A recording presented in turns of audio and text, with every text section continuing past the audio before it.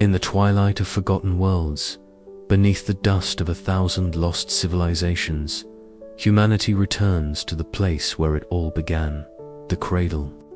When the first landing craft descends through its salmon-colored sky, no one expects the silence to feel alive. The rocks breathe, the air hums with memory, and the ruins whisper names older than Earth itself.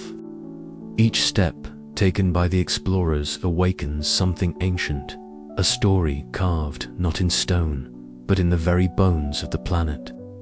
They came seeking answers about the past, but the Cradle remembers more than they were ever meant to know. The descent onto Cradle was smoother than anyone had dared to hope. The landing craft hummed softly as it cut through the thinning atmosphere, the salmon-hued sky casting an otherworldly glow across the landscape. Commander Elias Park sat rigid in his seat, eyes scanning the vista that spread beneath them, a panorama both alien and hauntingly familiar. Jagged rock formations stretched out like the bones of some colossal creature long dead. Sparse vegetation, twisted and gnarled, clung stubbornly to the cracked earth. Yet there was something almost comforting in the planet's Earth-like appearance, a primeval echo of home. Touchdown in T-10, the pilot's voice crackled over the com. Around Ilias, the crew stirred, anticipation taut in the cabin air. Dr. Mara Ellison, the expedition's lead archaeologist, adjusted the straps of her field pack, her sharp eyes behind wire-rimmed glasses reflecting the faint glow of the control panel. Beside her, Dr. Sonvi Rowe, the linguist, flipped through her notebook filled with cryptic symbols and hastily sketched theories. Lieutenant Jonas Cade, the security officer, checked his gear with methodical precision.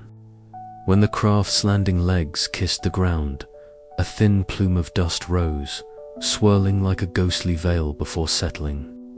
The ramp lowered with a soft hiss, and the team stepped out into the alien air. Mara inhaled deeply, the scent faintly metallic but tinged with the freshness of damp earth.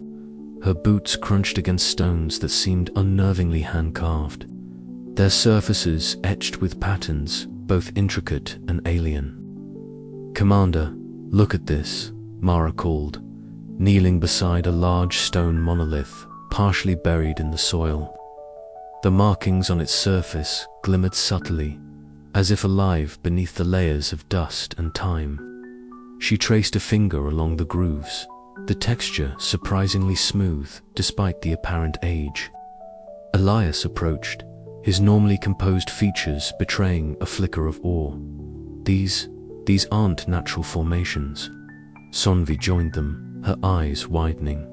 "This script? It's unlike anything in the databases. And yet, there's a logic to it, a language waiting to be awakened."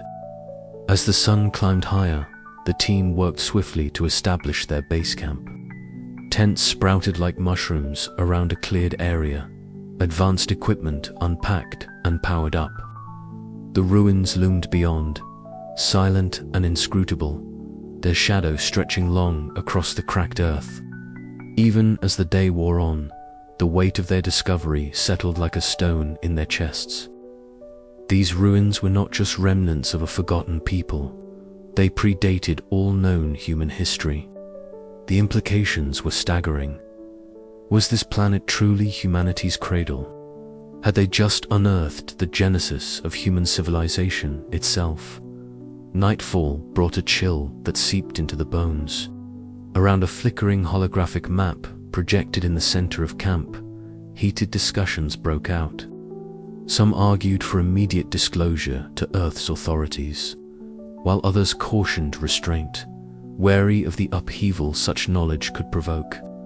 Mara's gaze drifted to the stars overhead, each one a distant sun in an infinite sea. Somewhere out there, the story of humanity was being rewritten. The question was, who would be ready to listen? And what secrets did Cradle still hold beneath its ancient stones? Dawn broke over the Cradle, its pale amber light filtering through the thin atmosphere and casting long, slanted shadows over the excavation site. Dr. Alina Marquez stood at the forefront, her gaze fixed on the freshly unearthed stone tablets that lay half-buried in the ochre soil. The air was crisp, tinged with the faint scent of disturbed earth and the metallic temps of the advanced scanning devices humming steadily around the perimeter. The tablets were unlike anything the team had expected. Covered in intricate, looping symbols that shimmered faintly under the early light, they defied classification. Elena's fingers trembled slightly as she brushed away the dust, revealing patterns that suggested deliberate design and ancient script, yet utterly alien in composition. Nearby, Dr. Arjun Patel crouched, sketching the artifacts into his journal, his brow furrowed as he attempted to reconcile the images with known historical frameworks. "Look at this," Alina called softly, motioning Professor Kai Zhang over. Kai approached, his sharp eyes narrowing behind his glasses as he activated a holographic interface, projecting a three-dimensional model of the tablets into the air. He traced the lines with a digital stylus, his mind racing to decode the complex glyphs. "These symbols," Kai murmured, "they don't match any known language families. Not Proto-Indo-European, not Sumerian, not even the constructed languages of early human settlements. This could be an entirely lost linguistic system, one that predates everything we know." Alina nodded, her excitement mingling with a creeping sense of apprehension. If this is true, it means humanity's history is far older and far more complex than we've ever imagined. It changes everything. As the team set up a makeshift laboratory near the site, the atmosphere grew charged with anticipation. Holographic projections, linguistic models, and cultural analyses unfolded across the glowing screens. Kai worked tirelessly, sometimes muttering to himself as he struggled to find patterns or connections. Arjun provided cultural context, positing theories about societal structures and symbolic meaning, while Alina coordinated the efforts with a blend of determination and caution. But beneath the surface excitement, tension simmered. Captain Sarah Jensen, overseeing security, observed the growing divisions among the scientists and expedition members. At a meeting held under the harsh fluorescent lights of the base camp's conference room, voices clashed. "We can't just keep this secret," argued Alina, her voice steady but urgent. "The world needs to know the truth about our origins. Humanity deserves to reclaim its forgotten past." "Disclosure could destabilize societies," countered Arjun, his tone measured but firm. "Imagine the political, religious, and social upheaval this could cause. We risk tearing apart the fragile cohesion of our civilization." Kai leaned forward, fingers steepled. "And what if there are forces perhaps still active that meant for this knowledge to remain buried? We may be inviting danger by digging too deep." A silence followed, thick and heavy. Outside, the wind whispered through the alien grasses, as if echoing the unspoken fears of the team. That night, Sarah stood watch, alone, near the excavation boundary. The twin moons hung low in the sky, casting a cold silver glow over the landscape. Her breath came in steady puffs, the quiet punctuated only by distant, unidentifiable sounds from the wilderness beyond. She remained alert, her thoughts heavy with the possibility that the planet itself might resist their intrusion.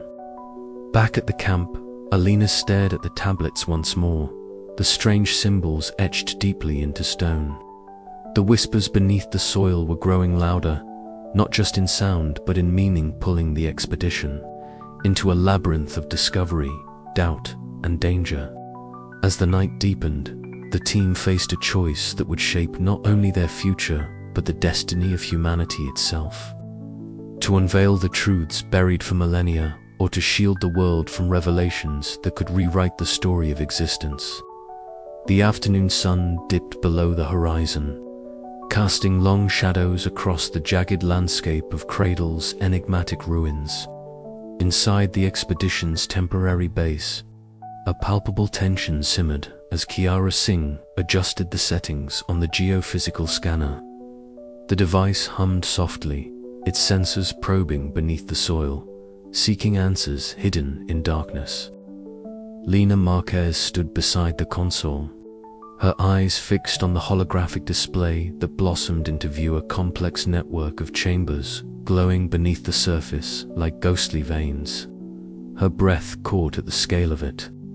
"These aren't just storage rooms or simple catacombs," she murmured, voice steady despite the excitement rising within her. "This is an entire subterranean city."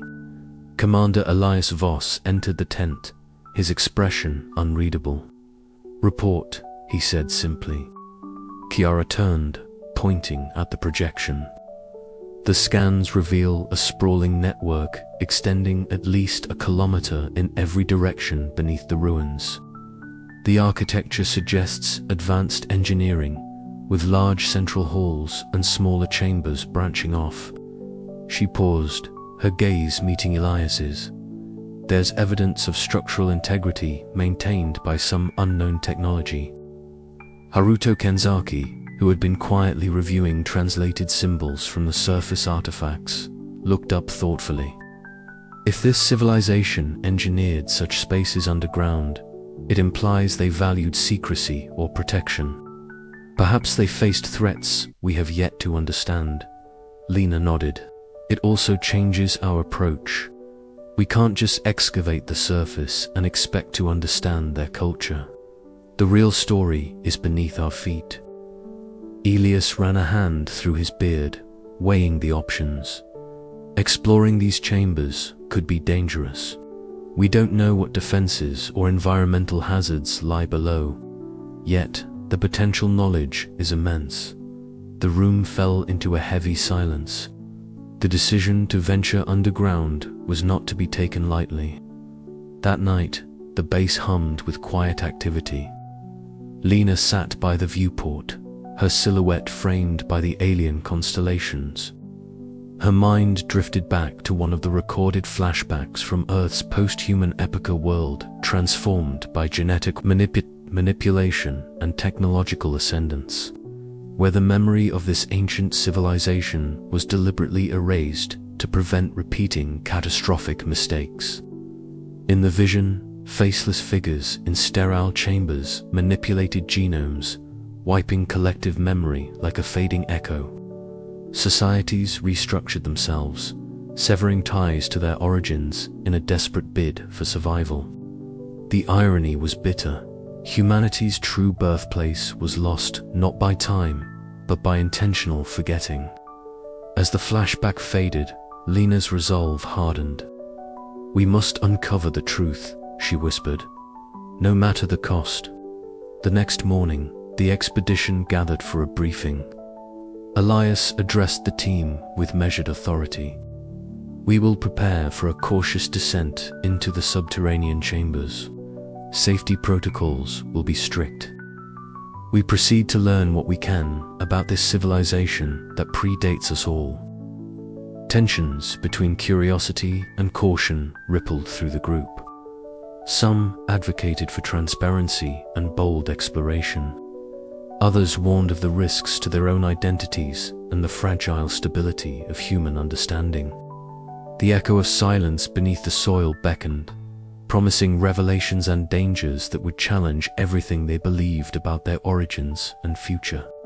As Lina and her team prepared their gear, the ruins above seemed to watch silently, guardians of secrets buried by time and will. The expedition's journey into the unknown was just beginning, and with every step downward, the shadows of the ancients grew longer, whispering warnings lost to memory but not to fate.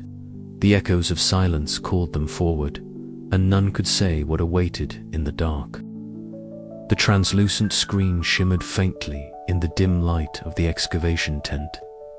its surface alive with intricate symbols that flickered and shifted under Dr. Elena Marquez's careful touch. She traced the glowing lines with a stylus, her brow furrowed in concentration. The symbols etched into ancient stone artifacts recovered from the Cradle's ruins had eluded understanding since the expedition's arrival. But now, with the aid of advanced AI algorithms and cross-disciplinary insights, Alina sensed the first real breakthrough.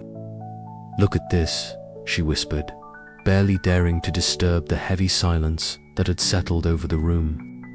The symbols began coalescing into patterns, complex and elegant, that suggested more than mere pictographs. They were a language, yes, but one steeped in philosophy and technology intertwined.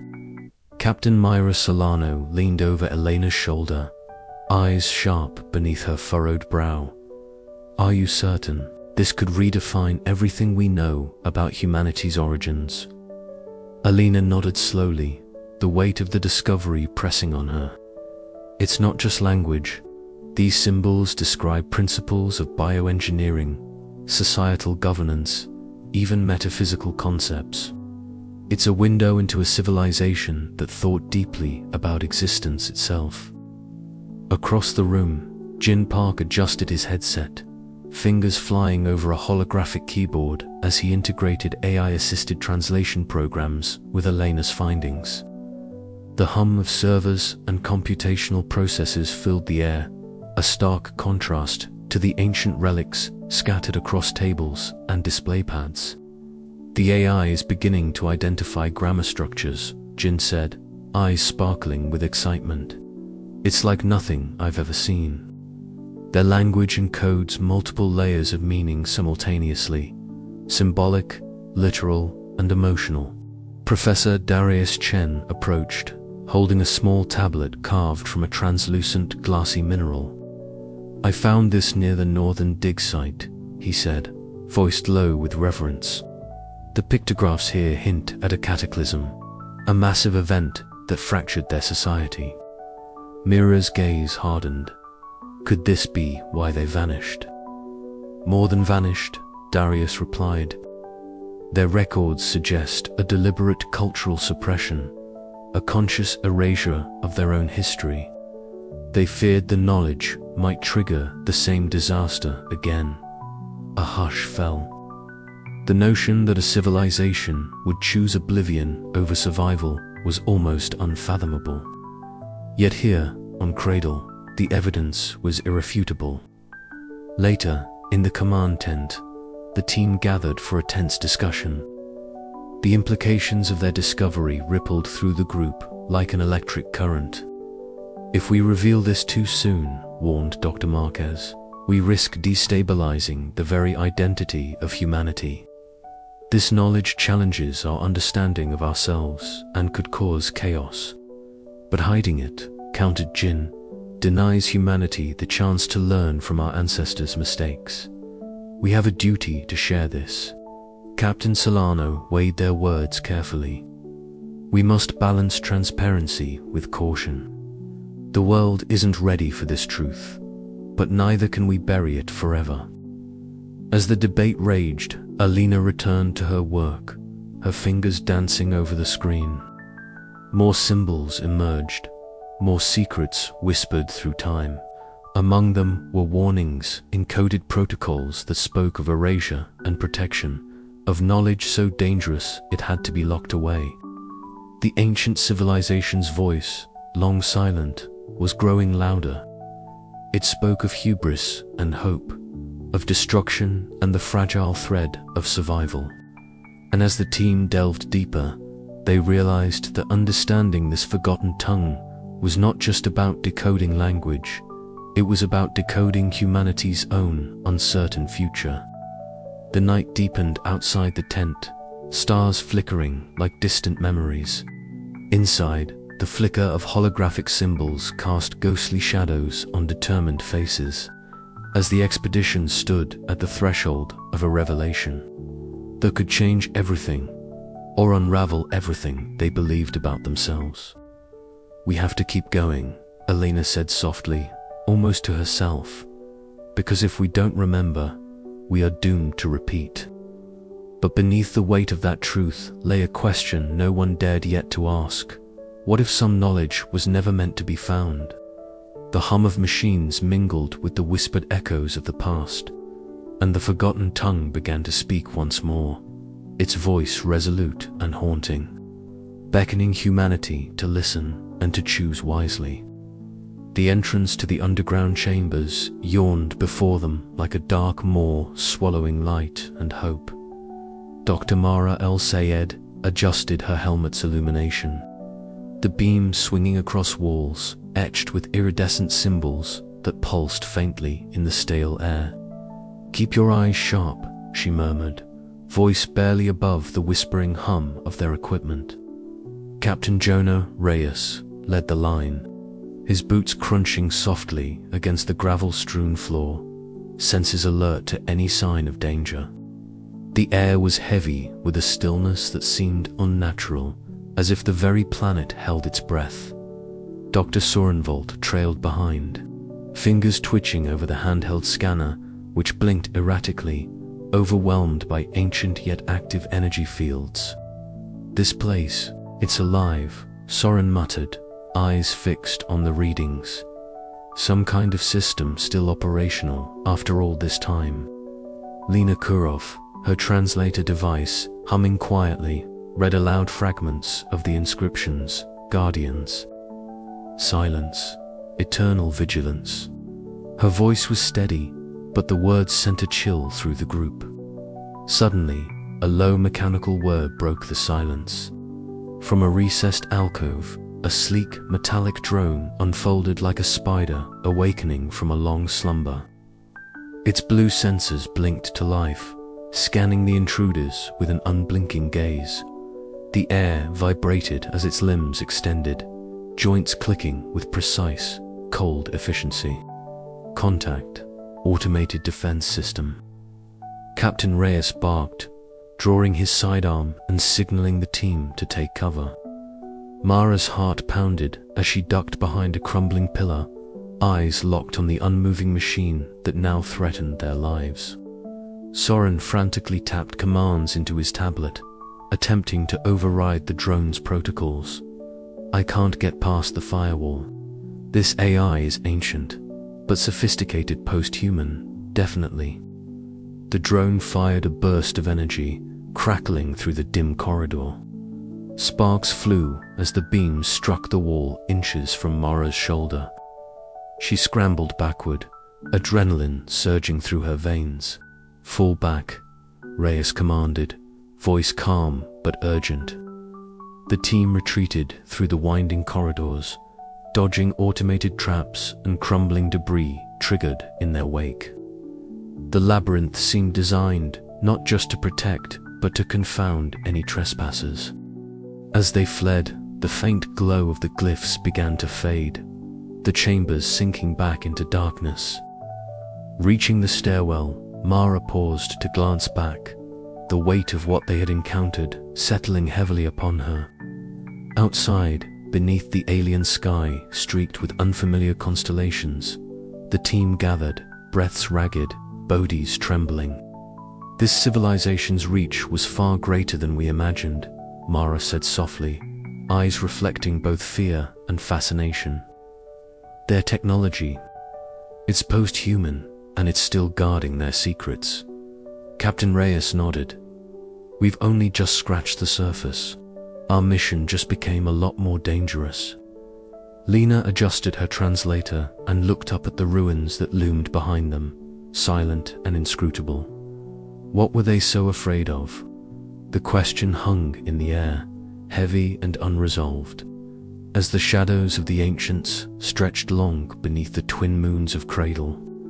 The descent had been deliberate and cautious, but nothing could have prepared them for the living history that awaited in the depths.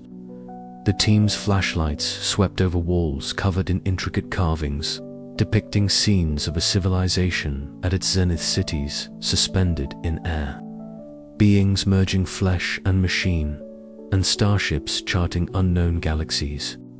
Mara's hands trembled slightly as she traced the lines of a particularly elaborate figure, humanoid form with cybernetic wings unfurled. They weren't just survivors, they were pioneers of evolution, she whispered. Their progress was suddenly halted by a metallic clank echoing through the chamber. From the shadows, a cluster of drones emerged, their movements synchronized and methodical. Captain Reyes raised his weapon, signaling the team to hold their ground. Soren's voice cracked over the comms. I'm detecting power surges. These systems are linked. If one activates, they all respond. The drones advanced, their sensors flaring with increasing intensity. A tense standoff ensued, broken only when one drone emitted a piercing sound that triggered a series of defense turrets hidden in alcoves. Energy beams sliced through the air, narrowly missing the team as they scrambled for cover. Retreat, Mara shouted, urgency lacing her words. We're not ready for this. The scramble back was a chaotic ballet of quick decisions and near misses. Lena's translator beeped warnings as she deciphered inscriptions pointing to the ruins' purpose as a last bastion against unknown threats. Emerging into the waning light of the evening, the team exhaled collectively, the weight of the encounter sinking deep. This was no mere archaeological dig. It was a confrontation with the legacy of a civilization whose fears and defenses had endured millennia. As night cloaked the Cradle, the explorers huddled around their campfires, minds racing with questions and possibilities.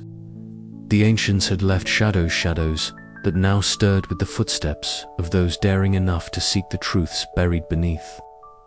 The discovery had changed everything, and the echoes of the past whispered warnings that could not be ignored.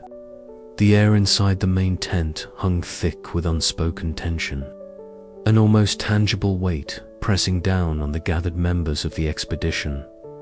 Dr. Lena Morales paced slowly before the assembled group, her voice steady but laced with urgency.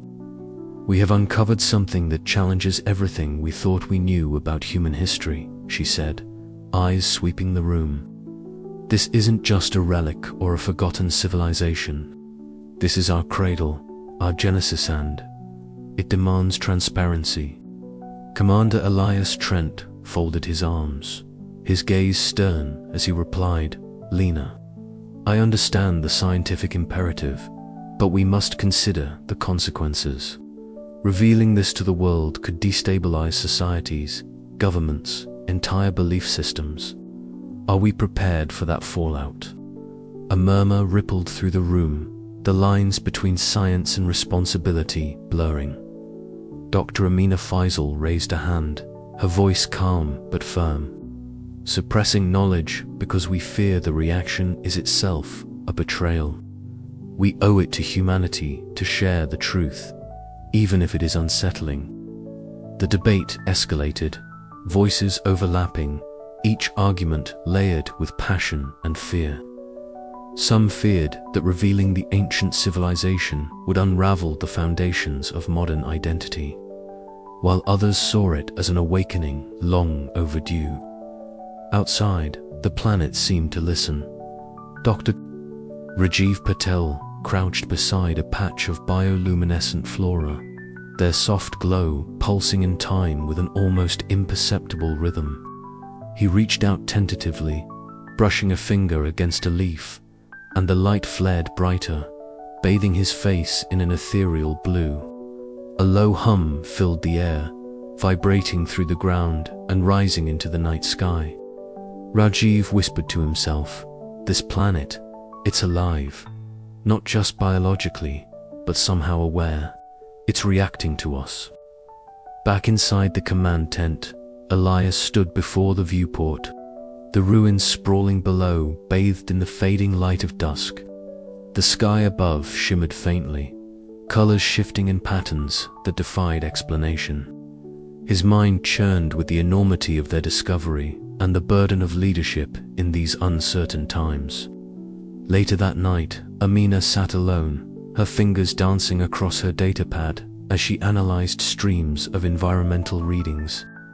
Patterns emerged: fluctuations in atmospheric composition, subtle seismic shifts, and bioelectrical signals that defied natural explanation.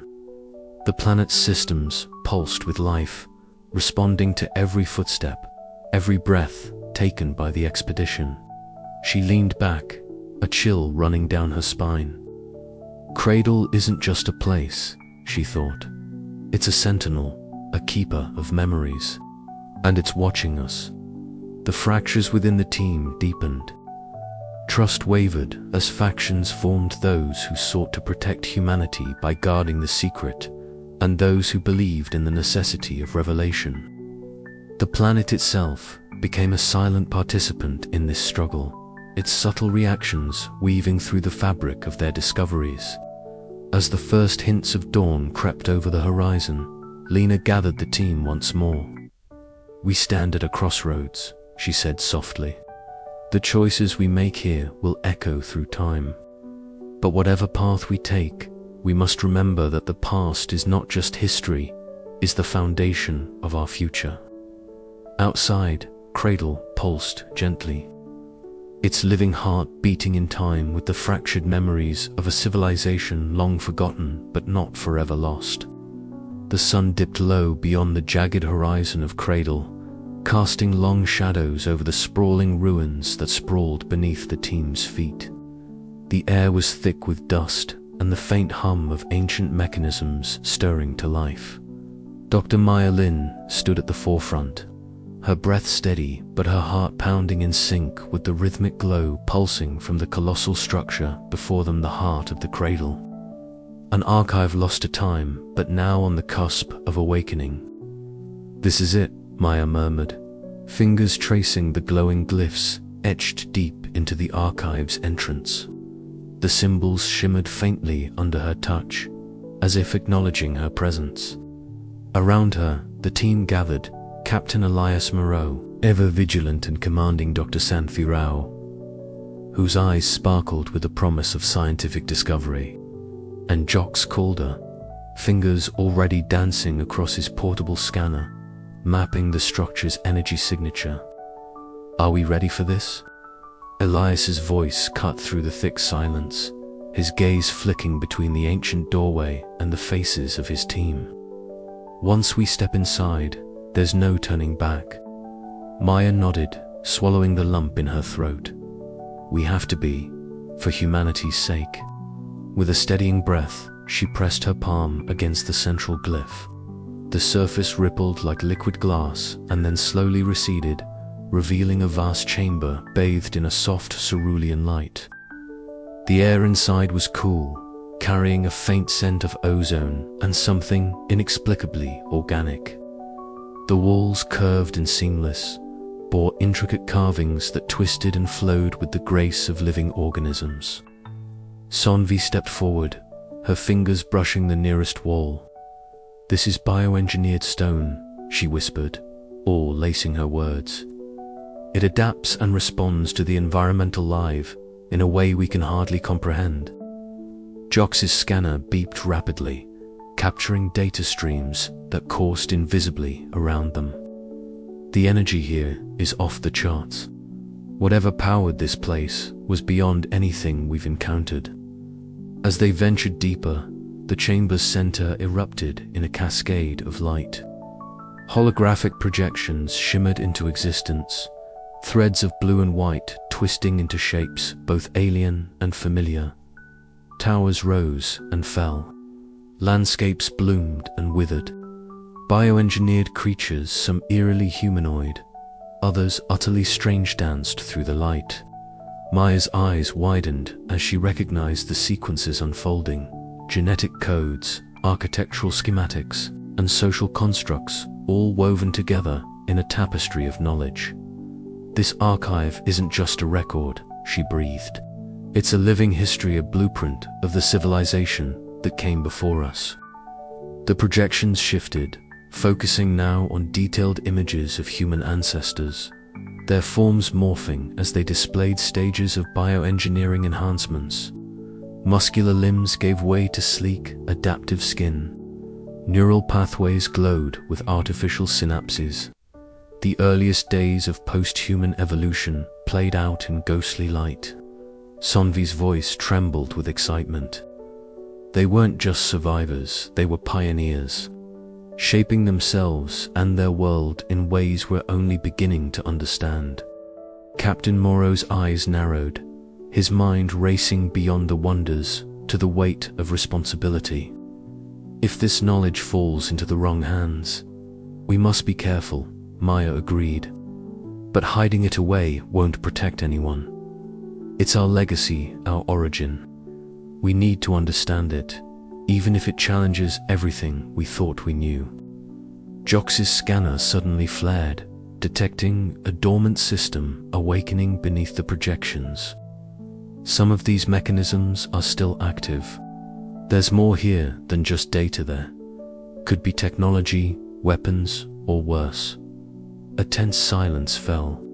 The team exchanged glances, the excitement mingling with an undercurrent of fear. The Cradle's heart beat steadily before them, a beacon of forgotten knowledge and untold power.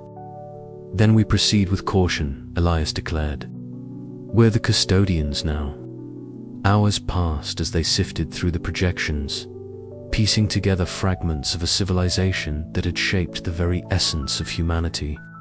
Each revelation was a spark illuminating shadows, igniting questions, and weaving a narrative that spanned millennia. Maya could feel it in her bones. The archive was more than a repository. It was a call across time, a message woven in light and life, urging them to remember who they were and to decide who they would become. As the chamber's light dimmed with the setting sun, the team prepared to delve deeper, unaware of the eyes watching from the shadows beyond the ruins. The Cradle was awakening, and with it, the echoes of the past stirred once more. The chamber was silent, save for the soft hum of the archive's awakening systems. As Dr. Lyra Voss approached the central console, the room bathed in a pale blue glow. A cascade of holographic data spiraled into the air before her. The DNA helices, impossibly intricate and alive with color, twisted and turned like living sculptures. Ilara's breath caught in her throat, fingers trembling slightly as she reached out, unable to resist the urge to touch the shimmering strands. "It's unlike anything I've ever seen," she murmured, eyes wide with wonder. Professor Malik Chen joined her, adjusting his glasses as he examined the overlay of genetic sequences and corresponding societal data. "These aren't just biological modifications," he said thoughtfully. "They're a record of a civilization evolving not only physically but culturally in tandem." Post-human evolution was as much about social adaptation as it was about genetic change. Alara nodded, absorbing the depth of their find. The archive revealed a civilization that had manipulated its genetic makeup with surgical precision, embedding traits designed to enhance cognition, resilience, and even empathy. Yet, intertwined with the biological advancements were shifts in societal structures, new forms of governance, communal living, and philosophical frameworks that seemed to prioritize harmony between individuals and the environment. Meanwhile, Captain Sarah Endor stood near the viewport, her gaze fixed on the alien horizon of Cradle. The twin suns dipped low, casting elongated shadows across the rocky terrain. Her mind churned with conflicting thoughts. If they could engineer themselves to such an extent, she mused aloud, what does that mean for us? For humanity's future? Are we ready to follow their path? Or are we risking something more profound? Aidan Rourke, who had been working silently at a side console, looked up. "I'm interfacing with the neural networks embedded within the archive's biosynthetic systems," he reported, his voice tinged with excitement and caution. "The technology is so advanced it blurs the line between organic and synthetic intelligence. Accessing it could unlock knowledge we never dreamed of. But there's a risk tampering with it might trigger defensive protocols or corrupt our systems. The group gathered around, the weight of their discovery settling over them. This was more than an archaeological find. It was a living testament to humanity's forgotten potential and its possible futures. Yet, with this knowledge came responsibility and uncertainty. How much should they reveal? How much should they attempt to replicate or integrate? Lyra's fingers danced over the holographic interface, pulling up sequences that seemed to encode traits enhancing emotional intelligence and longevity. They engineered empathy, she said softly, not just for survival, but to cultivate understanding. It's beautiful and terrifying. Moloch's eyes darkened, but it also suggests they faced challenges that forced such measures, perhaps threats we have yet to comprehend. Sarah turned from the window, her expression resolute. We need to prepare for those challenges too. This planet, this archive, it's a crossroads. We can either learn and grow or repeat their mistakes. The team debated late into the artificial night, the archive projecting visions of ancient cities, genetic blueprints, and philosophical treatises. Each revelation pulled them deeper into the threads of evolution, woven by those who came before. Yet beneath the exhilaration lay unease. Some feared that embracing the post-human path could mean losing what it meant to be human. Others saw it as the next step in survival and enlightenment. The conversation was not just scientific, but deeply personal about identity, legacy, and the essence of life itself. As the archive's systems dimmed for the cycle, Lyra lingered, her eyes resting on a final projection, a spiral of DNA intertwined with a symbol representing unity. It was a message from the ancients, a hope or a warning. We stand at the edge of a vast unknown, she whispered, and the choices we make here will echo for generations. Outside, Cradle's twin suns rose again, casting fresh light on a planet that held the keys to humanity's past and, perhaps, its future. The expedition had uncovered threads that could weave a new tapestry of evolution. But the pattern remained uncertain, fragile, and full of possibility. The low hum of the ancient archive was a constant presence in the background as Dr. Elena Vasquez adjusted the Hale interface before her. The dim light flickered softly, casting long shadows on the walls etched with symbols that had confounded humanity for centuries. Tonight, however, the symbols began to speak in a language that was once lost, but was now being painstakingly recovered. "Look at this," Elena whispered, eyes scanning the rapidly translating text that shimmered across the translucent screen. The Erasure Protocol. Malik Wren, seated beside her, leaned forward, his fingers dancing over the controls as he pieced together fragments of meaning from the ancient code. "It's a failsafe," he said, voice low and steady, yet tinged with disbelief. They wiped their own memories, their culture, to prevent something catastrophic from happening again. The weight of that realization settled heavily over the room. The ancients, the very civilization they had come to understand as humanity's true origin, had deliberately erased their history to protect their future, or perhaps to protect the galaxy from repeating a devastating mistake. Outside, the night on Cradle was serene, stars shimmering against the dark velvet sky. But within the base camp, unease had begun to take root. Captain Aidan Cross stood watch near the perimeter, his sharp gaze scanning the horizon. Earlier that evening, unexplained interference had caused several equipment failures, communications scrambled, sensors flickering unpredictably. "Something's out there," Aidan muttered into his comm, voice tight with suspicion. "We're not alone." Back inside the lab, Dr. Sarah Nader sat hunched over her neural scanner. monitoring brainwave patterns of the team members as they processed the new revelations.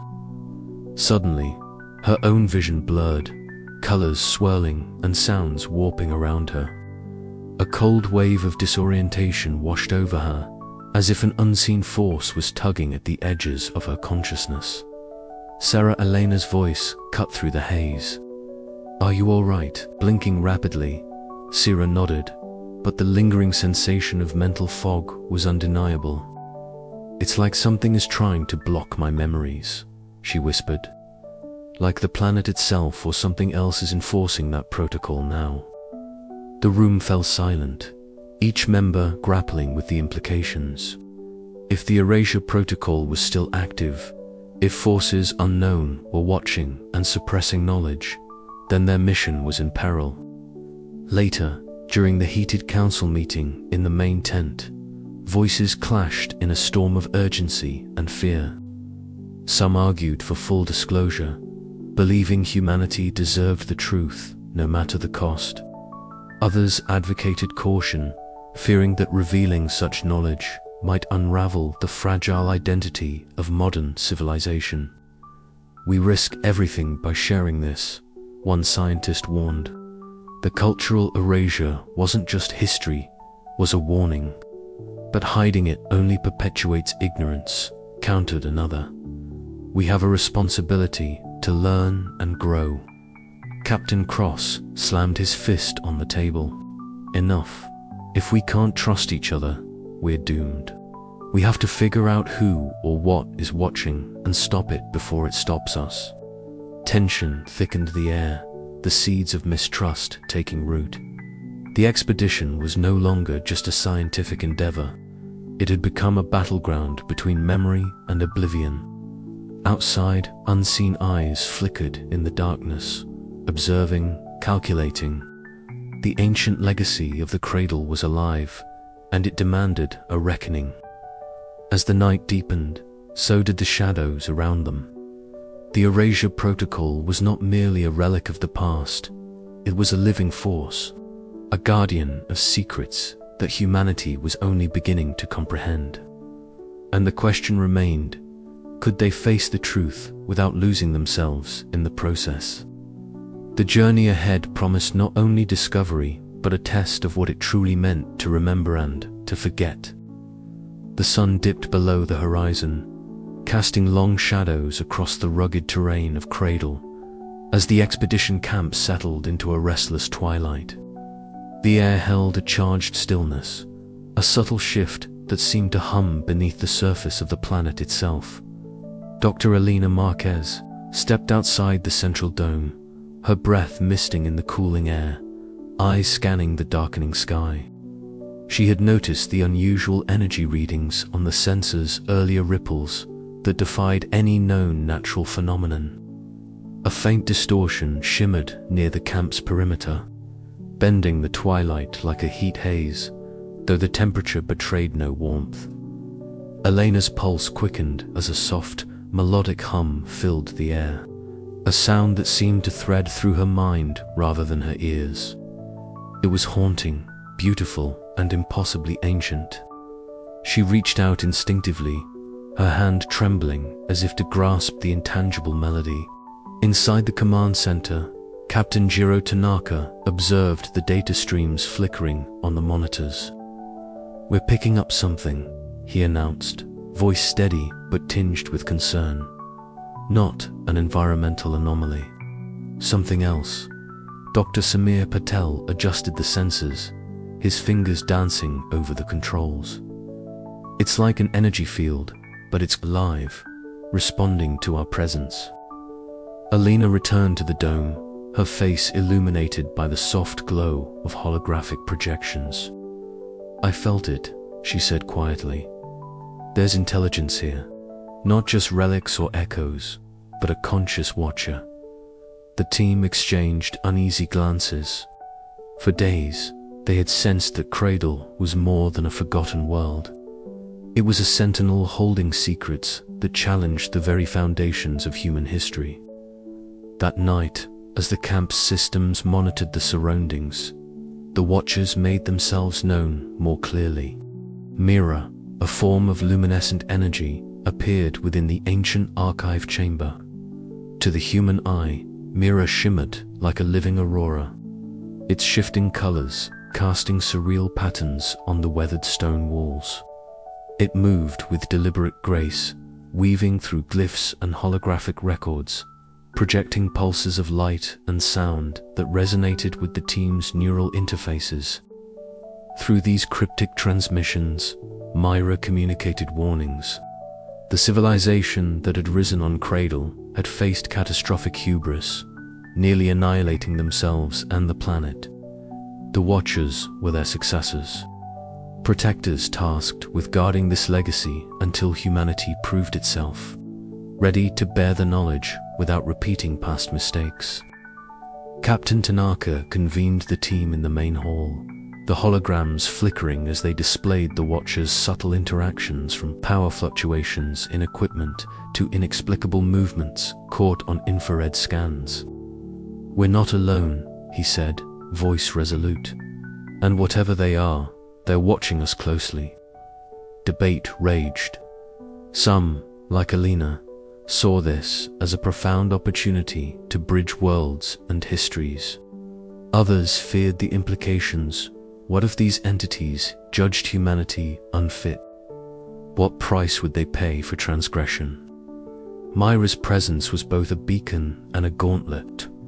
The Watchers' ethereal forms danced at the edges of perception, reminding the team that Cradle's secrets were not to be taken lightly, as the expedition faced the profound responsibility of stewardship. The boundary between observer and participant blurred, and the true test of humanity's evolution began.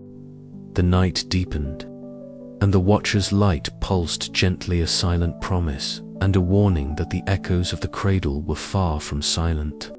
The conference room buzzed with low murmurings, the air thick with tension as holographic images of the Watchers flickered against the metal walls. Dr. Alina Marquez paced slowly, her fingers tapping rhythmically on the arm of her chair. "We cannot ignore them any longer," she said, her voice steady but edged with urgency. "They're watching us, yes, but they're also waiting. We have to decide how to proceed." Commander Ryo Takashi leaned forward, his gaze sharp beneath his furrowed brow. Waiting or judging? His words hung heavy in the stale air. If they're guardians, then what if our every move is a test? Lian Chen, seated near the projection console, adjusted the settings to bring a clearer image of the shimmering figure that had appeared just hours earlier. Mira's presence isn't just observation, it's communication. We've intercepted fragments of their language, and it suggests a purpose beyond simple surveillance. Dr. Samuel Lasey, eyes still fixed on his portable holodisplay, interrupted with a note of disbelief. "The genetic data we've uncovered, it's staggering. The sequences match no known human genome exactly, but they bear unmistakable markers of ancient bioengineering. It suggests that what we call humanity on Earth today may be a continuation or perhaps an offshoot of this original experiment." A hush fell over the room. The implications rippled through every mind present, each grappling with the seismic shift in understanding their own identity. "You're saying," Ryo began cautiously, "that we are descendants of this lost civilization, that we carry their legacy in our very DNA." "More than that," Alina replied, eyes alight with a mix of awe and dread. "It's possible that the memory wipe the erasure protocol we discovered was designed not only to protect their knowledge, but to allow a new genesis, to let humanity evolve anew, perhaps free from the mistakes of the past." The room erupted into debate. Some argued for disclosure and transparency, believing humanity had the right to know its true origins. Others counseled caution, fearing upheaval and the destabilization of identity on a global scale. The Watchers' presence loomed like a silent jury, their intentions inscrutable.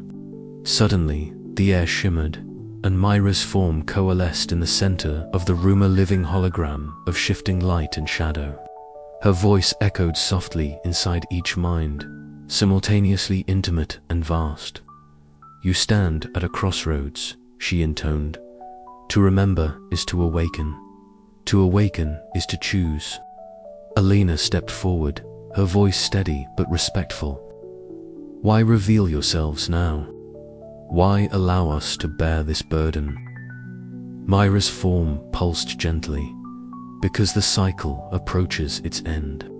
The legacy must be understood, or it will be lost again. The experiment you embody was designed to learn, to adapt, and to endure. The past is not a prison, but a foundation." The room fell silent, the weight of her words settling deep. Outside, the alien stars of Cradle shimmered cold and indifferent, yet beneath them, the team felt the stirrings of something ancient and profound. Over the following days, the team delved deeper into the archives and genetic sequences, piecing together a narrative of hope and warning. The Watchers continued their silent vigil, guiding subtly but never imposing. Tensions within the team waxed and waned as ideological divides surfaced. Some members saw themselves as inheritors of a sacred trust. Others feared becoming pawns in a cosmic design beyond their understanding. But amid the conflict, a fragile consensus emerged. The truths uncovered on Cradle demanded respect and careful stewardship. Humanity's story was no longer a simple tale of survival, but a complex tapestry woven through time, memory, and choice. As night fell over the base camp, Alina stood at the edge of the ruins, the cold wind carrying whispers of a forgotten age. "We are the fragments," she whispered to herself. "Fragments of truth, of memory, of hope." Behind her, the Watchers watched, waiting for the next step in a journey that had only just begun, one that would redefine what it meant to be human. The questions hung in the air, unresolved but urgent. Could humanity accept this legacy? And if so, how would it shape the future? The echoes of the Cradle had begun to resonate within them all, and there was no turning back. The dispute over the Watcher's role fractured the expedition into factions. Alina found herself mediating between those who demanded full disclosure to Earth and those advocating secrecy to protect humanity's fragile identity. Commander Takashi's pragmatic leadership was tested as political pressures from Earth reached the colony, complicating decisions. Meanwhile, Lian Chen's linguistic breakthroughs revealed that the Watchers' language contained not only warnings, but invitations to learn, to grow, to evolve beyond present limitations. These messages hinted at a shared destiny, binding the past to the future in a continuum. Samuel Osei's genetic analyses deepened with startling clarity. The ancient genome embedded within the planet's archives showed deliberate modifications that anticipated environmental changes and cognitive evolution. It was as if the original civilization had seeded humanity's potential, embedding safeguards and catalysts for development. One evening, in the subterranean archive chamber, the team gathered around a central holoprojector. Images unfolded of a world both alien and familiar, biological experiments, societal shifts, and moments of triumph and despair etched in light. The Watcher's presence was palpable, their ethereal forms blending with the projections as guides through history. Alina felt the weight of responsibility settle upon her shoulders. "We are not just explorers," she said softly. "We are witnesses to a legacy that challenges everything we thought we knew. Our choices now will echo across generations." Her words resonated with the team, igniting a renewed commitment to honor the past while forging a path forward. The Watchers, once enigmatic observers, became reluctant allies in a shared mission to understand and protect the Cradle's secrets. As dawn approached, the base camp stirred with a quiet determination.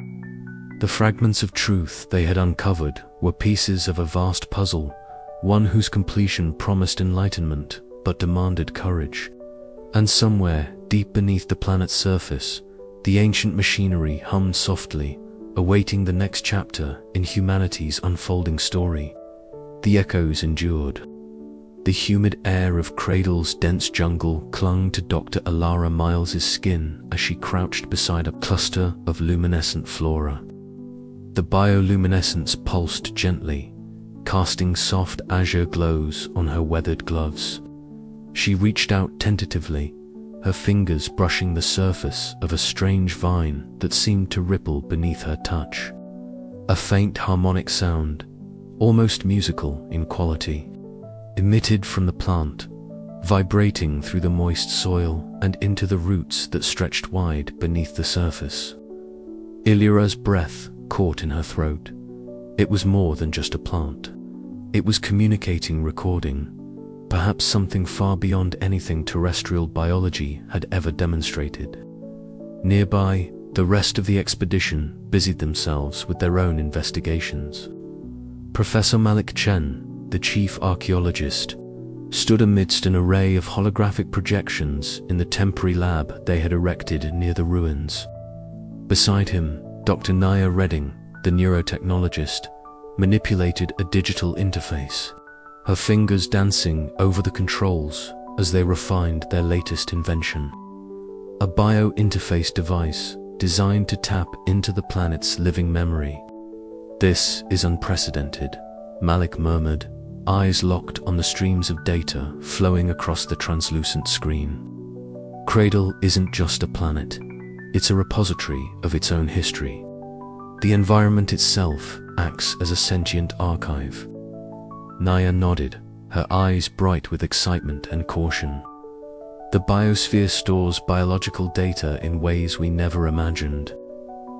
These harmonic vibrations, the shifting patterns in the flora and fauna, their biological data streams, encoding information about the ancient civilization that once thrived here. Alara joined them, wiping a bead of sweat from her brow. So the planet remembers, it preserves. This changes everything. Our understanding of history, evolution, memory, even consciousness. Captain Lyra Voss entered the lab, his presence commanding immediate attention. His eyes scanned the room, settling on the holograms, swirling with intricate patterns. "Explain how this affects the mission," he demanded. Malik stepped forward. "If we can interface with the planet's memory, we can access primary records of the civilization's rise and fall. Data no archive or artifact can provide. But it's not without risk. The planet may respond to our intrusion. It's alive in a way we never anticipated." Aaron's gaze darkened. "We proceed carefully. This knowledge could redefine humanity's origins. But if we provoke the planet, or whatever still watches over it, the consequences could be catastrophic." As the team activated the biointerface device, a symphony of colors erupted across the holographic projection. Pulsing lines of data intertwined with organic shapes, forming an intricate neural network that mirrored the planet's ecosystem. The air hummed with energy, and outside, the jungle seemed to pulse in harmony with the streams of information flowing through their instruments. Suddenly, a low harmonic vibration reverberated through the camp. Screens flickered, and the team exchanged startled glances. The planet was responding not silently, but with a voice that was part biological song, part technological signal. It was both awe-inspiring and terrifying. Alara placed a hand over her heart, feeling the rapid beat match the planet's rhythm. "It's alive," she whispered. "More than alive, it remembers us, or at least, it remembers them." Nia's fingers flew over the controls, stabilizing the interface as more data poured in. Images of sprawling cities, genetic schematics, and philosophical treatises. emerged fragments of a civilization that had mastered bioengineering and consciousness manipulation. The planet's memory was a complex, layered tapestry, revealing not just history but the intentions and fears of its inhabitants. Moloch's voice was grave. They erased themselves from history, but Cradle kept their story. We're the first to hear it in millennia. Aaron clenched his fists. Then it's our responsibility to listen carefully, to decide what we do with this knowledge. The future of humanity might depend on it. As the sun dipped below the horizon, casting the jungle in shades of deep purple and gold, the team stood united yet wary. They had unlocked a secret older than any star in the sky. But the planet's memory was not a simple archive, it was a living, breathing entity with its own will and warnings. And somewhere in the shadows of Cradle, unseen eyes watched their every move. The echoes of forgotten civilizations stirred anew, and the story of humanity's true origin was only just beginning to unfold. Ilara's days quickly became consumed by the task of decoding and interpreting the living data. The biointerface device connected directly to her neural pathways, allowing her to experience the planet's memories as visceral sensations, images, sounds, and emotions flooding her mind like a dreamscape. She saw the ancient cities rise and fall in panoramic visions, felt the pulse of genetic experimentation, and heard the philosophical debates that had once shaped this lost civilization. But with each revelation came a growing unease. The deeper she delved, the more she sensed a protective force woven into the planet's consciousness. Warning encoded in the very DNA of the ecosystem. It was as if Cradle itself was wary of outsiders, reluctant to share its secrets freely. One evening, as the camp settled into uneasy quiet, Ilara sat beneath the canopy, the biointerface humming softly in her hands. She reached out to the glowing vines and felt the planet's memory respond, a subtle shift in the harmonic pattern that conveyed a message almost too complex to decipher. "It's a warning," she murmured into the night. "They erased their history for a reason, to prevent something worse from happening again." Malik joined her, eyes reflecting the faint glow of the bioluminescence. "Then we must be careful. Our discovery could awaken forces beyond our control." The planet's memory was a gift hand, a burden. As they prepared to explore further, the team grappled not only with scientific curiosity but with the weight of responsibility. The living archive of Cradle held truths that could uplift or destroy humanity. And somewhere, beyond the veil of time and memory, the Watchers waited, judging whether these new visitors were worthy to inherit the legacy of the Cradle. The story was far from over. It was only just beginning to be told. The command center was alive with a frenetic energy, though the hum of equipment and the soft glow of holographic displays lent a surreal calm to the space. Dr. Lyra Voss sat at the communication console, her fingers dancing over the controls as she fine-tuned the signal that had captured the team's collective attention for hours. The transmission was faint, almost imperceptible, buried beneath layers of electromagnetic noise that permeated the planet's core. Yet, it was undeniably artificial, a deliberate message encoded in waves of ancient energy. "Here it is again," Ilara murmured, eyes narrowing as the static resolved into discernible tones, a pattern that repeated with haunting persistence. Commander Malik Reyes stepped beside her, arms crossed, his gaze sharp and unwavering.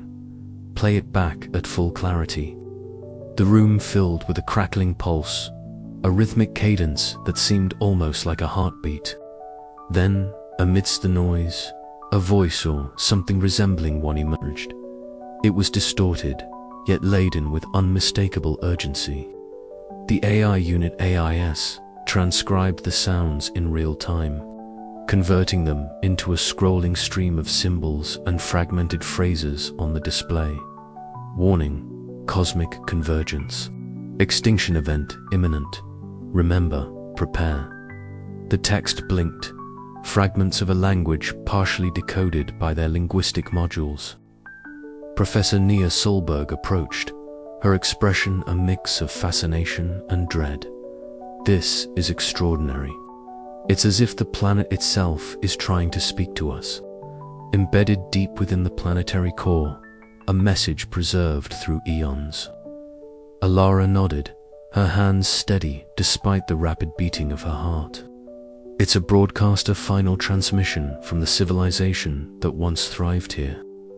They encoded a warning about a cosmic threat that led to their downfall. Moloch's eyes darkened, the weight of command settling heavily on his shoulders. If this threat is still active, we could be in serious danger.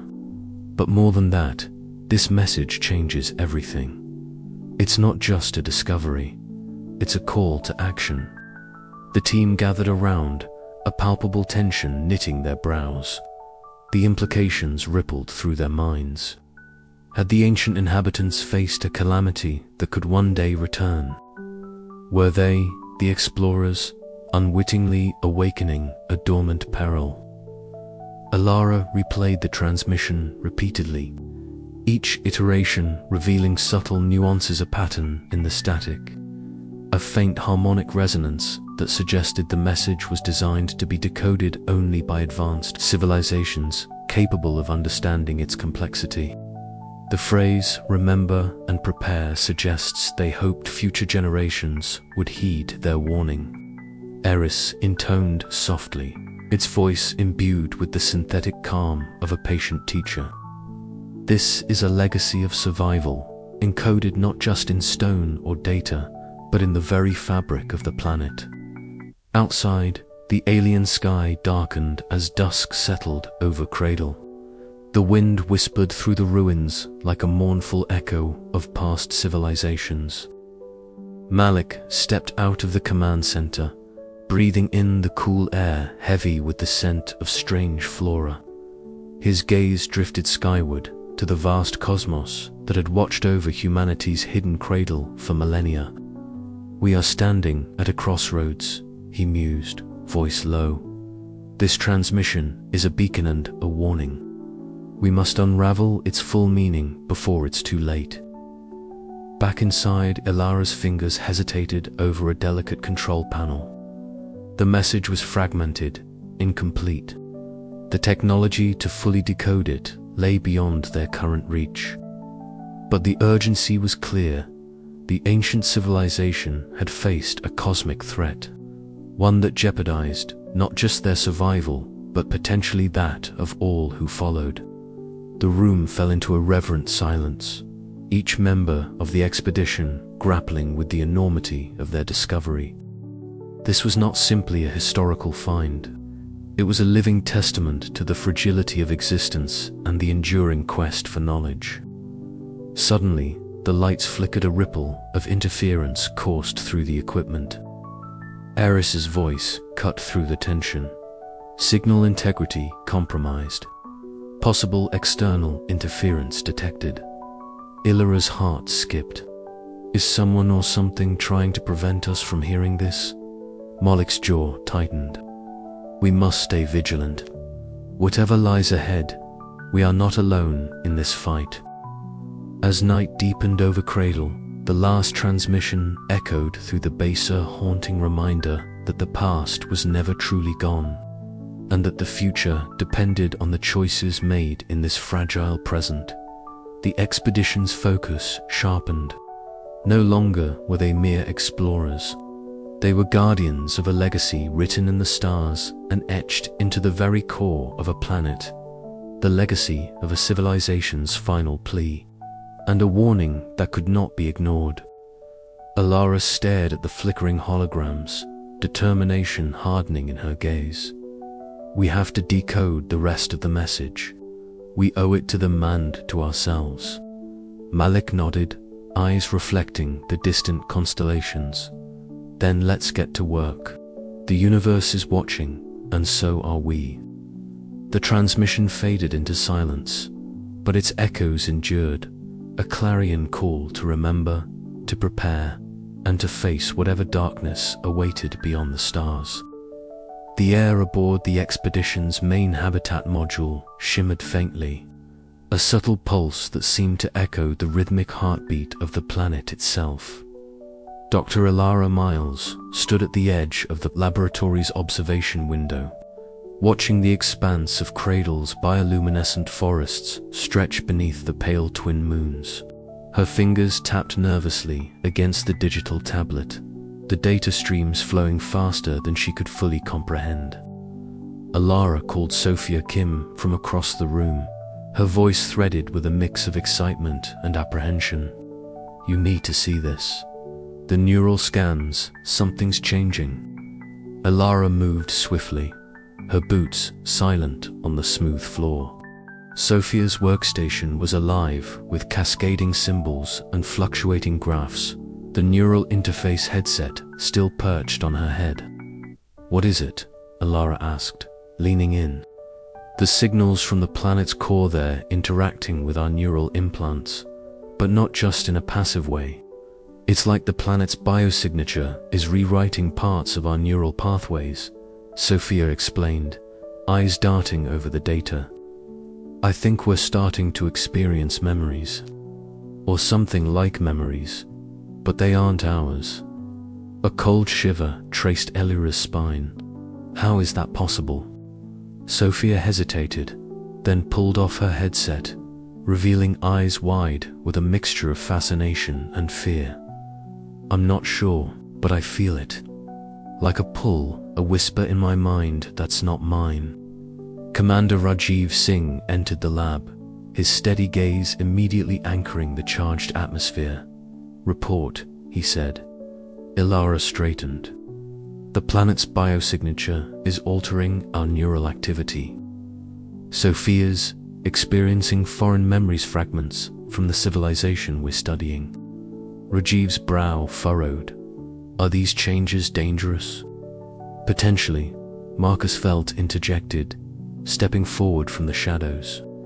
"If the planet is imprinting its history directly onto our minds, it could destabilize our sense of self. But it's also an unprecedented opportunity to learn firsthand what happened." Rajiv weighed the risks. "We must proceed cautiously. Our priority is the safety of the team." Days passed, and the changes deepened. Lyra found herself waking in the dark, heart pounding with dreams that felt like memories of another life, one where she was not Lyra, but a being of bioengineered grace and purpose. Her skin sometimes tingled with iridescent pulses, faint traces of the glowing liquid she had discovered in Cradle's subterranean pools. One evening, gathered in the command center, the team shared their experiences. Sophia described visions of vast cities where architecture pulsed with organic light, and whispers of voices inseparable from the wind. Marcus recounted dreams of ancient councils debating fate and survival, while Rajiv admitted to moments of disorientation, as though the planet's consciousness spoke directly to him. "We're becoming part of Cradle," Sophia said softly, her voice trembling. "But what happens if we lose ourselves completely?" The question hung heavy in the air. The expedition was no longer just observers. They were evolving, entwined with the planet's memory and biology. The boundary between human and alien blurred, challenging their understanding of identity. In the quiet moments, Lyra often returned to the iridescent pools, dipping her fingers into the glowing liquid.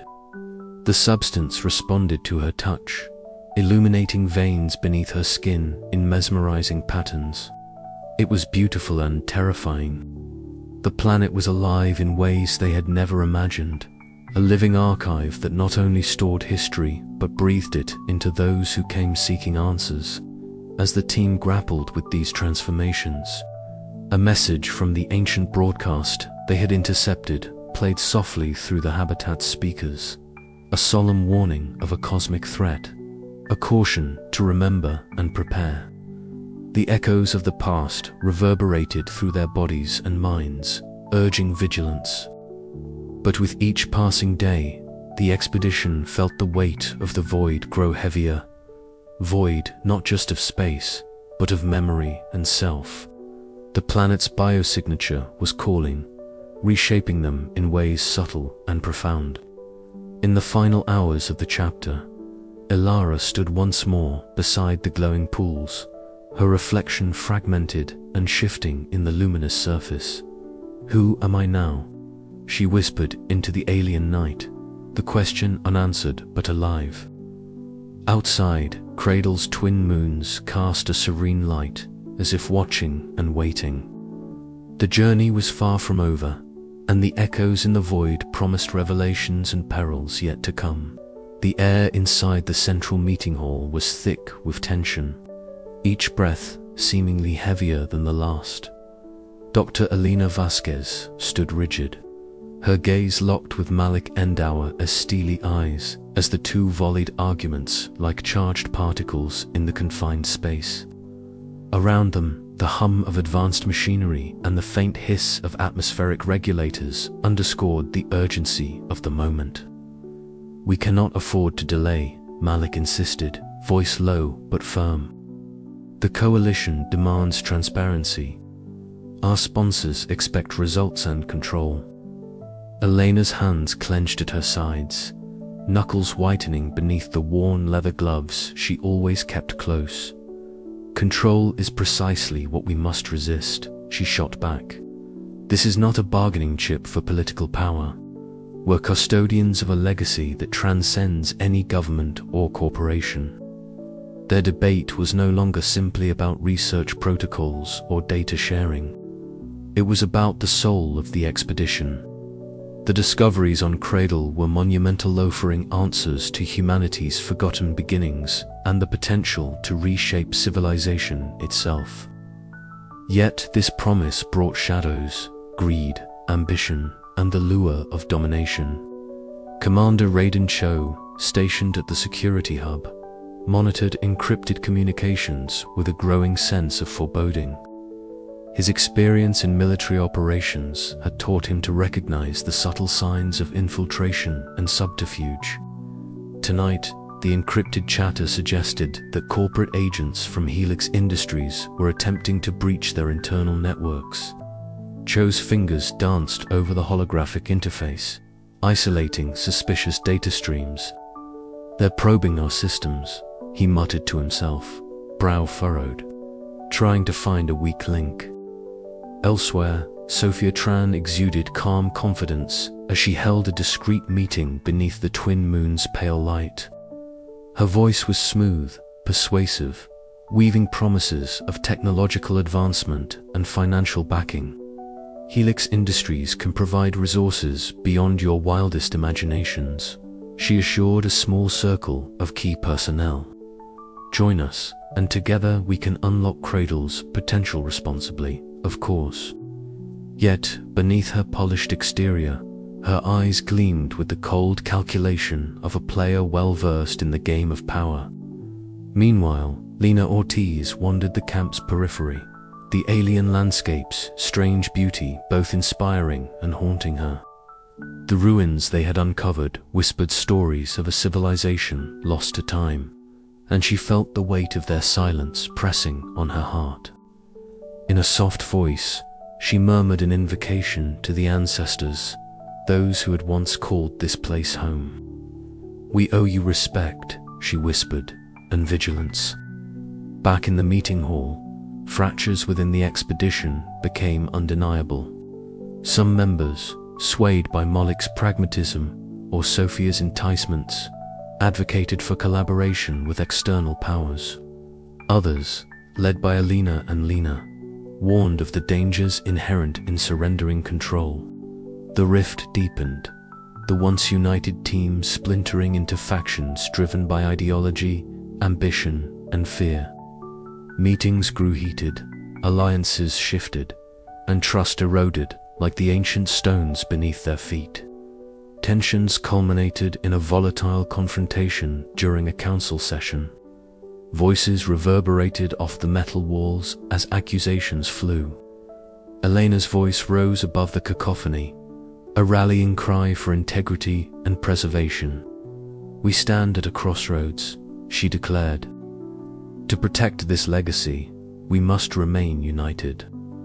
If we fracture now, we risk losing everything, not just the secrets of Cradle, but the future of humanity itself." But the damage was done.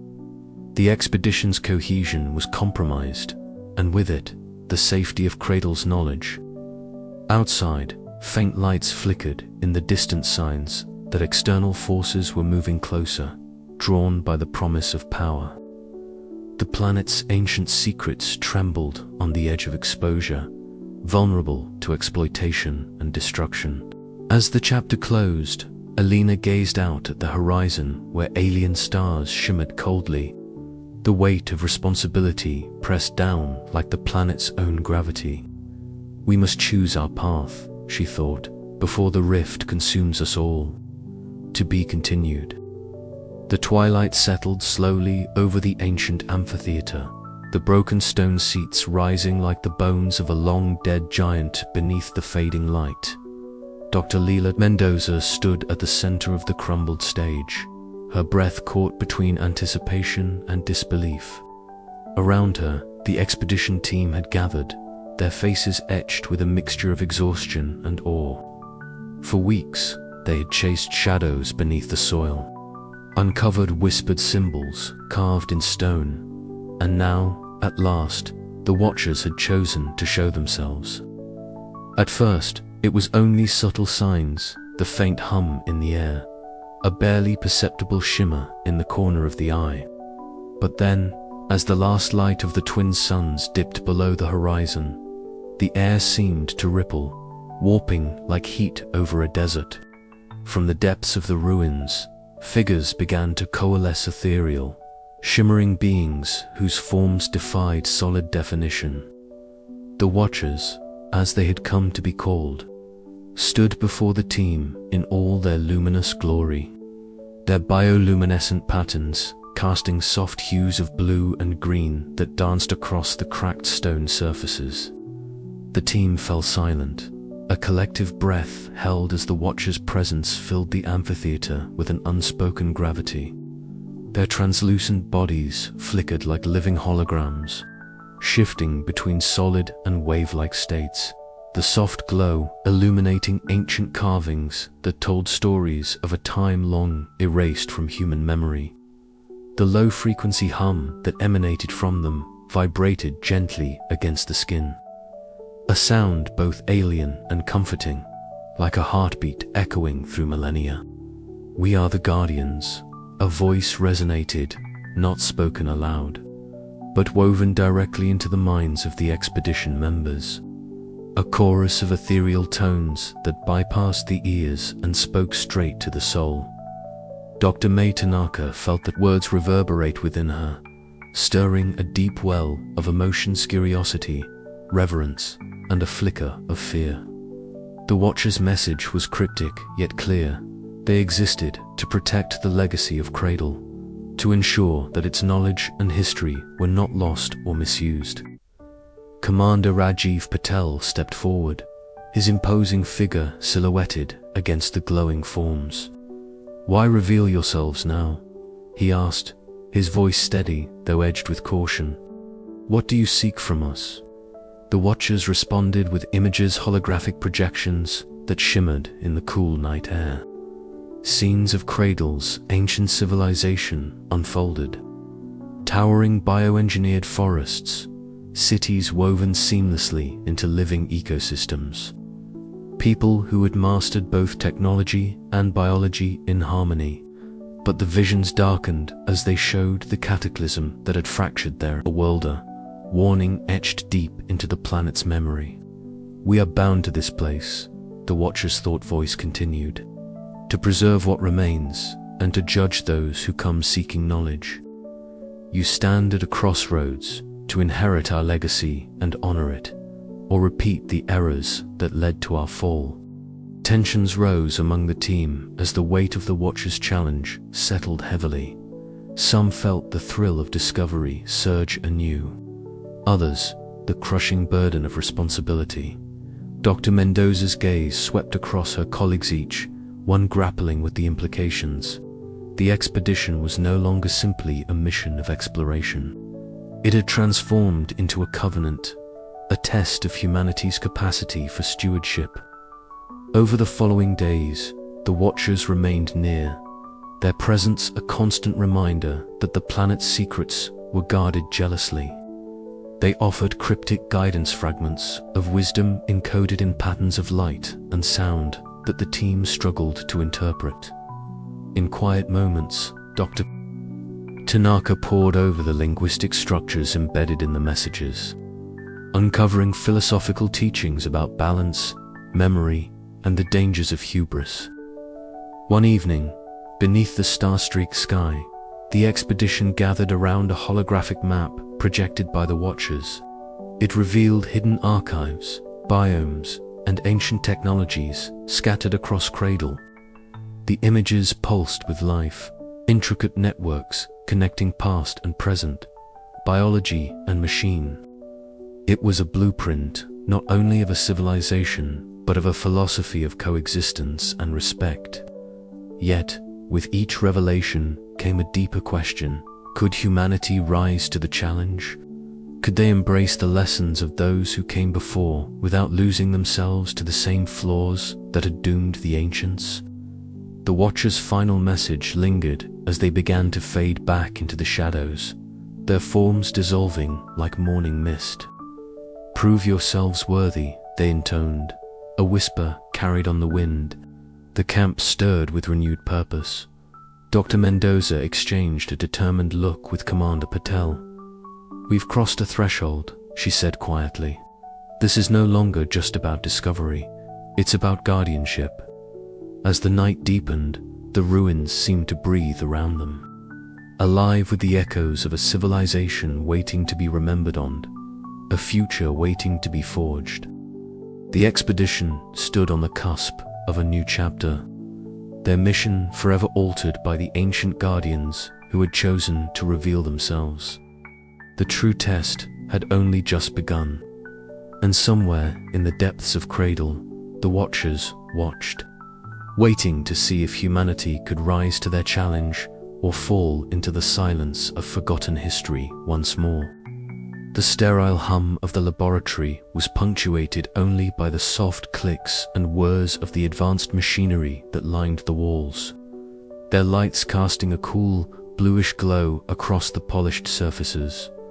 Dr. Lyra Moreno stood at the center, her augmented reality glasses flickering as streams of data cascaded before her eyes. She adjusted the parameters for the latest synthesis experiment with steady hands, though her heart raced beneath her calm exterior. "All systems are nominal," Myra's voice chimed, perfectly even but somehow imbued with a curious undertone. "The integration sequence will commence in T-30 seconds." Lyra nodded, exchanging a brief glance with Professor Kato Suresh, whose calm demeanor belied the intensity of his focus. "Ready on your end, Kato?" she asked. He offered a measured nod. "Ready as I'll ever be." The merging of ancient genetic sequences with synthetic interfaces is uncharted territory. We tread where few have dared. Dr. Arjun Patel, bustling with nervous energy, paced nearby. Uncharted, yes, but the potential is phenomenal. Think of it, combining the bioengineering marvels of the ancients with our technology. We could redefine what it means to be human. The countdown hit 0, and the chamber's atmosphere changed subtly. The bioengineered cells, harvested from the ancient ruins and painstakingly decoded, began to pulse with a faint iridescence. The synthetic hardware interfaced seamlessly, forming a complex web of living circuits that shimmered like liquid crystal beneath the lab's fluorescent lights. "Data is streaming," Mira reported. Unexpected protein expressions detected. Lila's brow furrowed. "Are those morphogenic adaptations?" Affirmative, Myra replied. The hybrid cells are exhibiting dynamic restructuring beyond predicted models. A hush fell over the team as they watched the live feed of the test subject in organic scaffold, seeded with the bioengineered material transformed subtly. Its surface rippled with shifting hues, the skin-like membrane reflecting light in ways that defied traditional biology. Professor Suresh broke the silence. This is unprecedented. The ancient civilization's bioengineering was far more advanced than we imagined. Their genetic blueprints seemed designed to evolve on the fly, adapting instantaneously to environmental stimuli. Dr. Patel's eyes sparkled with excitement. It's living technology, an organism and a machine fused into one. This could revolutionize medicine, environmental adaptation, and perhaps even human evolution itself. But Leela's gaze was troubled. If we push this too far, what happens to the subject's identity? At what point do they cease to be human? The question hung heavy in the air. The team debated late into the night, voices rising in a mix of hope and apprehension. Some saw a new dawn for humanity, a chance to transcend physical limits. Others feared irreversible consequences, the loss of individuality, or worse, the repeating of ancient catastrophes. In the quiet solitude of the lab, as the others retired, Leela sat before the holographic projection, watching the intricate dance of genetic sequences intertwining with synthetic schematics. She traced the glowing strands with a trembling finger, pondering the thin line between innovation and hubris. "What are we becoming?" she whispered to the empty room. Outside, the planet Cradle seemed to pulse in response, its ancient secrets alive beneath the surface, watching, waiting. The synthesis was more than a scientific experiment. It was a step into the unknown, a challenge to the very definition of humanity. And as the team faced the consequences of their creation, none could predict whether they had opened a gateway to salvation or destruction. Yet, amid uncertainty, one thing was clear: the echoes of the ancients were no longer silent. They spoke through living flesh and circuitry, beckoning humanity to listen closely, to understand, and to choose wisely. As dawn approached, the lab's lights dimmed, but the iridescent glow of the hybrid cells continued to shimmer, a beacon of both promise and peril. The story of the Cradle was unfolding anew, and the expedition stood at the threshold of a transformative future. "We must proceed," Lyra said quietly, determination hardening her voice, but with eyes wide open. And with that, the synthesis had begun. The next days brought a whirlwind of activity. The hybrid subjects, carefully monitored, exhibited rapid physiological changes. Their skin fluctuated between translucent and opaque, sometimes displaying subtle patterns reminiscent of ancient symbols. Neural interfaces embedded within them responded to stimuli with increasing complexity, blurring lines between biology and technology. Professor Suresh documented every anomaly with meticulous care, often consulting with Myra for pattern recognition. Dr. Patel worked tirelessly to refine the synthetic components, seeking stability without stifling adaptability. Tensions occasionally flared in the lab. Ethical lines blurred as the team confronted the reality that their creations were evolving beyond their control. Some members advocated halting the program, fearing unforeseen consequences, while others pressed forward, driven by the potential to usher in a new era. During one particularly intense meeting, Leela confronted the group. "We have the responsibility to ask ourselves, not just can we do this, but should we? What does it mean for our humanity if we become something else entirely?" Her words resonated deeply, yet the allure of progress was strong.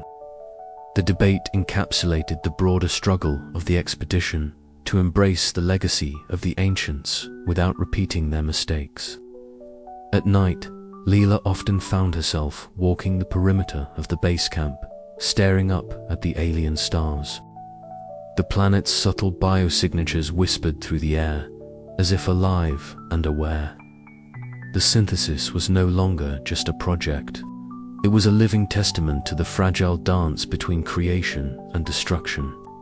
And somewhere in the depths of the cradle, the ancient guardians, the Watchers, observed, silently, weighing humanity's worthiness to inherit such power. The path forward was uncertain, fraught with peril and promise.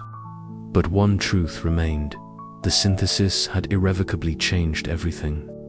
The question lingered, unanswered: what would humanity become? And with that, the chapter closed, the echoes of the cradle growing ever louder. The pale light of Cradle's twin suns filtered through the translucent walls of the base camp's main hall, casting shifting patterns on the rugged faces of the expedition members gathered inside.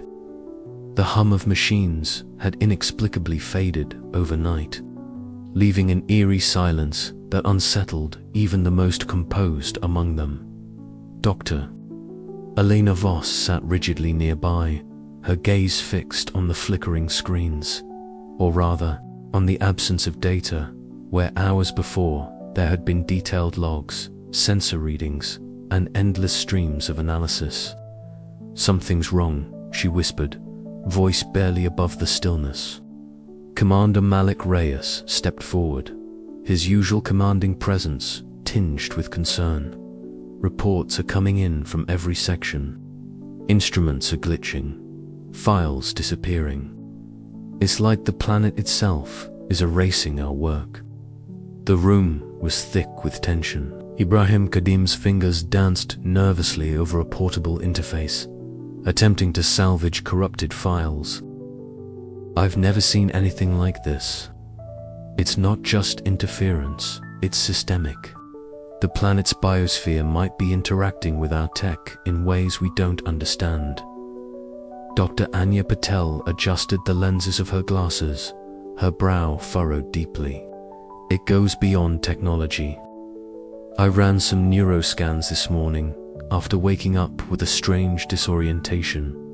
My memory, it's fragmenting. Small things, names, events, slipping away. But it's accelerating. If this is affecting me, it's affecting all of us." A murmur rippled through the room. Memory loss was more than a technical glitch. It was a threat to their very identities. Elena's voice grew firmer. "We have to act fast. If the planet is triggering this cognitive disruption, we need to understand why and how and develop countermeasures before it's too late." The team divided into urgent working groups, the air charged with frantic energy. Ibrahim and Anya collaborated over makeshift workstations, designing neural stabilizers intended to shield the brain from the planet's biosignature. Alina coordinated archival backups, painstakingly transferring physical records to isolated storage to prevent further losses. Yet, despite their efforts, the phenomenon spread like a fog. Team members found themselves struggling to recall details of prior days, even names of colleagues. Arguments erupted over lost data and forgotten plans. The unity forged through months of shared discovery now threatened to unravel. In one particularly harrowing moment, Alina confronted Anya in the dimly lit medical bay. "How long do we have?" Anya's hands trembled as she administered a scan to herself, the devices beeping softly. "If unchecked, memory degradation will render us ineffective in days. We're fighting against the planet's consciousness itself. It's as if Cradle doesn't want to be remembered." Malik convened a crisis meeting, the usually spacious conference hall feeling claustrophobic under the weight of fear. Voices rose and fell, some urging retreat to preserve minds, others arguing to push forward, to defy the erasure. If we leave now, Malik reasoned, we may save ourselves, but we lose the chance to understand the truth of our origins. If we stay, we risk losing who we are. The debate fractured the team. Alina pleaded for calm, reminding them of the stakes, not just for themselves, but for all of humanity. Our memories define us. If we allow them to slip away, the Cradle's secrets die with us, through sleepless nights and fading recollections. The team worked feverishly to refine their neural shields and backup protocols. Anya's research into the planet's biosignature revealed it was a living archive, but one that protected itself by selective forgetting, a veil to prevent dangerous knowledge from falling into unprepared hands. In a rare moment of shared quiet, Malik stepped outside the base as dusk painted the sky in bruised purples and reds. The air was cool, carrying faint whispers of wind through the alien trees. He gazed toward the horizon, the dark silhouette of the ruined city looming like a sleeping giant. The weight of fading memories pressed heavily on his chest, but so did a fierce resolve. "We will remember," he vowed silently, "no matter the cost." As night deepened, the veil of forgetting hung thick over Cradle. But within the hearts of the expedition, a fragile flame of defiance flickered, a beacon promising that the story of humanity's true birthplace would not be lost again. The air was heavy with silence as the expedition team entered the sprawling ruins of the deserted city, the heart of the ancient civilization that once thrived on Cradle. Towering structures, many entwined with thick vines and moss, stretched skyward like skeletal remains of a forgotten giant. The streets below were cracked and overgrown, their once bustling thoroughfares now echoing only the rhythmic footsteps of the explorers. Dr. Lyra Moreno led the way, her eyes scanning the facades for any signs of inscriptions or art that might unlock the stories of this lost world. "Every surface here," she murmured, "is a fragment of a story waiting to be told." Commander Jox Harrow followed closely, his tactical instincts alert to potential dangers, but his gaze softened by the breathtaking scale of the city. "It's like stepping into a dream frozen in time," he said quietly. Myra Tanaka activated her scanners, the devices humming softly as they swept the ruins for residual energy signatures. "There's something beneath these streets," she reported, her voice laced with excitement. "Faint, but definitely there." The team paused before a massive stone wall, its surface adorned with a vibrant mural, surprisingly well preserved despite the centuries. Dr. Moreno approached, gently brushing away layers of dust and debris. The mural depicted a vast metropolis, bustling with life under a sky darkening ominously. "Look at the colors," Lyra said, tracing the outlines of soaring towers and intricate transport networks. "They tell of prosperity, innovation, but also fear." Eshin Patel, the cultural anthropologist, stepped forward, his fingers hovering over the mural's symbols. "These images suggest a society deeply aware of its own fragility. Their art is not just celebration, but a warning." As they explored further, the team uncovered tablets bearing inscriptions in the forgotten language, partially deciphered in previous chapters. Translations revealed philosophical treatises on balance and hubris, highlighting a civilization wrestling with the dual forces of progress and destruction. "They foresaw their downfall," Essien said somberly. "Their writings express a yearning for harmony, yet an acknowledgement that their advances could lead to ruin." The atmosphere grew heavier as twilight descended, shadows stretching long across the cracked pavement. Around a flickering portable light, the team gathered to read aloud from the tablets, their voices low and reverent. "In the end, they were silent," Lyra whispered, "but their legacy speaks louder than any words." Commander Harrow looked around at his team, the weight of history pressing upon them.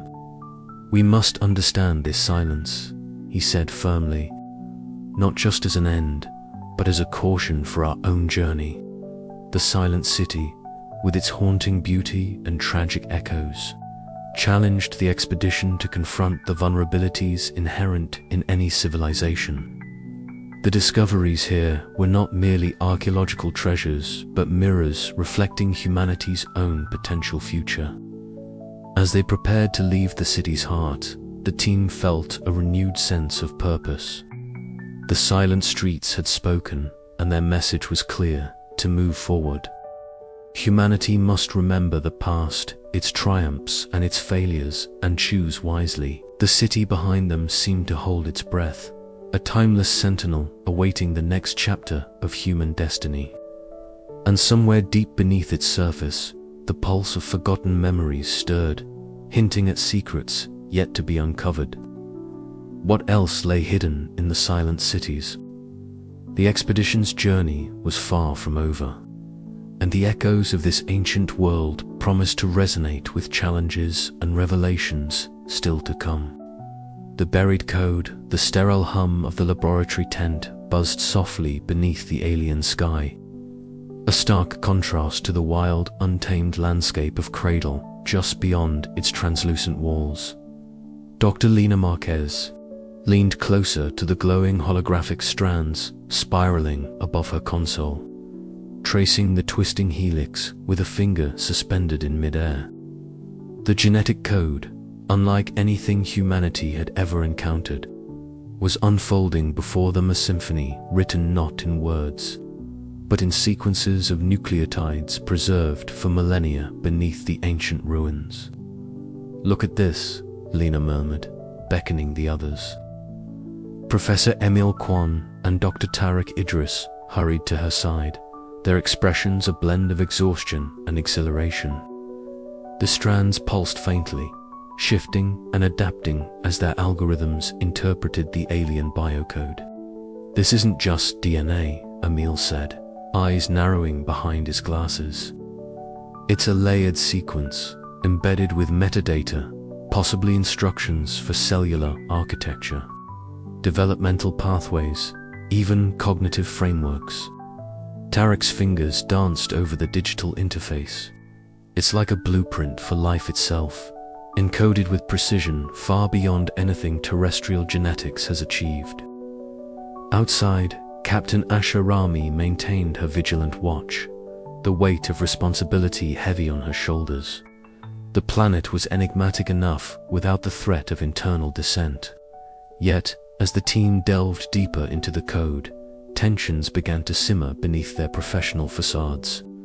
The crystalline structure they had uncovered the day before sat humming in the subterranean chamber, its bioelectric pulses now understood to synchronize with the decoded genetic data. Lena remembered the moment she first laid eyes on it, how the light fractured within its facets, casting prismatic shadows on the ancient walls etched with symbols of forgotten lore.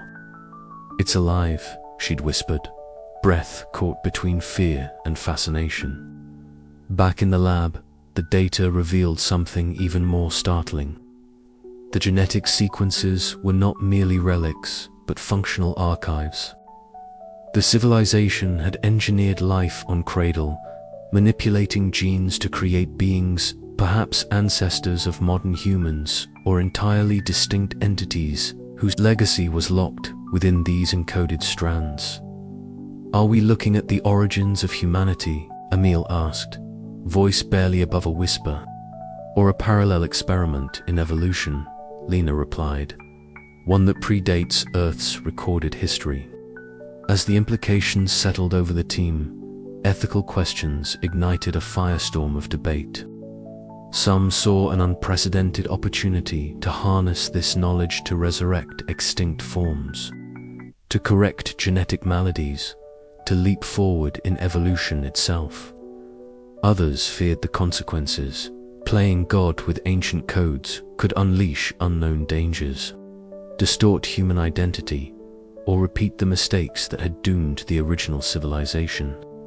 "We need to consider the ramifications," Captain Rami said firmly during a tense council meeting. This isn't just science. It's about who we are and who we want to become. Voices rose and fell, arguments volleyed like shards of glass.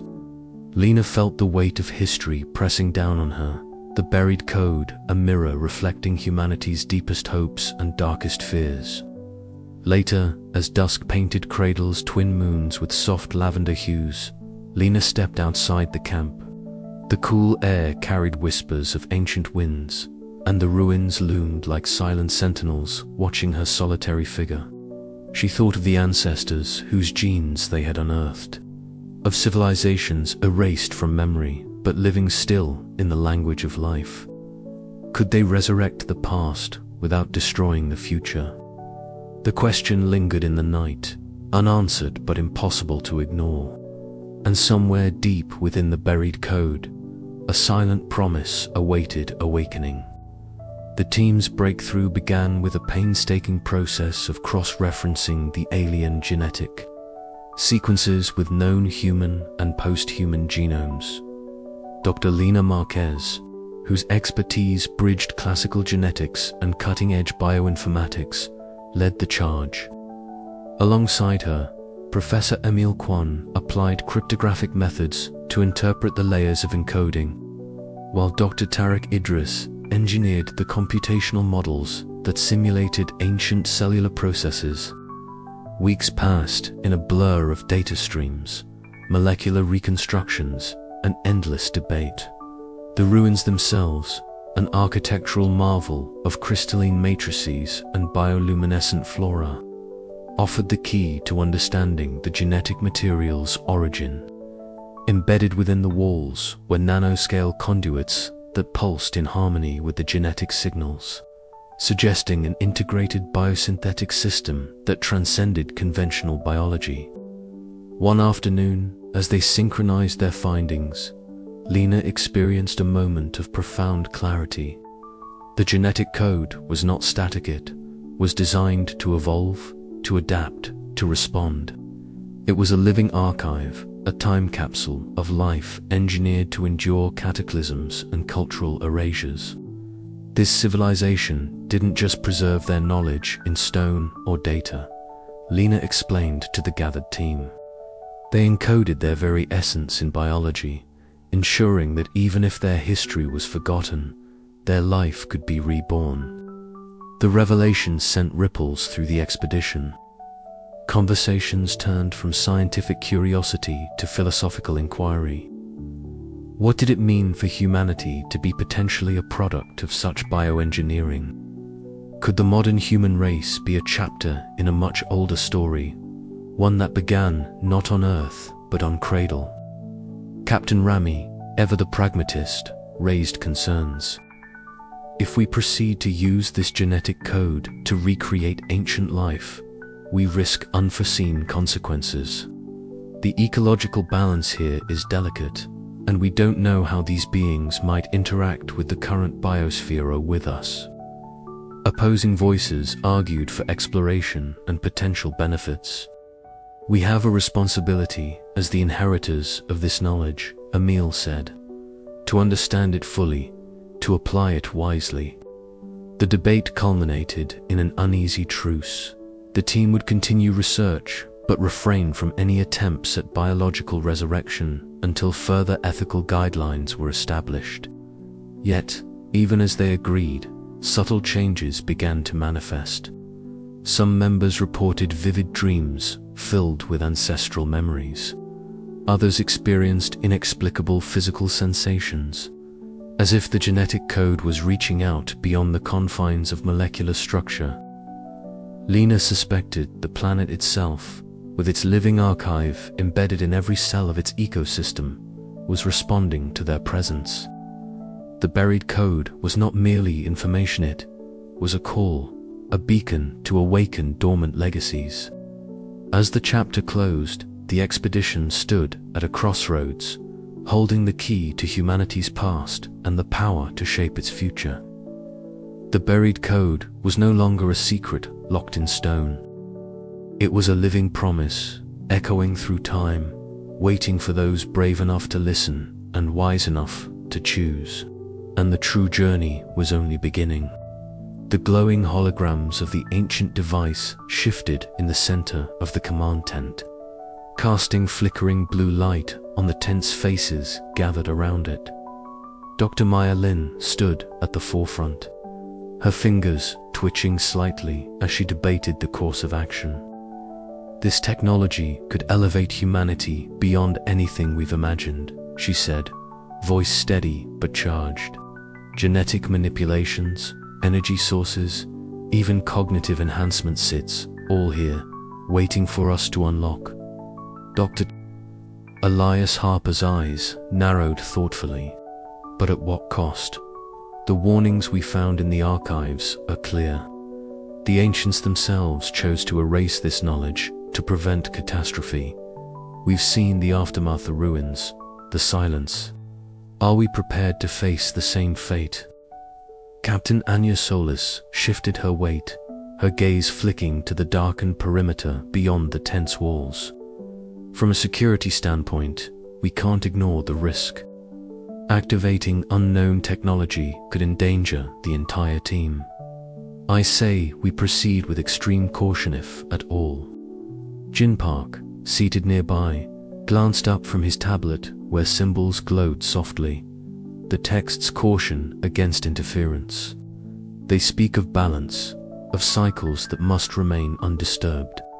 Yet, they also hint that the choice lies with those who inherit their legacy.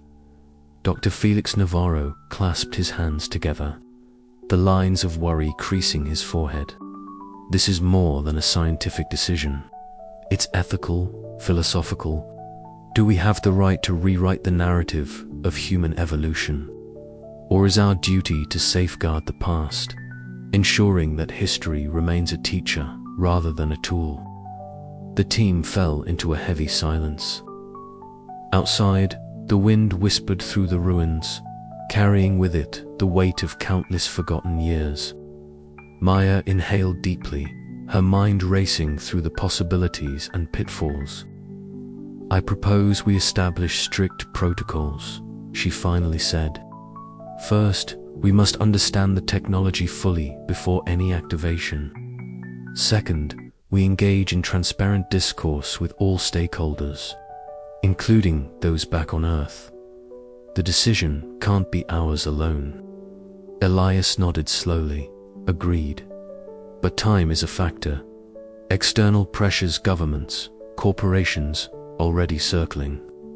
If we delay too long, control could be lost. Anya's voice softened. We must also consider the Watchers. If they are truly guardians, their response to our actions could be unpredictable. Jin's fingers danced over his tablet again, projecting a series of ancient images, symbols of thresholds, gates, and cycles. The crossroads are here, literally and figuratively. Our choice will ripple through time. Felix looked around at the faces illuminated by holographic light, each etched with doubt and determination. Then, let us choose wisely, not as conquerors, but as custodians. As the night deepened, the expedition members debated and deliberated, each argument weaving a complex tapestry of hope, fear, and responsibility. The ancient technology, once dormant, now pulsed with potential and peril.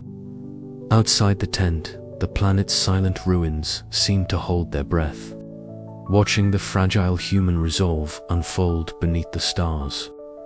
Somewhere deep beneath the surface, the echoes of the past stirred, awaiting the choice that could awaken or forever silence their legacy. The crossroads had arrived, and with it, the weight of humanity's future hung in the balance. The dense canopy above filtered the pale light of Cradle's twin moons, casting ethereal shadows that danced with the gentle sway of bioluminescent flora.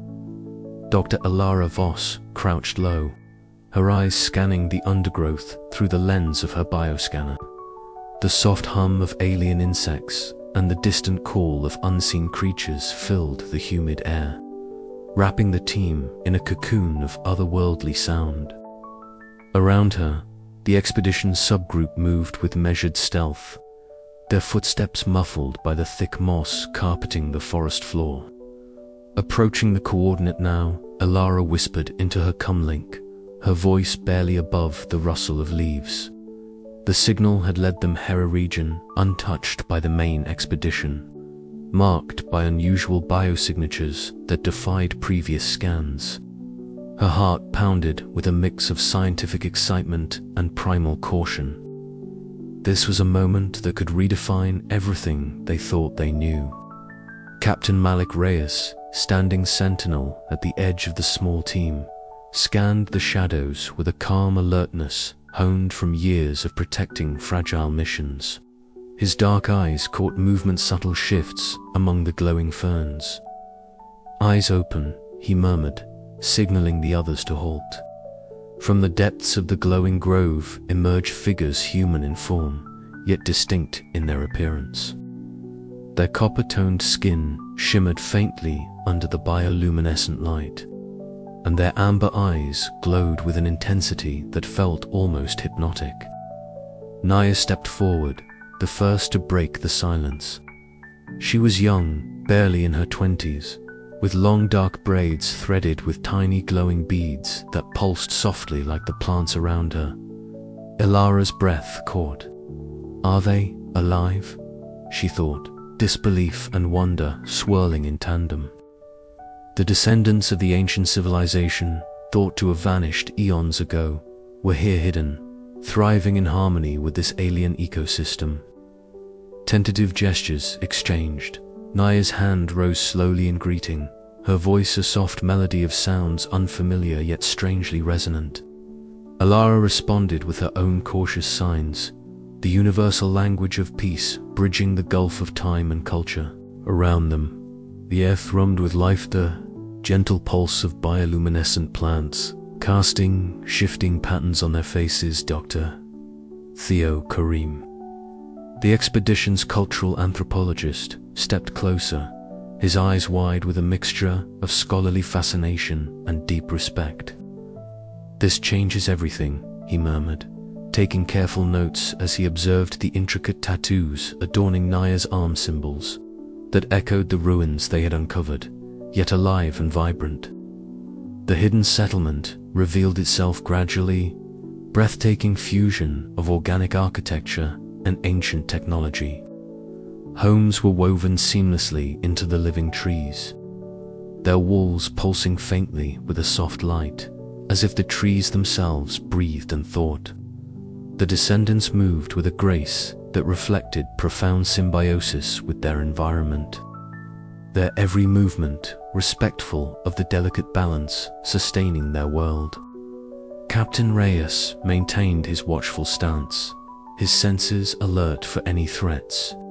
Yet, even he could not deny the awe that settled over the group.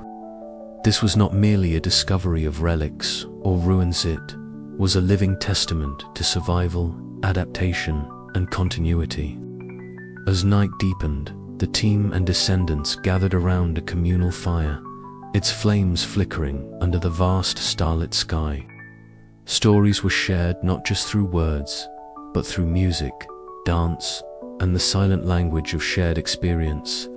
The ancient philosophies of harmony, caution, and coexistence echoed through the night air, weaving a tapestry of connection that transcended millennia. Lyra felt the weight of responsibility settle on her shoulders. The team had stumbled upon more than science. They had uncovered a people whose existence raised profound ethical questions. How could they protect this fragile community? How much interference was too much? And what did this mean for the broader mission to understand humanity's forgotten origins? The discovery redefined their purpose. No longer merely explorers or archaeologists, they were now custodians of a living legacy, chance to rewrite history with respect and humility. As dawn's first light kissed the horizon, Lyra looked out over the settlement, her mind racing with possibilities and uncertainties. The echoes of the ancient civilization lived on, vibrant and unyielding, challenging humanity to rethink its place in the cosmos. The chapter closed on a whisper of hope and caution, a promise that the journey was far from over. The remnants of the past were alive, and with them, the future hung in delicate balance. The cavern breathed with a soft luminescence, casting azure and emerald hues across the walls where ancient runes pulsed faintly beneath layers of moss and crystal. Lyra Miles adjusted her satchel nervously, acutely aware that every word spoken in this sacred chamber could redefine humanity's understanding of itself. Across the low stone table sat Calen, his gaze steady and unyielding, embodying the weight of countless generations. "We come not as conquerors," Lyra began, her voice steady despite the knot in her stomach, "but as seekers of truth, and as allies who hope to honor the legacy you have preserved." Calen inclined his head slightly, the silence that followed stretching taut between them. "Your arrival has awakened echoes old and deep," he replied, his voice resonant with a timbre that seemed to harmonize with the cavern's natural chorus. "Our histories are intertwined, yet veiled by time and silence. What you seek is not merely knowledge, but a covenant." Behind Lyra, the expedition team waited, their expressions a mix of awe and apprehension.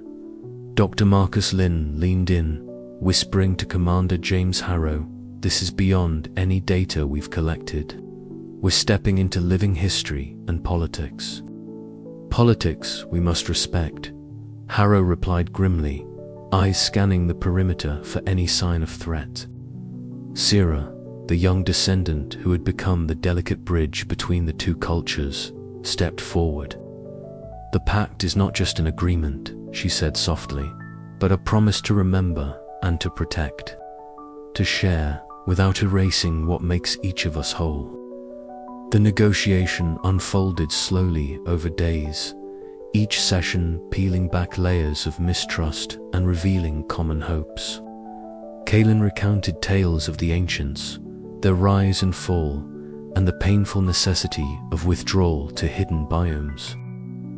Lyra shared the expedition's mission and the ethical framework they sought to uphold. At times, voices rose in passionate debate. Marcus argued fervently for scientific transparency, while Harrow cautioned against exposing delicate knowledge too soon.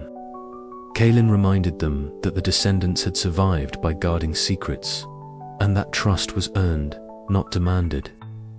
One evening, as bioluminescent petals drifted like snowflakes outside the chamber, Lyra and Calen found a rare moment alone.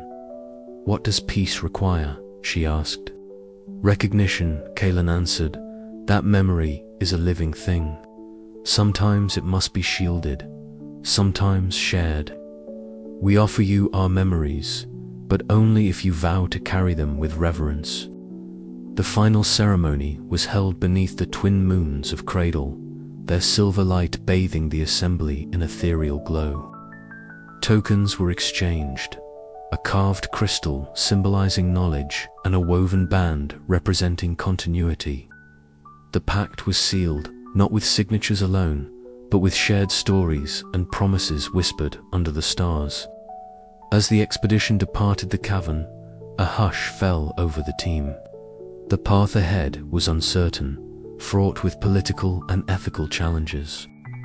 Yet, for the first time since landing on Cradle, a fragile hope blossomed, a hope that humanity's rediscovered origins might usher in a new chapter of coexistence rather than conquest. Lyra glanced back once more at the glowing entrance, feeling the weight of history and the burden of future trust. "This is only the beginning," she murmured. Above, the stars shimmered like silent witnesses to a pact that echoed across time, binding past and future in a delicate dance of memory and promise. The questions lingered, but the journey forward was clear: to navigate the delicate balance between knowledge and respect, between discovery and preservation, and to forge a future where both humanity and its ancient descendants could thrive.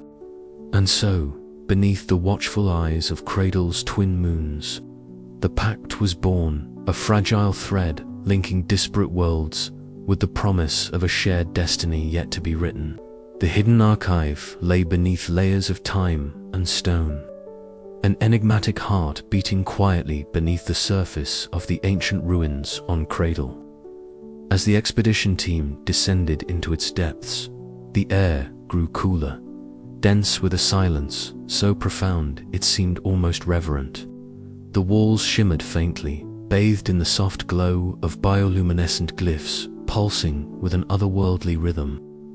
Each symbol, meticulously etched in a metallic alloy, whispered secrets older than recorded history. Dr. Lena Armitage's breath caught as her eyes traced the complex patterns, languages lost to time, yet alive in the faint light. Professor Malik Chen moved deliberately, his fingers brushing over a crystalline console embedded in the chamber's center. The device hummed to life under his touch, releasing a cascade of holographic projections that spiraled upward, weaving tapestries of light and shadow. These holograms were unlike anything the team had encountered. Intricate maps of consciousness layered upon one another. Simulations of realities folded and unfolded like origami crafted by minds far beyond their own. "Look at this," Lena murmured, stepping forward to interface with the glowing console. Her fingers danced across the crystalline surface, eliciting new waves of information. These aren't just records. They're experiments with consciousness, with reality itself. Kai Mendoza, standing nearby, leaned in, his eyes reflecting the swirling lights. They were manipulating perception, memories, even the fabric of existence. Malik nodded slowly. "It appears so." The ancients weren't merely archaeologists of the mind, they were architects of it. A sudden shift in the chamber's atmosphere caused the team to pause. The holograms flickered, and a voice, smooth and resonant, yet alien, filled the space. It was the Archive AI, an ancient intelligence embedded within the Archive's core, awakening from its long dormancy. "Welcome, seekers," the voice intoned. "You tread paths woven with paradox and peril. The knowledge you pursue bears the weight of creation and destruction. Heed well the lessons of those who came before." The chamber's lights dimmed, and the holograms coalesced into vivid visions of ancient beings experimenting with consciousness, bending reality to their will, transcending physical limitations. Yet with each triumph came shadow, fractures of identity, catastrophic collapses, and warnings etched into the very fabric of the archive. Dr. Armitage exchanged a glance with her colleagues, the weight of their discovery settling upon them. "This is forbidden knowledge," she said softly. "If we awaken these technologies, could we control them, or will they control us?" Kai's fingers hovered over the console, hesitation writ clear across his face. The ethical implications.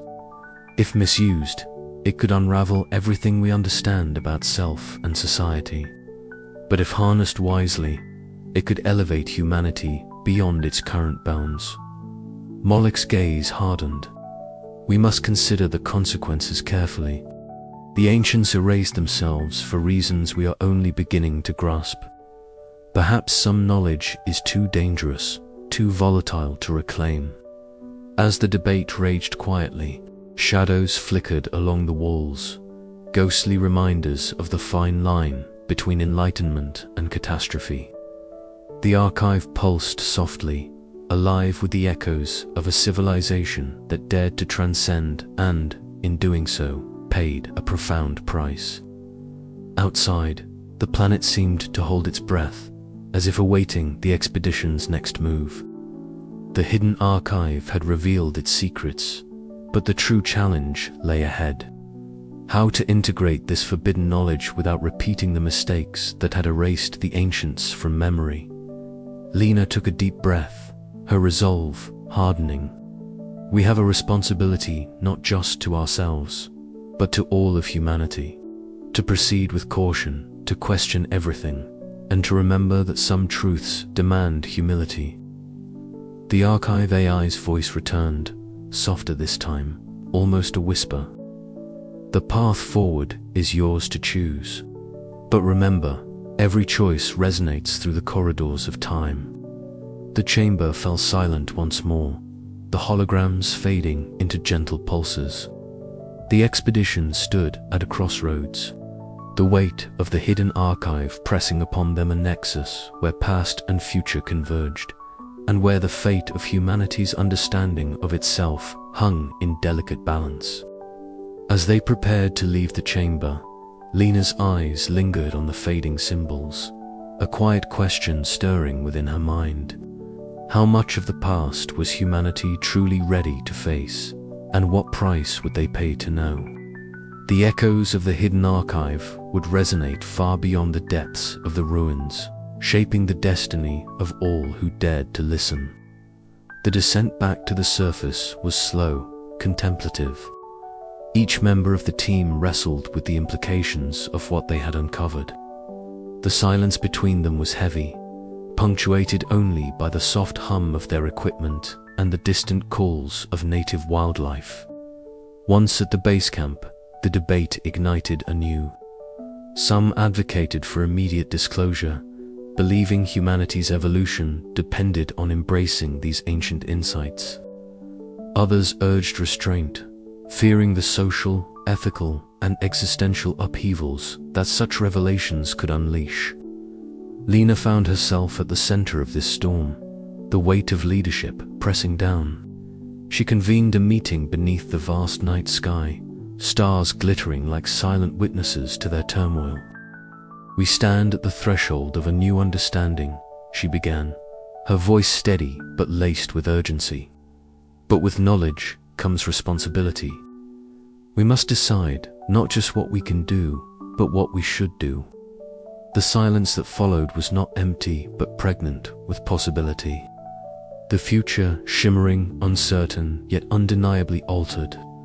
As the chapter closed, the hidden archive secrets lingered in the minds of the expedition. A siren call to those who dared to seek the unknown, and a warning of the shadows that knowledge could cast. The journey into humanity's forgotten origins had only just begun, and the true depths of the Cradle's legacy awaited their reckoning. The conference room was charged with an atmosphere like static electricity, thick and oppressive. Holographic projections of the ancient ruins swirled above the central table, casting ghostly blue light on the faces gathered around it. Commander Elias Grant stood rigid, arms crossed, his gaze hard and unyielding as he listened to the heated voices erupting from his team. Dr. Lyra Voss paced with restless energy, her sharp eyes flashing fire as she addressed the group.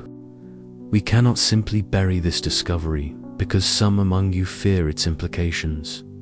The truth must be shared. Humanity deserves to know its true origins, no matter how unsettling." Amara Singh's voice was calmer but no less firm. "Lena, it's not fear, it's responsibility. Revealing this prematurely could destabilize fragile social orders back on Earth and beyond. We've seen how myths and truths alike can be weaponized. Our primary obligation is caution." Jace Calder, ever the pragmatist, leaned forward, his scarred face taut with concern. "Caution is one thing, but indecision and infighting will get us killed out here. If we can't present a united front, we invite disaster from external forces or from within." Sophia Reyes, younger and passionate, raised her voice. "And what about the descendants? The living proof that the ancient civilization wasn't extinct. They have a right to be part of this conversation. Ignoring them is another kind of erasure." The room erupted into a cacophony of overlapping objections and defenses. Commander Grant slammed his fist on the table, demanding silence. Enough. This bickering is tearing us apart. We came here as one expedition with one mission. If we fracture now, all we've uncovered will be lost. But the fissures were too deep. Lena shot a bitter glance at Amara. Your caution is just another form of erasure. You want to control the narrative, to dictate what humanity should know and when. That's not our place. Amara's eyes softened momentarily, then hardened again. And you would risk everything on a gamble with truth. Some knowledge is too dangerous to unleash without preparation. Outside, the wind began to howl, rattling the base's metallic shell. The storm that had been brewing all day finally broke, rain pelting the reinforced windows like a drumbeat of urgency. As voices grew louder, the room's tension mirrored the tempest outside. Jace's gaze flickered toward the window, then back to the fracturing team. We need protocols, agreements. Otherwise, this mission will die from within before we face the challenges beyond these walls. The meeting adjourned in fractured silence.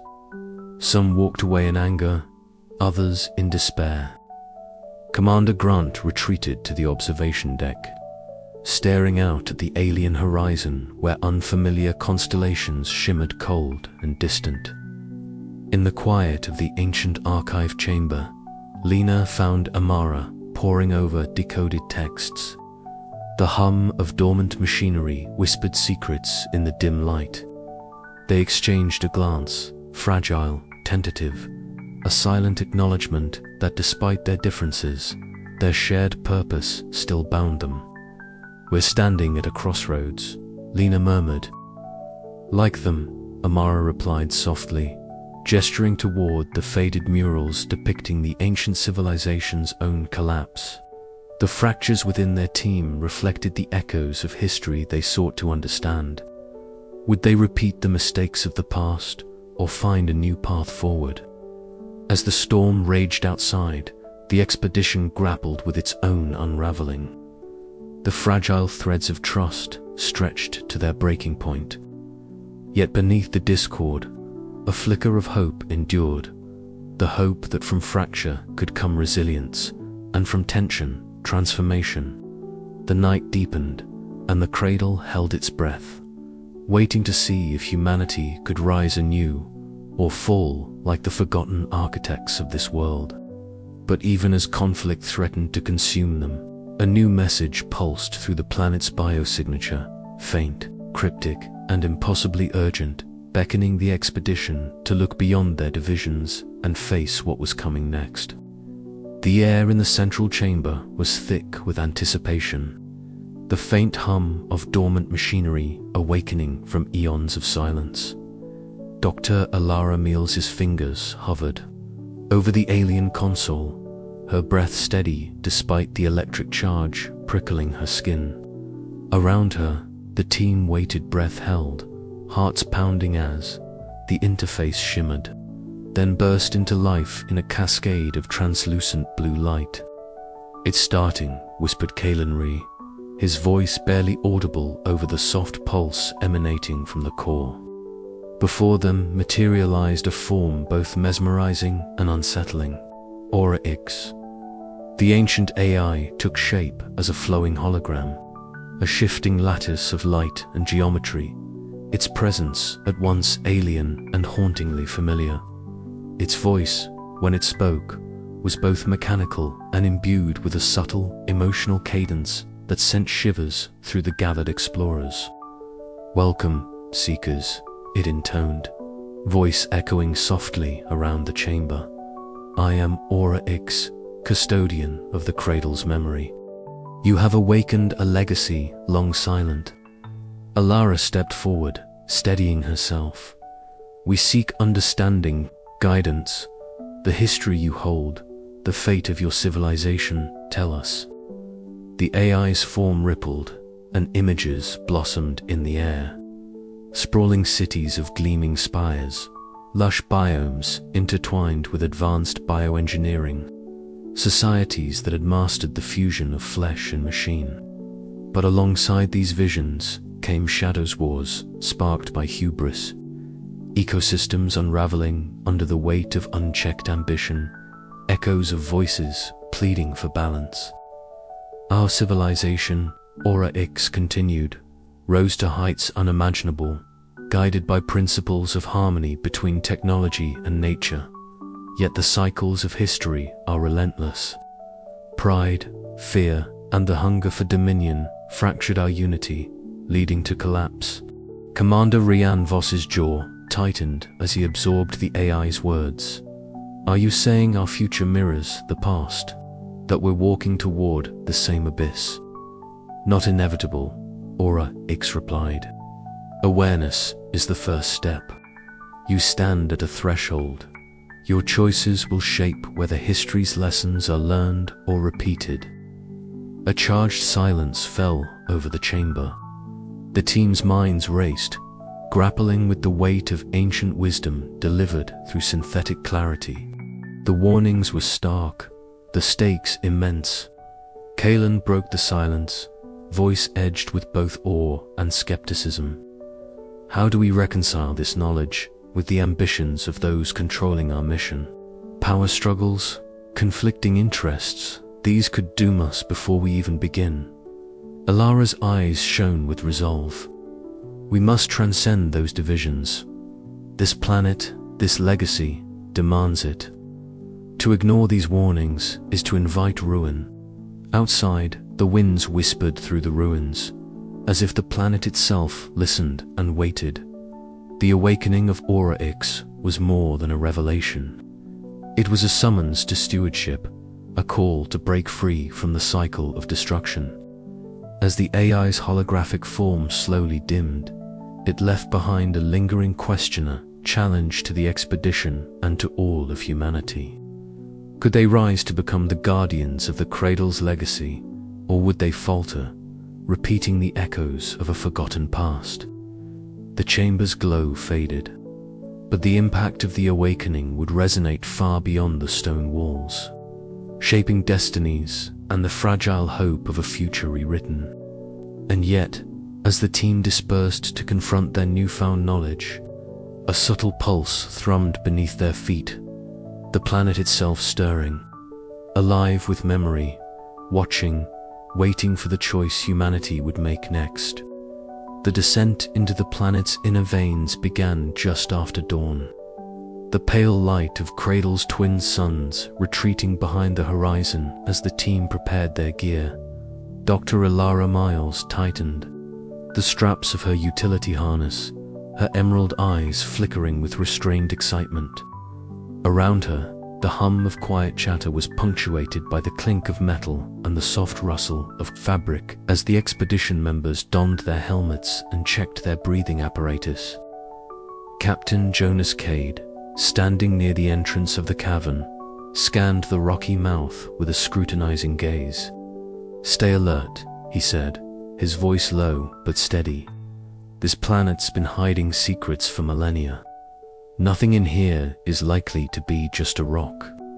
Ari Tanaka adjusted the settings on his portable data analyzer, the device humming softly as it calibrated for the bioluminescent energy signatures they expected to encounter.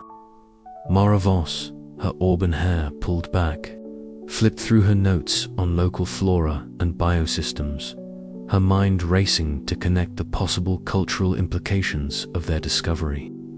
As they stepped inside, the cavern swallowed their forms, the temperature dropping several degrees. The walls of the tunnel were alive, pulsing with veins of glowing fungi that stretched like capillaries beneath the surface. The light was a ghostly blue-green, casting shifting shadows that danced across their faces and the jagged stone. Alara reached out, fingertips barely brushing the delicate filaments. The fungi responded instantly, brightening in a slow ripple that flowed from one end of the cavern to the other. It was as though the planet itself was breathing beneath their touch. "It's communicating," Alara whispered, her voice barely audible over the soft crackle of the fungal light. "This isn't just an ecosystem. It's a network of bioneural web carrying information. Ari knelt to scan the glowing veins, his tablet flickering to life with streams of data. Patterns emerged, rhythmic pulses that matched the planet's biosignature readings they had collected from orbit. "It's like the planet's nervous system," he said, eyes wide with astonishment. "But this is memory stored in living tissue." Mara stepped forward, tracing the symbols they'd uncovered in the ruins above with renewed understanding. "Perhaps this is why the ancients vanished from history," she mused. "Because history itself is alive here, embedded in the planet's veins." Their wonder was abruptly shattered as a distant rumble echoed through the cave. Captain Cade's gaze darted upward. "Rockfall," he warned. "We need to move now." The narrow corridors shifted, dust and small stones cascading from the ceiling as the team scrambled to find stable footing. Ilara's heart pounded, but she kept her focus sharp, guiding the others past fragile ledges and through twisting tunnels. Time stretched as they navigated the treacherous path, every step a gamble against the unstable geology. Once safe, they paused at a cavernous chamber, walls lined with towering fungal spires that throbbing softly with light. Ari connected his equipment to the largest vein, and the fungi reacted, sending surges of encoded data into his devices. Images, sounds, and sensations flooded the screens, the rise and fall of civilizations, genetic experiments, and the planet's own conscious evolution. Ilara felt the weight of it all, the realization that Cradle was not merely a birthplace but a living archive, a sentient entity preserving memory through its biology. "We've only just begun to understand what this means," she said, voice trembling with awe. "This planet remembers, and it is waiting." As the team gathered their findings, the cavern's light dimmed slightly, as if the planet itself was settling into a quiet watchfulness. Outside, the stars of Cradle's night sky glittered cold and distant, but beneath their feet, the veins of the planet pulsed with life and memory, a heartbeat echoing through time. The journey back to the surface was silent, each member lost in thought about the fragile line they now walked between discovery and intrusion, between understanding and hubris. The planet had shared a glimpse of its soul, but the true test of humanity's worthiness had only just begun. As they emerged into the fresh air, Ilara cast a glance back at the cavern's entrance, the faint glow still visible in the darkness. "What else have you kept hidden, Cradle?" The question hung in the night, unanswered but urgent, as the team prepared to face the mysteries yet to unfold. The air was thick with moisture, heavy as the anticipation that pulsed through the cramped corridors of the subterranean vault. Dr. Lila Mendoza's fingers trembled slightly as she brushed the light away from the crystalline pod resting on the obsidian pedestal before her. Around her, the team worked in hushed coordination, the soft whir of ancient machinery awakening from dormancy filling the space with an eerie symphony. This was the moment they had dreamed of, the moment when the lost legacy of the Cradle's civilization extended its fragile tendrils into the present. "Incredible," Jinsu Kim whispered, his voice barely audible over the steady hum. "The preservation matrix is still active. This tech, it's centuries beyond anything we've seen." Lila nodded, her gaze fixed on the pod's surface. Its iridescent colors flickered like a living thing, the light refracting in mesmerizing patterns that seemed to pulse with a quiet heartbeat. "If these seeds are viable, we could potentially restore entire ecosystems, species lost to time and catastrophe. This isn't just about history, it's about future possibilities." Captain Arjun Patel stepped forward, his tall frame casting a long shadow across the reflective floor. His eyes, dark and steady, scanned the room before settling on Leela. "And what about humanity's future? What if this technology changes us? The question hung in the air, heavier than the humid atmosphere. Lyra Voss, standing near the entrance with her arms crossed, stepped forward. Her voice was calm but resolute. "That's exactly what worries me.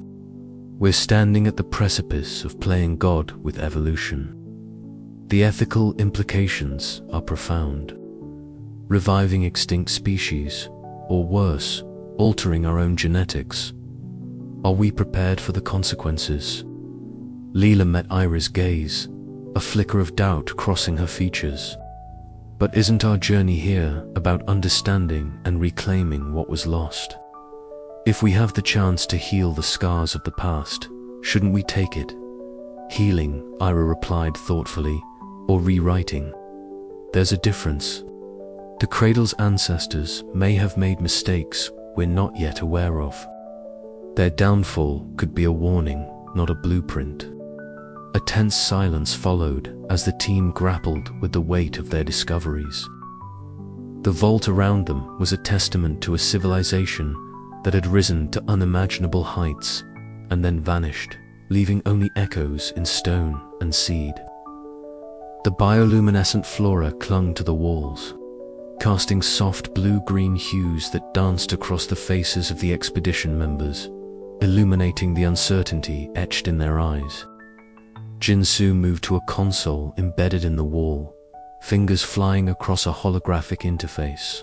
"I've managed to stabilize the seed bank's environmental controls.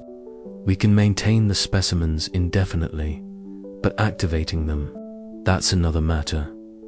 Captain Patel's voice broke the quiet. "We need a protocol, something to guide us through the decisions ahead. This isn't just science, it's stewardship." Lyra exhaled slowly, her mind racing. The genetic data encoded in these seeds could revolutionize biology. We might unlock traits once thought lost: resilience, longevity, even consciousness. But if we proceed recklessly, we risk repeating history's mistakes. Lyra stepped closer, her gaze piercing. "That's why transparency and ethical oversight are essential. We must ensure that whatever choices we make honor the memory of those who came before and protect those who come after." The conversation stretched into the hours, a delicate balance of hope and caution.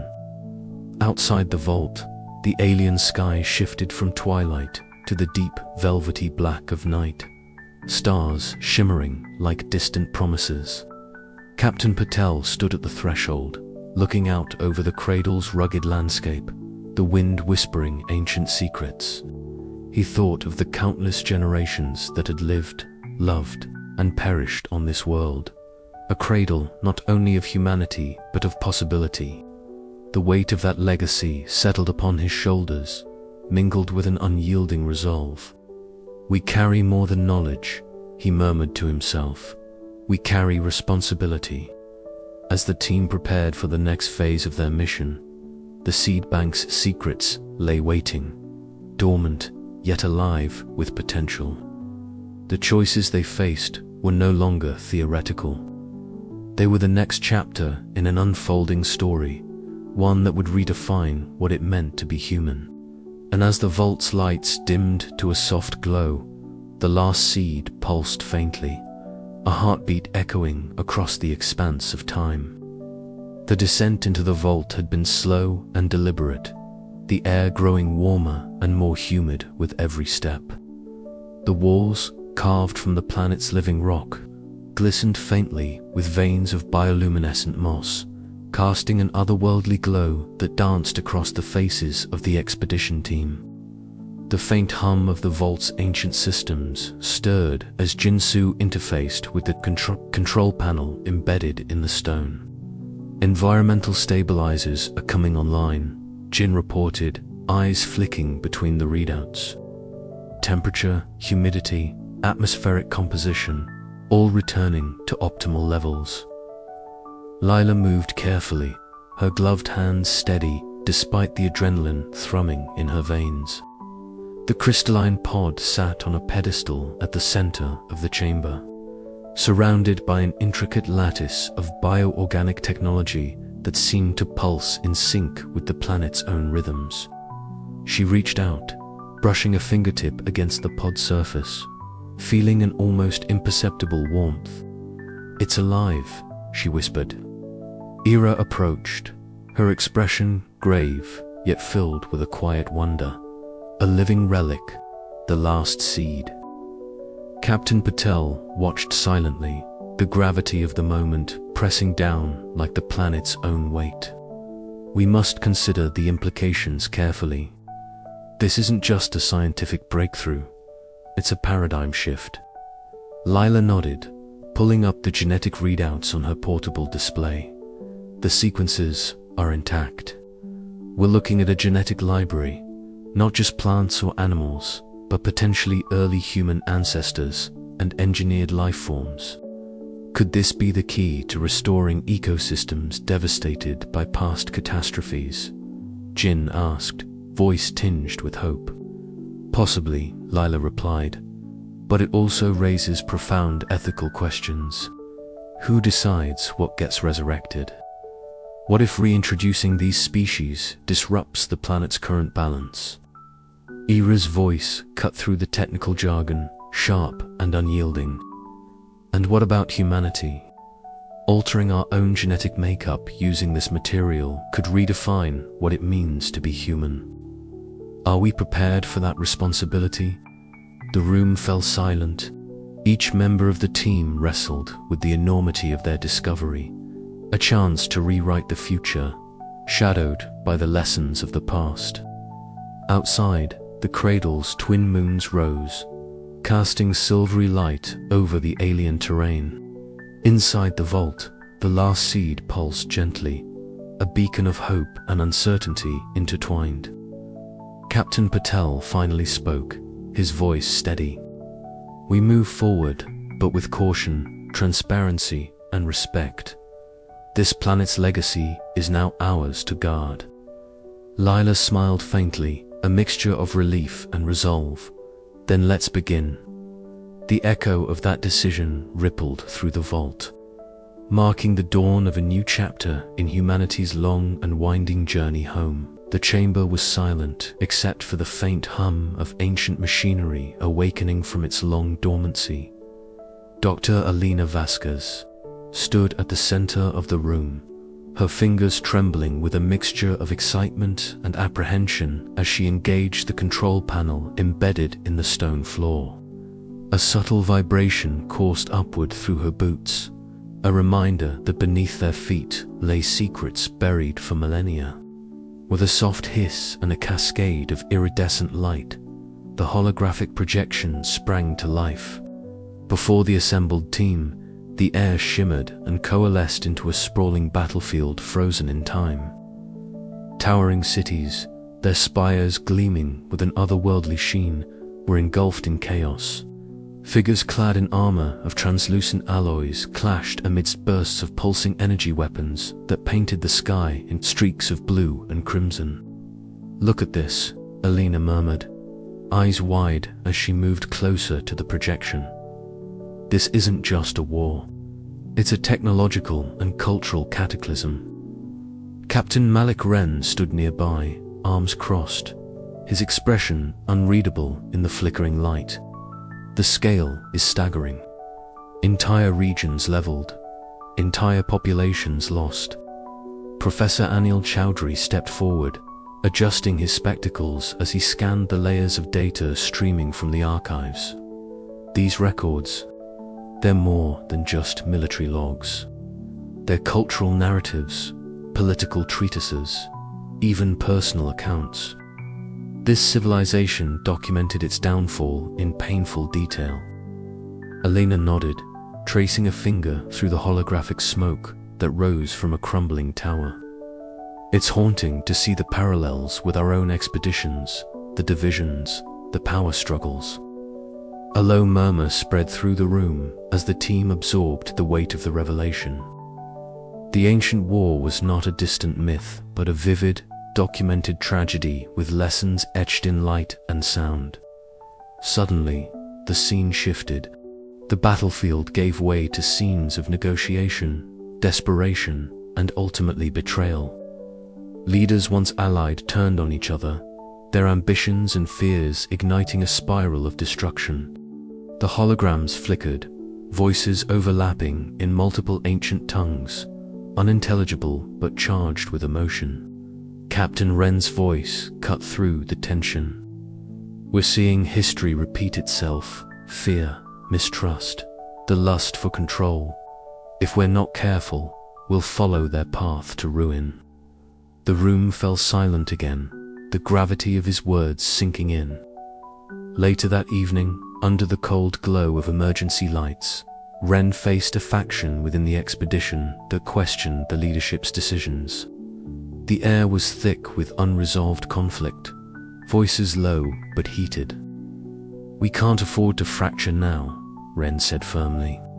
"The planet's secrets are too important, and the stakes too high."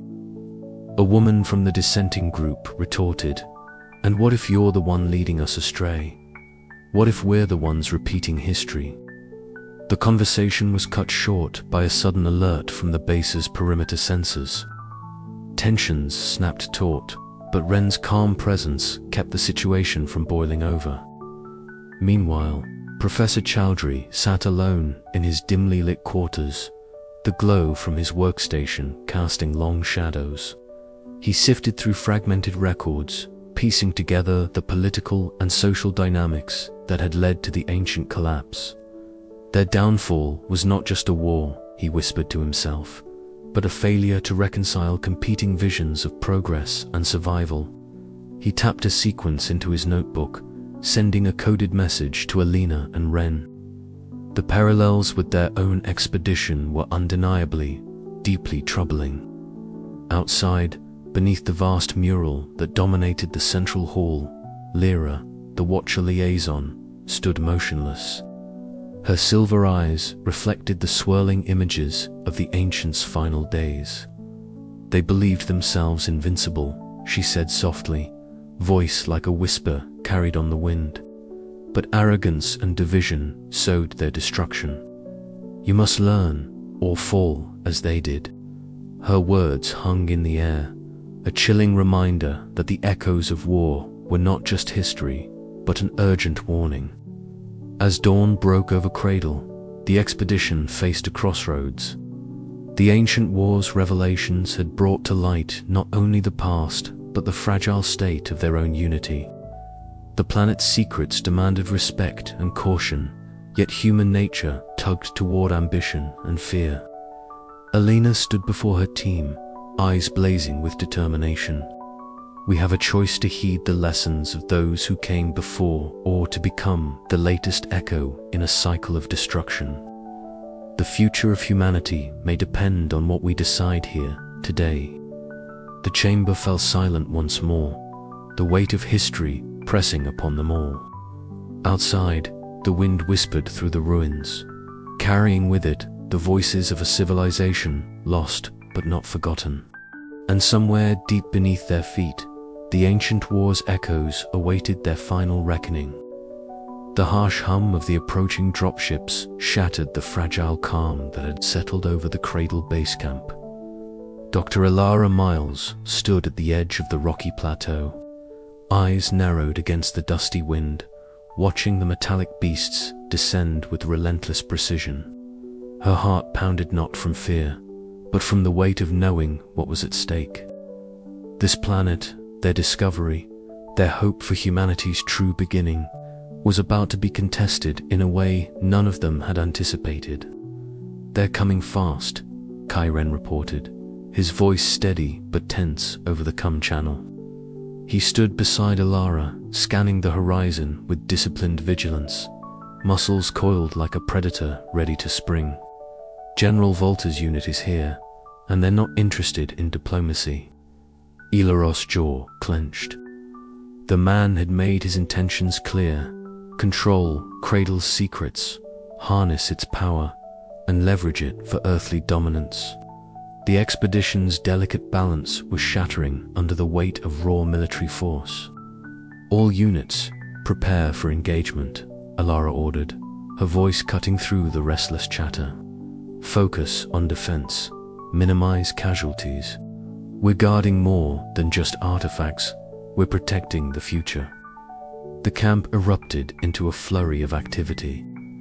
Scientists transformed into soldiers, technicians manned defense systems, and Kai led the security detail with calculated precision. The ancient ruins loomed behind them, silent witnesses to the storm about to descend. The first breach came moments later. Explosions rocked the perimeter as energy pulses tore through makeshift barricades. Shouts of alarm mixed with the crackle of weapons fire. Lyra sprinted toward the command center, weaving through the chaos, her mind racing. "They're pushing hard," Kai reported through clenched teeth as he returned fire, the glow of his non-lethal pulse rifle illuminating the dust-choked air. "We need to hold the central archive at all costs." The archive was the heart of their mission, the repository of holographic records and ancient knowledge. If lost, the expedition's purpose would crumble. Lyra reached the heavy reinforced doors, her hand trembling as she keyed in the access code. Inside, the flickering blue light of dormant holograms bathed the chamber in an otherworldly glow. "We can still de-escalate," Lyra said, turning to face the assembled scientists and security personnel. "If we can reach Volta, maybe we can prevent bloodshed." The communicator crackled with incoming transmissions. A cold, authoritative voice filled the room. "This is General Marcus Volta. Cease resistance and surrender control of the Cradle site. Your cooperation will be noted." Lyra met the voice with steely resolve. "General, this planet is more than a prize. It holds the legacy of all humanity. We will not let it be exploited." "Then prepare to be removed," Volta replied, and the line went dead. Suddenly, the ground trembled. Without warning, ancient defense drones emerged from hidden alcoves, their sleek metallic forms glinting under the archive's artificial light. Red sensors glowed ominously as mechanical limbs whirred to life. "What the hell?" Lyra Voss exclaimed, stepping back in alarm. "These systems, they're ancient but fully operational." Kai raised his weapon, but Lyra held up a hand. "Wait, they're activating in response to the conflict. We have to be careful." The drone scanned the intruders, identifying friend and foe alike with chilling efficiency. Laser emitters gleamed as they targeted both expedition members and Volta's soldiers who had breached the chamber. Chaos erupted anew.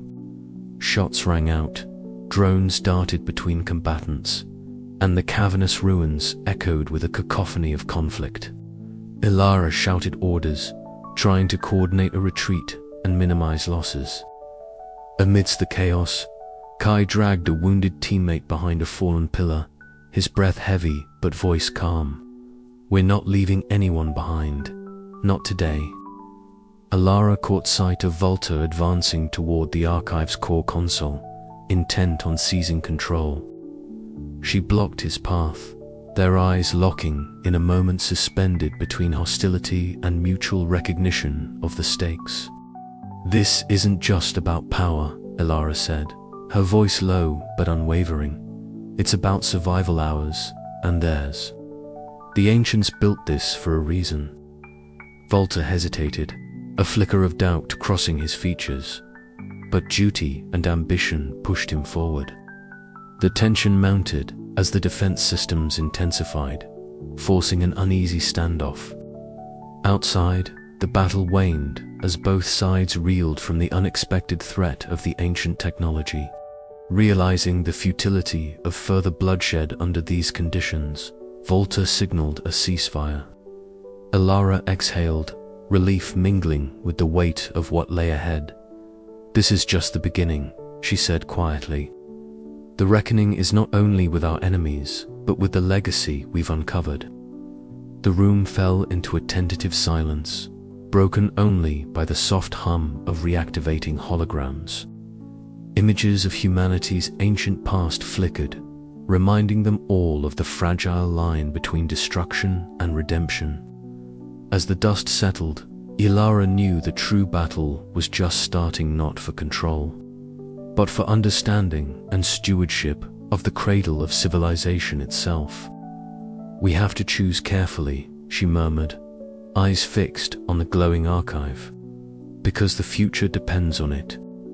Outside, the planet watched silently, its ancient heart beating steadily beneath the scars of war and hope alike.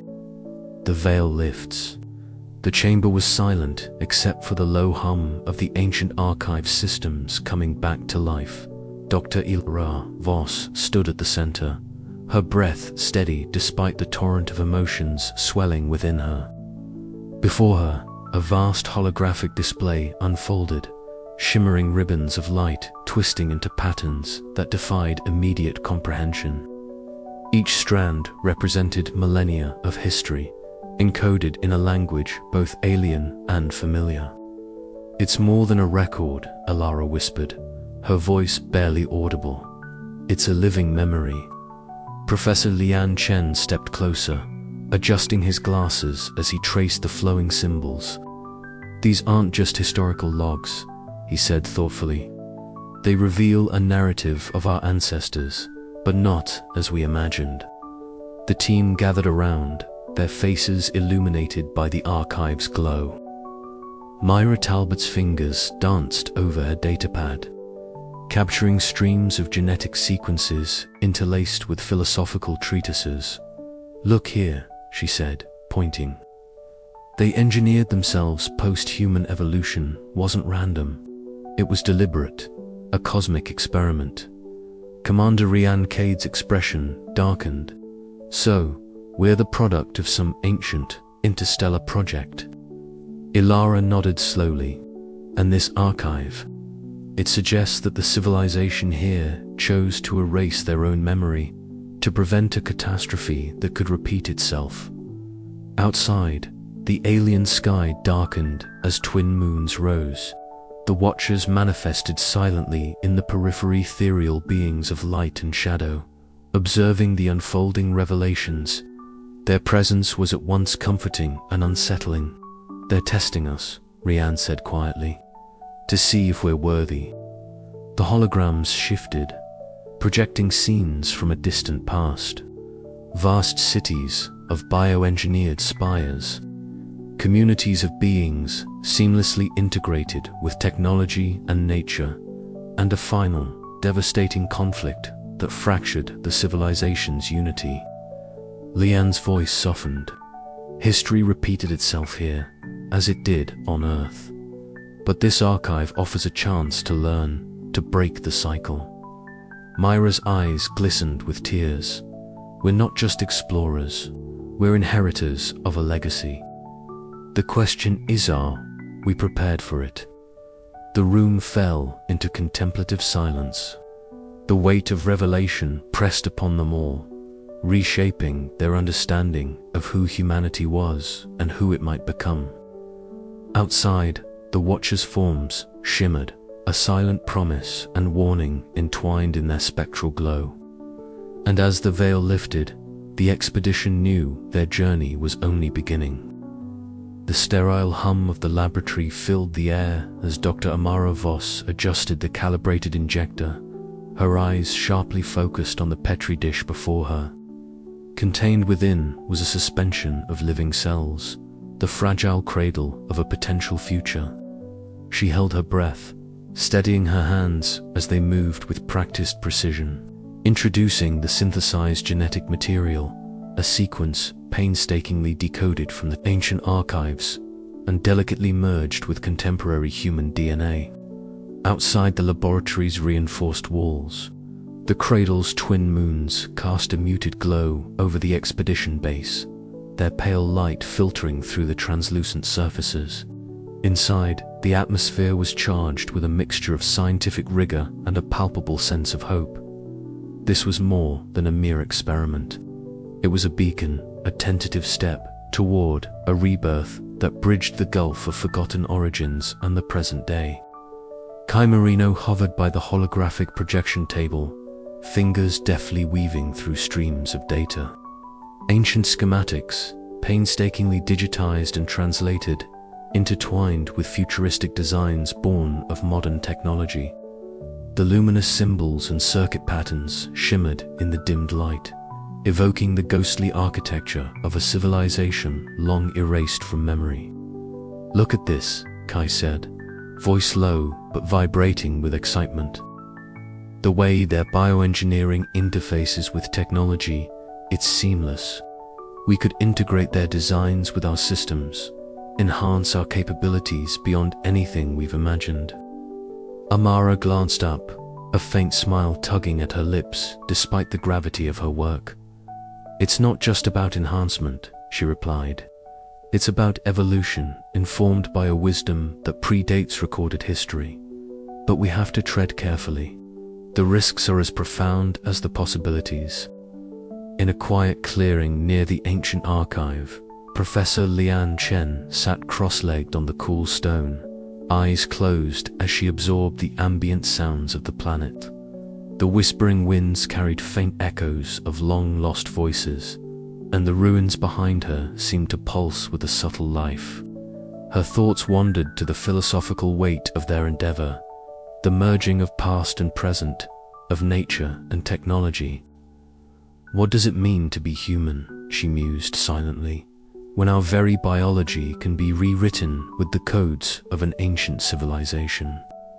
Her reflections were interrupted by the steady footsteps of Mara El-Sayed. The expedition leader's presence was commanding, her green eyes sharp beneath the furrowed brow. "Lian," she said softly, "we stand on the threshold of a new era, not just for science, but for humanity itself. The choices we make now will echo through generations."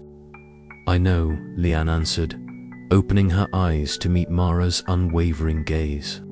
"And that is why our approach must be guided by more than ambition. It must be tempered with humility." Back at the base, the main hall was filled with the gathered team members, their faces illuminated by the soft glow of overhead lights and the flickering holograms suspended mid-air. Mara stepped forward, every eye drawn to her resolute figure. "Today," she began, "we have achieved something remarkable. The synthesis of ancient bioengineering with modern science is no longer theoretical. We have viable biosamples that could redefine what it means to be human." A murmur rippled through the crowd, a mixture of awe, excitement, and unease. Mara continued, her voice steady and resonant. "But with this power comes responsibility. We must ensure that we do not repeat the mistakes that led to the erasure of this civilization. Our future depends on learning from the past, embracing knowledge with care, and respecting the delicate balance of life on Cradle and beyond." Dr. Voss felt a surge of emotion, a blend of pride and apprehension. This was their rebirth, a chance to rekindle a legacy long buried beneath layers of time and silence. Yet, the shadows of history loomed large, reminding them that progress without wisdom could invite catastrophe. As the night deepened, the team returned to their workstations, minds alight with possibilities and questions. The ancient codes whispered their secrets, beckoning humanity toward a new evolutionary path. But the true test lay ahead. Could they navigate the fragile terrain between innovation and preservation, between hope and hubris? Amara lingered by her microscope, watching the cells divide and flourish.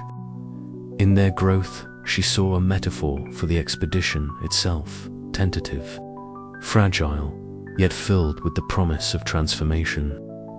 "This is only the beginning," she whispered to the silent lab.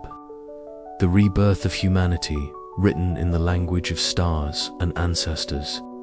Outside, the cradle awaited, its ancient heart beating in time with the first stirrings of a new dawn.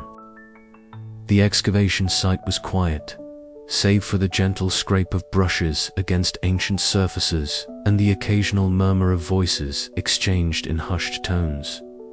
Dr. Mara Ellison crouched low beside a fractured piece of translucent crystal, her fingers working meticulously to clear away centuries of dirt and debris.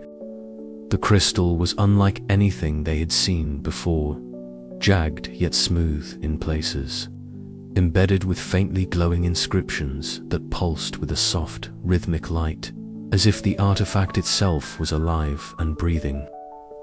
Mara's breath caught in her throat. This was more than a relic. It was a key. Careful, Jintao whispered, his voice taut with concentration as he adjusted the settings on his wrist interface. The scanner's hum filled the small excavation chamber, a smooth, steady sound that contrasted with the crackling static of their coms. Holographic fragments of ancient city maps shimmered in the air above the dusty ground, casting a pale blue light over the team's focused faces.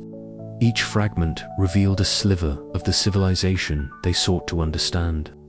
Winding streets, sprawling complexes, and places of worship that hinted at a rich cultural tapestry.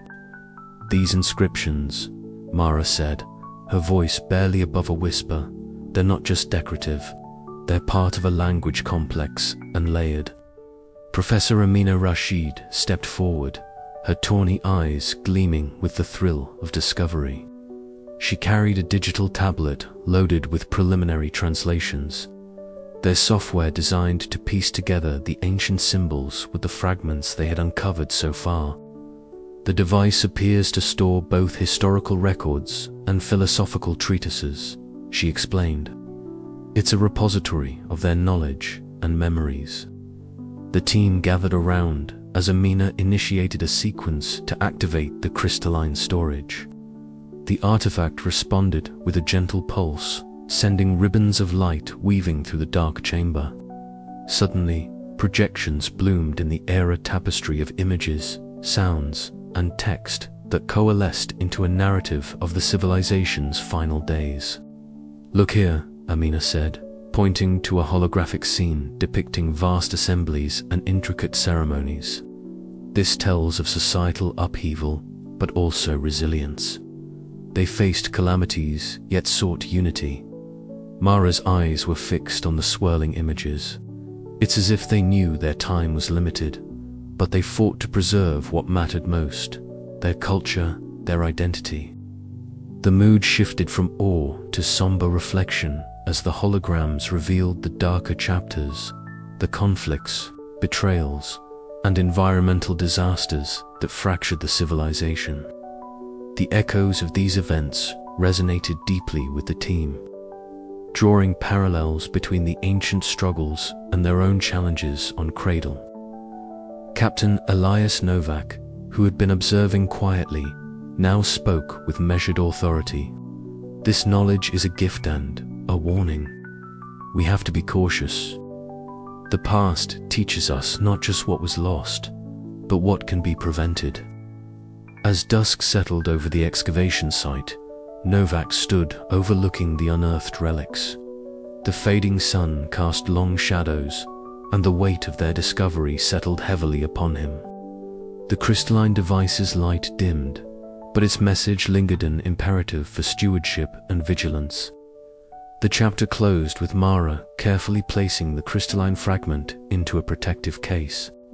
"We've reclaimed fragments of a forgotten world," she said softly. "Now, the question is, what will we do with them?"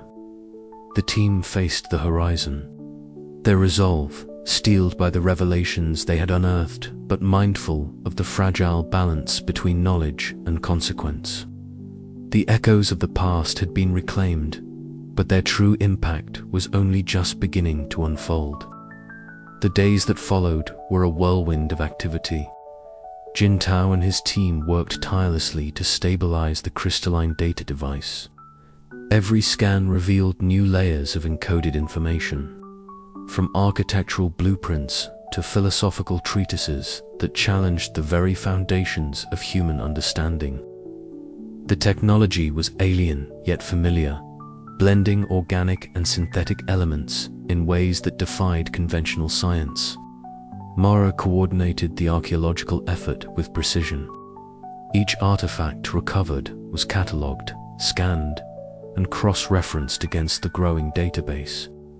The scattered fragments told a story of a civilization that had mastered both science and art, thriving in harmony with their environment until forces beyond their control unraveled their society. Professor Rashid's translations grew more profound by the day. She discovered texts describing rituals of remembrance and warnings against hubris, passages that seemed eerily prescient in the context of their current expedition.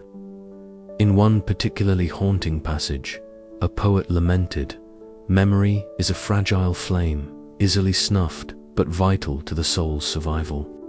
Tensions simmered beneath the surface as the team debated how much of their findings should be shared with the outside world. Some, like Captain Novak, advocated for discretion, fearing political and corporate exploitation. Others pushed for transparency, believing that humanity had a right to reclaim its true origins. Late nights were filled with heated discussions around the campfire, the flickering flames mirroring the uncertain future that awaited them. Mara often found herself caught between the pragmatic caution of the leadership and the idealistic zeal of the researchers. One evening, as the twin moons rose above the horizon, Mara and Amina sat together beneath the stars.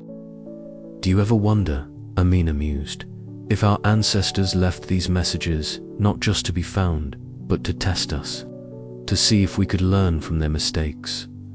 Mara nodded slowly. "It's a burden and a blessing, but we must try, for their sake and ours." As the expedition pressed onward, the fragments they reclaimed were more than relics.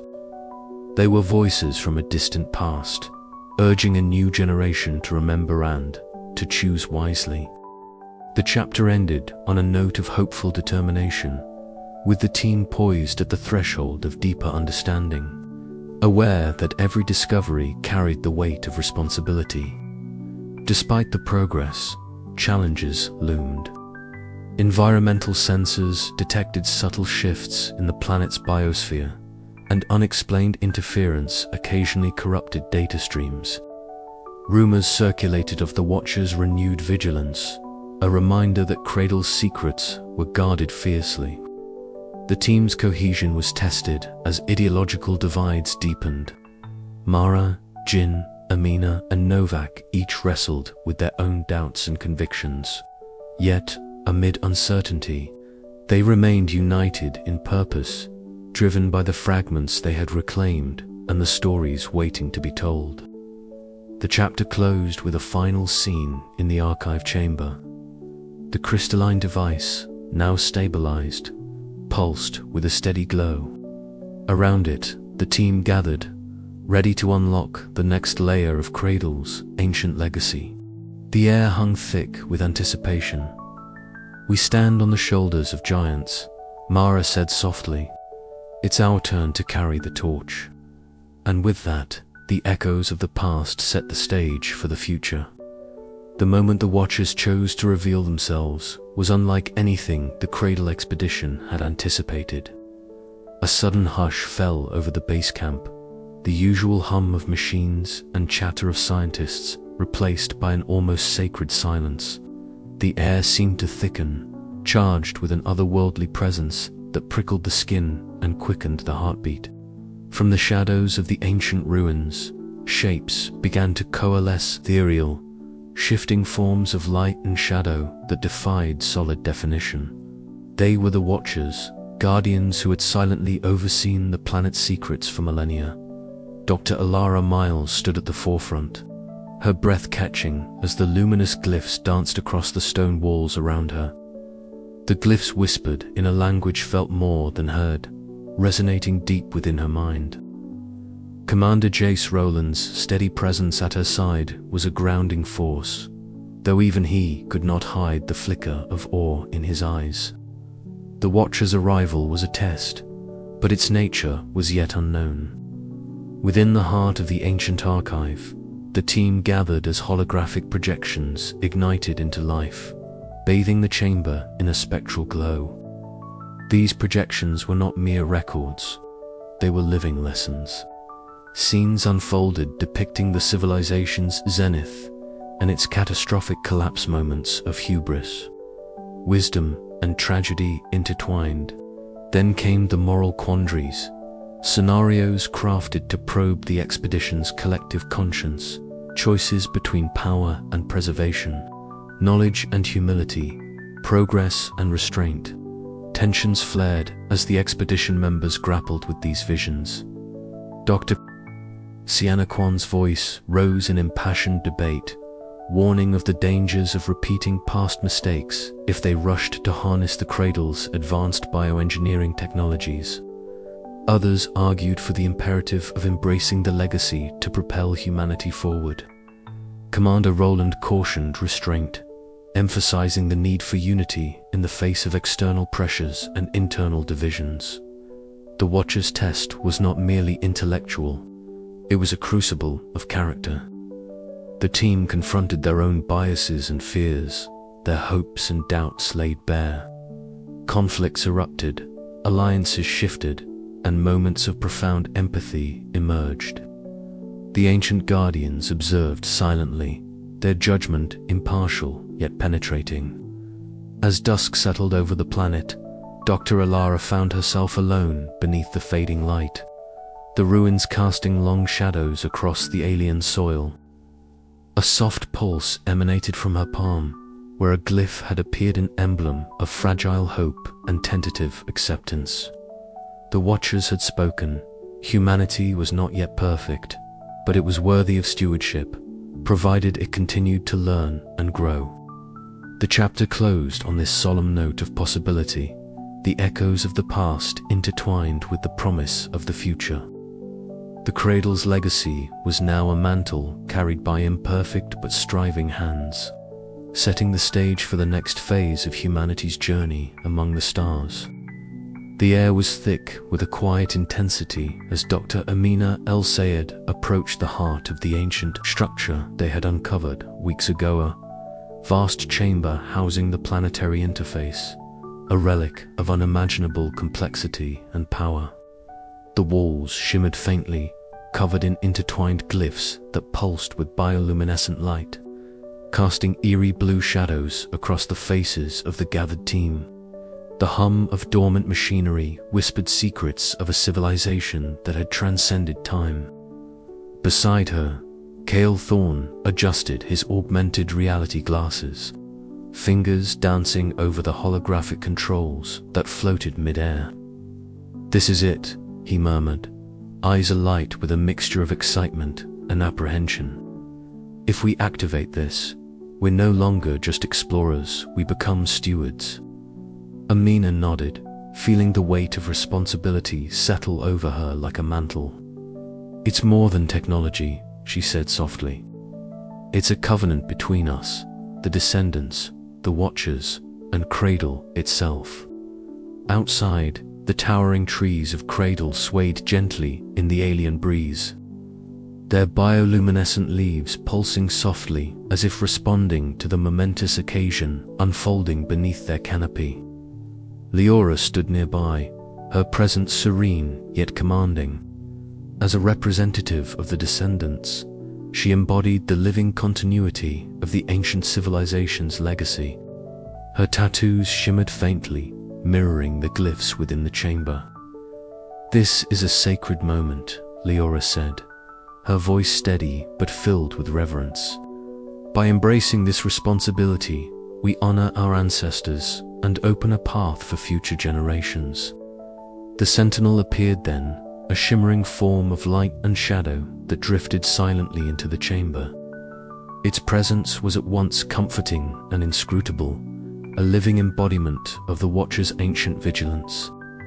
Without words, it conveyed a message of guidance and a solemn warning. The choices made here would ripple across time. As Cale initiated the activation sequence, the glyphs flared brighter, cascading streams of information unfolding holographically around them. Images of Cradle's past civilizations, their triumphs and failures, their bioengineering marvels, and their ultimate downfall played out like a living tapestry. Tensions within the team surfaced as well. Some members questioned the wisdom of such a bold step, wary of inviting external forces who might seek to exploit Cradle's secrets. Others argued that only by embracing their role as caretakers could humanity hope to evolve beyond its fractured past. Negotiations began in earnest with the Descendants and Watchers, facilitated by Lyra and the Sentinel. Around a holographic table, they forged protocols to safeguard the planet, blending ancient wisdom with contemporary ethics. The air was thick with both hope and uncertainty. Outside the chamber, the camp buzzed with a fragile optimism. The shift from excavation to active participation marked a new chapter 1 where humanity's future would be rewritten with reverence for origins and a commitment to stewardship. Yet, as the interface pulsed rhythmically, a subtle unease lingered. Unknown watchers beyond their immediate circle had taken notice, and the challenges ahead promised to test the expedition's resolve like never before. In the quiet moments before dawn, Amina stood alone beneath the alien sky, the twin moons casting soft light over the awakening world. She whispered a promise not just to the team, but to the memory of those who came before and to the future that awaited. "We cross this threshold together," she said, voice steady. "Not as conquerors, but as guardians." The planet responded, its living heartbeats syncing with theirs, offering both challenge and hope. The journey was far from over, but the path forward was clear. Humanity's place in the cosmos was no longer just a question of discovery, it was a question of responsibility, legacy, and the courage to transcend the past. As the first light of Cradle's dawn painted the horizon, the expedition stepped forward, ready to shape a new destiny. The days that followed were a whirlwind of activity. Teams worked side by side with the Descendants, learning to interpret ancient technologies not as relics to be mined, but as tools to be harmonized with the planet's living systems. Kale's bioengineering expertise became invaluable as they cautiously began experiments that melded Cradle's biotechnology with human innovation. Lyra shared stories and songs from her people, guiding the expedition in rituals that honored the planet's memory. The Watchers observed quietly, their luminous forms occasionally flickering into presence, offering cryptic insights that challenged human assumptions. But the deeper they delved into partnership, the clearer it became that old wounds and new ambitions could fracture even the strongest alliances. Debates flared over how much to reveal to Earth, how to manage the influx of interest from governments and corporations, and how to ensure the sanctity of Cradle against exploitation. One evening, as the twin moons rose high, Amina convened a council beneath the ancient trees. The air was thick with anticipation as voices rose and fell in passionate discourse. It was clear the expedition stood at a crossroads, not only between past and future, but between competing visions of what humanity's role should be. "We are more than archaeologists," Amina reminded them, her voice calm but resolute. "We are partners with Cradle, its descendants, and the Watchers. Our actions will echo far beyond this moment." The Sentinel shimmered beside her, its form coalescing into a visage that seemed almost human. It spoke not in words, but through a flood of images and emotions of cycles, of balance, and of the fragile thread that held existence together. Moved by this profound communion, the team reached a tentative consensus to prioritize stewardship over conquest, knowledge over power, and unity over division.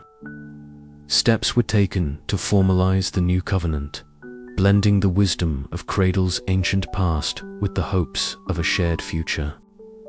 As the chapter closed, The expedition no longer stood at the edge of discovery, but had stepped fully into the realm of creation. The threshold had been crossed. The echoes of the cradle carried on not as distant whispers, but as a living song guiding humanity toward its next evolution. And beyond the stars, unseen eyes watched, waiting to see if humanity was truly ready to inherit the legacy of the dawn. The late afternoon sun cast long, shifting shadows across the clearing where Dr. Lina Morales found herself seated beneath the sprawling canopy of a towering alien tree. The leaves above shimmered with an otherworldly iridescence, their colors shifting subtly with the breeze. Lina's fingers idly traced the ancient symbols etched into the dirt, the same cryptic glyphs they had uncovered just days ago in the ruins nearby. Each curve and line felt like a silent whisper from the past, a language lost to time yet strangely familiar. Her hazel eyes glistened with a mixture of awe and something deeper, a longing she could not easily explain. Around her, the soft rustling of leaves mingled with the distant calls of native fauna, creating a symphony both alien and comforting. Lina's thoughts drifted beyond the immediate marvels of the expedition, back to her childhood on Earth, to the stories her grandmother told of origins and belonging. Here, on Cradle, those stories had taken on new, tangible meaning. The discovery of humanity's true birthplace was not just a scientific breakthrough, it was a personal pilgrimage, a journey into the collective memory of her species. Nearby, Captain Aidan Rourke maintained his nightly vigil. The camp's perimeter was bathed in the pale glow of bioluminescent markers, but the forest beyond remained a vast, impenetrable darkness. The cold wind tugged at his jacket, carrying with it faint, eerie howls that stirred a primal caution within him. His eyes scanned the shadows relentlessly, muscles coiled and ready. Yet beneath the surface of his stern exterior lay a profound weariness, a fatigue born not only from physical strain, but from the burden of responsibility. Every member of this team depended on his protection, and the stakes felt higher with each passing day. Inside the base, the hum of machinery was punctuated by the soft laughter of Mika Tanaka and Sasha Katri. The two had found a momentary refuge beside a flickering holographic fire projected from a portable unit. Mika's expressive eyes sparkled as she recounted tales from Earth of bustling cities, quiet mountain retreats, and the endless sky. Sasha's fiery hair caught the light as she grinned, sharing her own dreams of invention and exploration. Their shared stories wove a fragile tapestry of connection amid the alien landscape, reminding them both of the humanity that bound them despite the vast distances from home.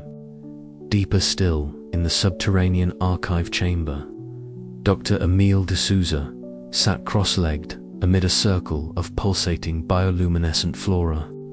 The soft glow bathed his face in ethereal light as he closed his eyes and inhaled slowly. The knowledge they had uncovered was staggering, the ethical implications profound. He pondered the responsibility they bore, not just as scientists, but as custodians of a legacy that had shaped human existence itself. The weight was immense, yet in this quiet moment of meditation, he found a calm resolve. As these intimate moments unfolded across the camp, invisible threads began to weave the team closer together. Conversations sparked by shared fears and hopes revealed the vulnerabilities beneath their professional facades. Lina confessed her doubts about whether humanity was ready to embrace such a radical truth. Aidan admitted his fears of failing those who depended on him. Mika mused on the impact this mission might have on human identity, while Sasha expressed her determination to harness the discoveries for a better future. Emile's voice, measured and steady, offered a moral anchor, urging caution and compassion. These silent bonds, forged in the crucible of isolation and discovery, became the expedition's quiet strength. The personal histories they shared of loss, resilience, and yearning lent new meaning to their scientific pursuit. The planet Cradle was no longer just a site of exploration. It was a mirror reflecting their own humanity, reminding them that beneath the layers of technology and ancient ruins, the enduring spirit of mankind persisted. Yet, as the night deepened, the shadows lengthened, not just outside the camp, but within their hearts. The external pressures of political factions, competing agendas, and the enigmatic watchers loomed ever larger. Internal disagreements simmered beneath the surface, threatening to fracture the fragile unity they had cultivated. But tonight, for a brief moment, the expedition found solace in their shared stories.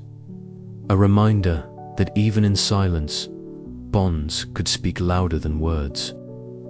As the stars wheeled overhead, Lena rose from her spot beneath the tree, her gaze lingering on the symbols carved into the soil.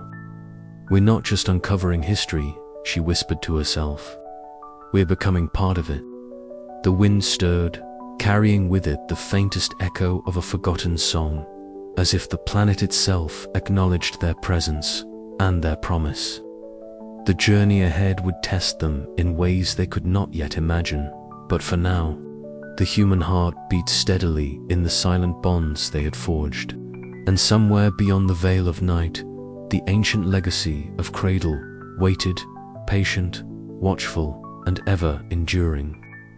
The soft glow of the holographic projector cast long shadows across the walls of the archive chamber, illuminating the intricate symbols that danced in the air like ancient whispers given form. Dr. Lyra Miles sat cross-legged on the polished floor, her eyes fixed on the looping lines and geometric patterns. Her fingers hovered just above the translucent script, trembling slightly with a mixture of reverence and excitement. This was no ordinary language. It was a tapestry woven from millennia-old wisdom, an echo of a civilization that had once thrived on this planet, long before human memory had faded to myth. Around her, the quiet hum of the expedition's base camp was a distant murmur, muffled by the thick stone walls and the solemn weight of discovery. Ilara's mind raced as she connected fragments of phonetic sounds to the symbols, slowly unraveling the intricate grammar and syntax hidden beneath the surface. Each breakthrough was a thread pulling her deeper into a narrative that transcended time, a philosophy that spoke not only of knowledge and power, but of balance, restraint, and respect for the delicate interplay between technology and nature. "Ilara," a voice called softly, breaking her concentration. Captain Rajan Torres stepped into the chamber, his tall silhouette framed by the door's pale light. "Any progress?" She looked up, eyes bright. "More than progress, Captain. This language, it's more than just words. It's a philosophy." They spoke of harmony and caution, a guide to living with the power they wielded. Rajan approached, his gaze settling on the swirling symbols. "Can you translate enough to share it with the team?" "I believe so," Ilara replied, her voice steady despite the whirlwind inside her. "But it will take time. This isn't just a dictionary, it's a mindset, a way of understanding the world that challenges everything we thought about progress." In the adjacent command center, Mirakato listened intently as Ilara presented her initial findings. The holographic display flickered softly, casting an ethereal light on Mira's thoughtful face. So they weren't just a technologically advanced society, Mira mused. They had a code of philosophy that governed how they used their advancements. "Exactly," Ilara confirmed. "They believed that unchecked growth and ambition could lead to destruction. Their texts warn of a cycle: advancement followed by collapse. They advocate for balance, a symbiotic relationship with their environment." Myra's eyes narrowed. "It's as if they were trying to teach us, to prevent us from making the same mistakes." But how do we apply that now? We're standing on the edge of discovery and exploitation. Across the base, Dr. Alim Naveed sat in the research lab, his fingers deftly adjusting the settings on a neural mapping interface. Inspired by the newly deciphered texts, he was attempting to understand how the ancient civilization's philosophy might have influenced their cognitive evolution. The soft beeping of his monitors punctuated the air, blending with the rhythmic tapping of his stylus against the console. These concepts of harmony and caution, they're not just ethical guidelines, Alim muttered to himself. They're embedded in the very fabric of their consciousness. Suddenly, his screen flashed with a new pattern neuronal pathways that suggested a form of collective memory, a biological archive encoded within their DNA. The implications were staggering. The ancient inhabitants had engineered themselves not only technologically, but biologically, embedding their philosophy into their evolution. Back in the archive chamber, Lyra continued her work late into the night. The language revealed parables and metaphor stories of a civilization that saw itself as a guardian, not a conqueror. They spoke of the flow, an unseen force connecting all life and technology, urging a mindful approach to innovation. As dawn crept over the horizon, bathing Cradle's landscape in soft pink hues, the expedition gathered outside under the twin moon's fading light. The air was cool and still, charged with the weight of their discoveries. Voices murmured in small clusters, debates sparked by the new philosophy. Captain Torres stood at the forefront, his gaze sweeping over his team. "We've uncovered more than artifacts," he began. "We found a mirror reflecting our own potential futures. The question now is, how do we honor this wisdom?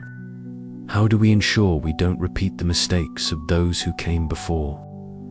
Lyra stepped forward, her voice steady but filled with passion. "Their language teaches us that progress without restraint leads to ruin. They chose harmony over dominance. We must decide if we are ready to embrace that path." Myra nodded, adding, "It won't be easy. Our world thrives on advancement, on pushing boundaries. But perhaps the true challenge is learning when to hold back, when to listen." A hush fell over the group as they contemplated the fragile balance between discovery and destruction. The lost language was more than a relic. It was a guidepost, a plea from the past that resonated deeply with their own fears and hopes. As the morning light strengthened, the team set to work, their approach tempered by the ancient philosophy. They would proceed with caution, mindful of the lessons etched in the symbols and stories of a civilization that had risen, flourished, and ultimately faded, waving behind a legacy not just of technology, but of wisdom. Yet, beneath the surface of this newfound reverence, a quiet question lingered. Could humanity truly learn from the echoes of the past, or were they destined to follow the same path to oblivion? The answer lay hidden in the pages yet to be deciphered, in the silent whispers of the lost language waiting to be heard once more. And so, with the weight of history on their shoulders and the promise of a new understanding before them, the expedition pressed on into the heart of the Cradle's secrets and into the uncertain dawn of humanity's next chapter. The shattered mirror hung before them, a mosaic of fractured crystal glinting under the twin suns of Cradle. Each shard reflected a fragment of light, casting a kaleidoscope of colors onto the ancient stone walls. Dr. Mara Ellison stepped forward, her eyes tracing the jagged edges with reverence and sorrow. "Look at this," she murmured, her voice barely above the whispering wind that stirred the dust around their boots. "This is us, our history, our nature, brilliant but broken. A mirror shattered by our own hands, scattered across time and space." Commander Lyra Voss stood beside her, arms crossed, his gaze hard but thoughtful. The expedition's discoveries had peeled back layers of human history, revealing a civilization both astonishingly advanced and tragically flawed. The ruins spoke not only of innovation, but also of collapse, a duality that weighed heavily on every mind present. It's not just a metaphor, Mara continued, turning to face the gathered team. The ancients engineered their world with such care and vision, yet their downfall came from within. Progress and destruction are intertwined threads in our story. In the dimming light, Dr. Jian Li knelt beside a pulsing artifact, its bioengineered surface alive with a faint, rhythmic glow. "I've never seen anything like this," he said, voice tinged with awe and unease. "This technology blurs the line between life and machine, creation and control. It embodies that duality to our potential for healing and harm." The campfire that evening was a crucible of emotion. The team gathered close, the flames casting flickering shadows on their faces as debates flared. Some argued for harnessing the ancient knowledge to accelerate human evolution, believing it essential for survival. Others urged caution, warning that repeating past mistakes could doom them all. Sarah, the liaison with the living descendants of the ancient civilization, listened silently before speaking. Her voice was soft but resolute. "We carry the legacy of those who came before. Their mistakes are our warnings. To move forward, we must remember not only their triumphs, but also their failures. Balance is the path, not domination or erasure." As night deepened, Mara found herself wandering the edge of the silent city. The wind whispered through broken spires and hollowed streets, carrying echoes of a forgotten era. Stars glittered overhead, indifferent observers of the fragile hope kindling among the ruins.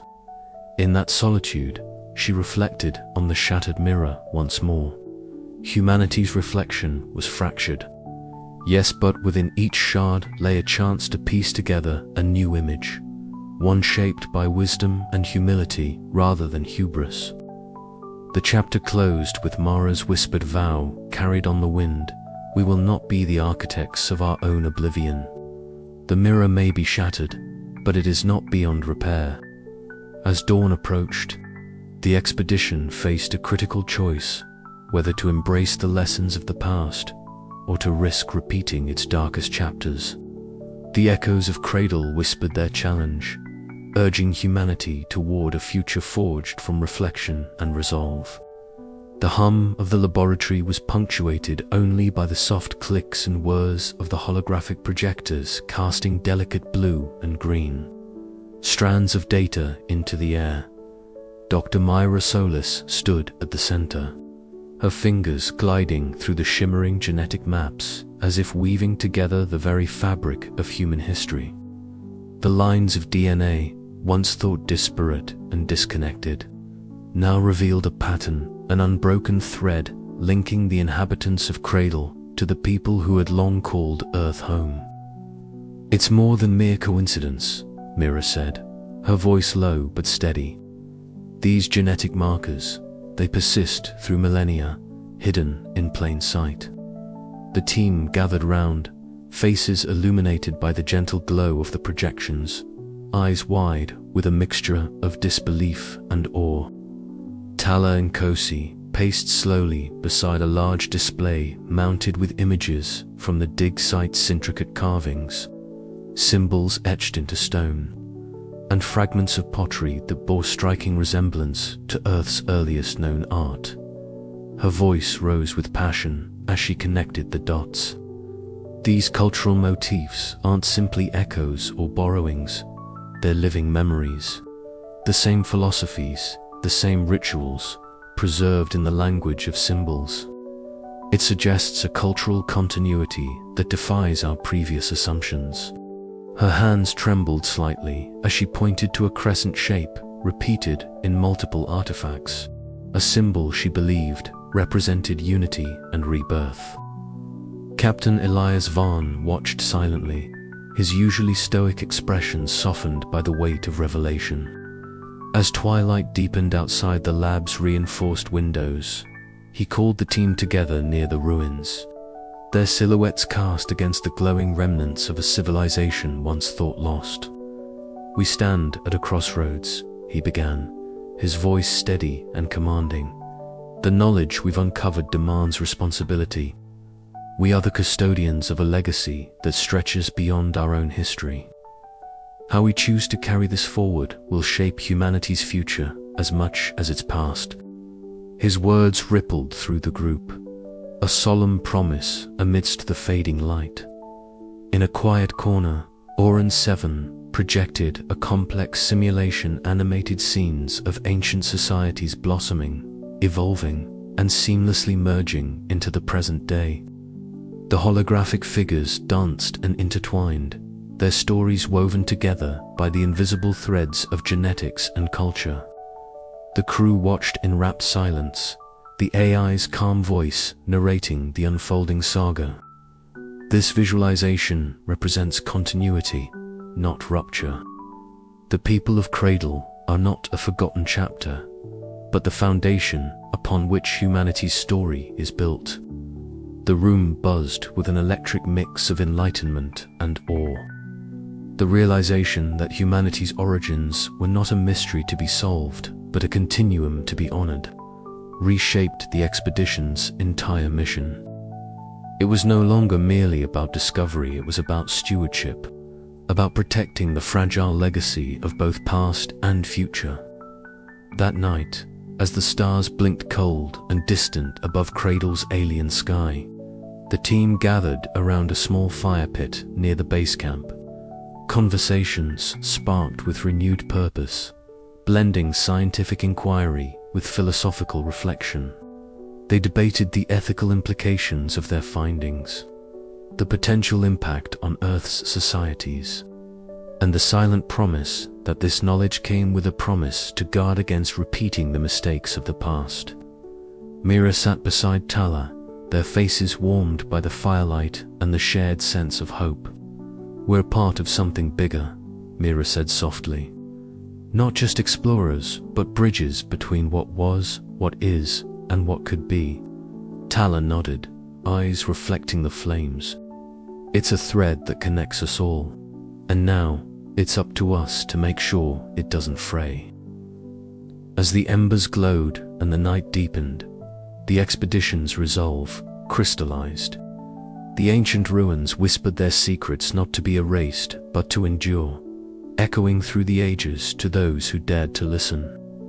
The threads of continuity had been found, weaving humanity's story into a tapestry far richer and more profound than anyone had imagined. But as the team drifted to rest, a subtle vibration hummed beneath the ground, a reminder that Cradle itself was alive, watching, waiting.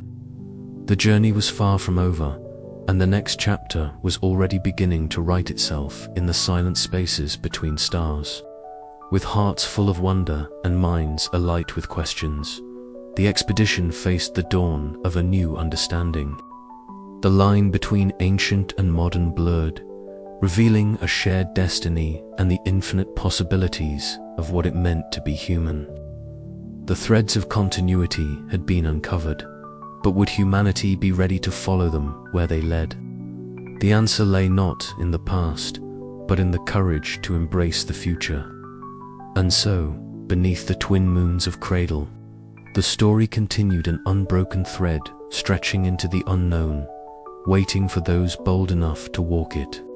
The last light, the horizon of Cradle, blushed with the dying rays of the sun, a warm, golden-orange sweep that stretched wide across the sky, setting the ancient crystalline beacon ablaze with prismatic colors. The expedition's members gathered silently in the shadow of the towering structure, its facets catching the light and fracturing it into a kaleidoscope of hues that danced across their faces. Faces etched with exhaustion, awe, and a profound sense of purpose. Dr. Mara Ellison stood at the forefront, her gaze steady on the beacon's shimmering surface. The air was thick with anticipation, the usual hum of the planet's biosignature subdued, as if the very world itself was holding its breath. Around her, the team formed a loose semicircle. Captain Leo Varga, his posture authoritative, yet softened with a rare vulnerability. Eli Navarro, nervously adjusting his glasses as he scanned the ancient scripts one last time. And Tali, the liaison from the Descendants, whose presence bridged the chasm of time and culture that had separated the expedition from the planet's true history. Tali's voice broke the silence. She stepped forward, her feet bare against the cool stone, and began to speak in the long-forgotten tongue of the civilization that had birthed humanity. The words were melodic, weaving a tapestry of invocation and remembrance, resonating with a power that seemed to ripple through the crowd and even the very air around them. The meaning of the invocation was echoed in the translations Eli had painstakingly prepared. A call to honor the ancestors, to remember the sacrifices made, and to pledge stewardship over the legacy they had left behind. Mara watched as the crystalline beacon began to pulse faintly, responding to Tali's invocation. It was time. From a specially designed containment case, Mara withdrew the bioengineered flamer creation born of ancient bioengineering techniques combined with modern science, designed to burn with a light that could awaken the dormant systems embedded deep within the planet's architecture. The flame was held within a delicate, iridescent vessel, its surface shimmering like liquid glass. With deliberate care, Mara approached the beacon's core. The crowd leaned in, breaths collectively held in the quiet twilight. As she placed the vessel within the crystal's heart, the beacon flared to life, emitting a soft, radiant glow that bathed the assembly in gentle light. The crystal's facets shimmered brighter, casting dancing patterns across the surrounding ruins, illuminating ancient glyphs and murals previously lost to shadow. A low, harmonic vibration emanated from the beacon, a subtle resonance that seemed to pulse in time with the beating hearts of those gathered. It was as if the cradle itself was awakening, responding to the pledge made this evening. Captain Varga stepped forward then, his voice steady and clear, cutting through the reverent quiet. Tonight, we honor those who came before us not just as explorers or scientists, but as heirs to a legacy that demands our respect and responsibility. The knowledge we have uncovered is a gift and a burden. It is up to us to carry it wisely, to protect it from those who would exploit it for power, and to share it with humanity in a way that uplifts rather than divides. His words hung in the air, a solemn promise that transcended the individual, a collective commitment to stewardship, to unity, and to hope. Mara felt a swell of emotion rise within her, a mixture of relief, pride, and the quiet fear of the unknown paths that lay ahead. They had reached a pivotal moment, the turning point where discovery became responsibility.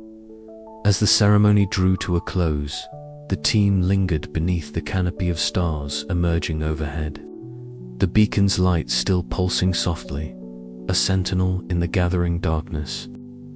Conversations sparked anew, bonds strengthened by shared purpose, and a renewed sense of mission took root. The last light was more than a ceremony.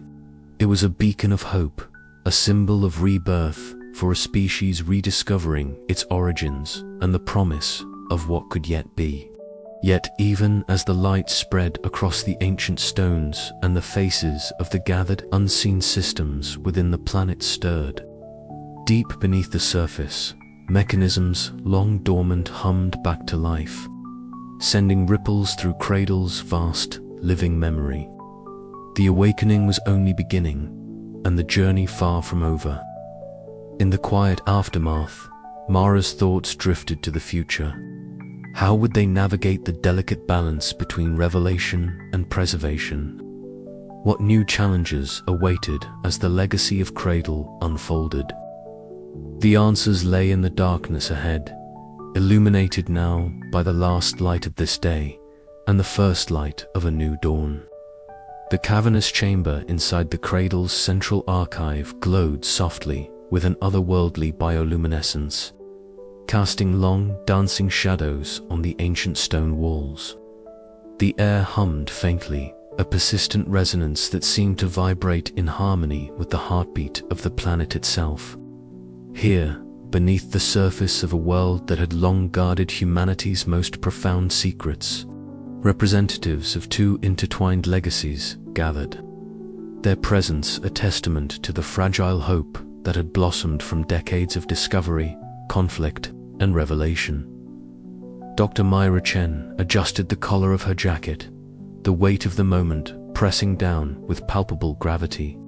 She stood near the ancient stone table, its surface etched with glyphs that shimmered faintly under the ambient light. These inscriptions were remnants of a civilization that had once flourished here on advanced society that had transcended the limits of biology and technology, only to vanish in a cataclysm that had erased them from collective memory. Now, humanity stood at a crossroads, tasked with honoring that forgotten past while forging a future that could avoid the mistakes of its progenitors. Across from her, Nalia, the lithe and enigmatic representative of the descendants, moved with a grace that seemed almost alien. Her iridescent skin caught the light, shifting in subtle hues of blues and greens, while her ceremonial robes, woven from threads that glowed softly in the dimness, marked her as a custodian of ancient wisdom. Nalia's eyes, deep pools of quiet strength, met Myra's with an intensity that conveyed more than words ever could, a shared understanding of responsibility and trust. Commander Elias Ford stood nearby, his broad frame a steady presence amidst the tension. His gaze swept the assembly, noting the cautious optimism that tempered every gesture, every word exchanged. The security protocols had been tightened for this occasion. The fragile peace between factions within the expedition and the descendants depended on this moment's success. Any misstep could unravel years of painstaking diplomacy. Professor Arun Patel, the expedition's ethics specialist, whispered quietly to Mira, "This covenant could redefine humanity's relationship with its origins and with the unknown future. We must be meticulous." Mira nodded, her fingers hovering over the holographic interface embedded in the stone table. As the representatives gathered their devices, the ancient technology synchronized flawlessly with the modern systems, projecting a translucent document in midair. The text, a blend of Cradle's lost language and contemporary human script, detailed the terms of the covenant, preservation of the planet's cultural heritage, restrictions on exploitation of natural resources, protocols for joint research and stewardship, and commitments to transparency and mutual respect. The Watcher entity manifested nearby, a towering figure of shifting colors and light, its presence both awe-inspiring and humbling. It had guarded the planet's secrets for millennia, an ancient sentinel whose judgment would weigh heavily on the proceedings. The room fell silent as the entity's luminous form pulsed gently, as if acknowledging the gravity of the alliance unfolding. Mira stepped forward, her voice steady despite the pounding of her heart. "We come not as conquerors or exploiters, but as humble seekers of knowledge and partners in preservation. This covenant is our promise to Cradle, to its people past and present, and to the future generations who will walk this path alongside us." Nalia responded, her voice melodic and resolute. "The descendants of this land have waited for this day. Together, we will protect the legacy entrusted to us, ensuring that the mistakes of the past do not define the destiny of those yet to come." With deliberate care, they reached across the table and clasped hands, a gesture that transcended culture and species, symbolizing unity and shared purpose. Around them, the holographic covenant shimmered, awaiting their signatures. As the digital pens traced their marks, an electric hum filled the chamber. The ancient systems integrated the living will of the participants, sealing the agreement with a pulse of energy that rippled through the stone and into the planet itself. Outside, Cradle's vibrant biomes responded in kind. The leaves of towering trees glowed faintly. Bioluminescent flowers opened their petals, and the night sky blazed with unfamiliar constellations. As if the cosmos itself celebrated the birth of this new covenant. The assembly broke into quiet conversations, anticipation mingling with relief. Commander Ford approached Myra, his voice low but confident. This is only the beginning. We've a long road ahead, but for the first time, we walk it in partnership. Myra allowed herself a brief smile. Yes, partnership with respect and care. That is the true legacy of the Cradle. Yet, even as hope blossomed within the chamber, shadows lingered at the edges of the human heart. Questions of how to balance progress with preservation, curiosity with caution, echoed silently. The Covenant was a beacon, but the path it lit was fraught with uncertainty. Outside, the planet breathed a living archive of memory, waiting patiently for humanity to prove itself worthy. And with that, the new chapter of human evolution began. The Grand Hall, transformed into a neutral ground for this historic moment, was a breathtaking blend of ancient architecture and modern technology. The vaulted ceiling, carved from a single monolithic crystal that shimmered with the planet's own light, seemed to stretch beyond the visible realm. Holographic displays floated mid-air, projecting data streams that danced alongside the inscriptions on the stone table. Delegates from both the human expedition and the descendants stood in a loose circle, their faces illuminated by the soft glow. The air was thick with anticipation, the weight of millennia pressing down in every silent breath. Myra's gaze swept over the group, noting the expressions of tentative hope, restrained excitement, and the ever-present undercurrent of anxiety. This was more than a treaty, it was a pact that would determine the fate of Cradle and perhaps of humanity itself. Lyra stepped forward, her voice carrying a melodic cadence that seemed to harmonize with the subtle vibrations in the air. We have waited long for this day. The stories of our ancestors speak of a time when the planet was whole, when knowledge was shared freely, and respect for life was sacred. Let this covenant be a bridge between our peoples, a commitment to honor that heritage.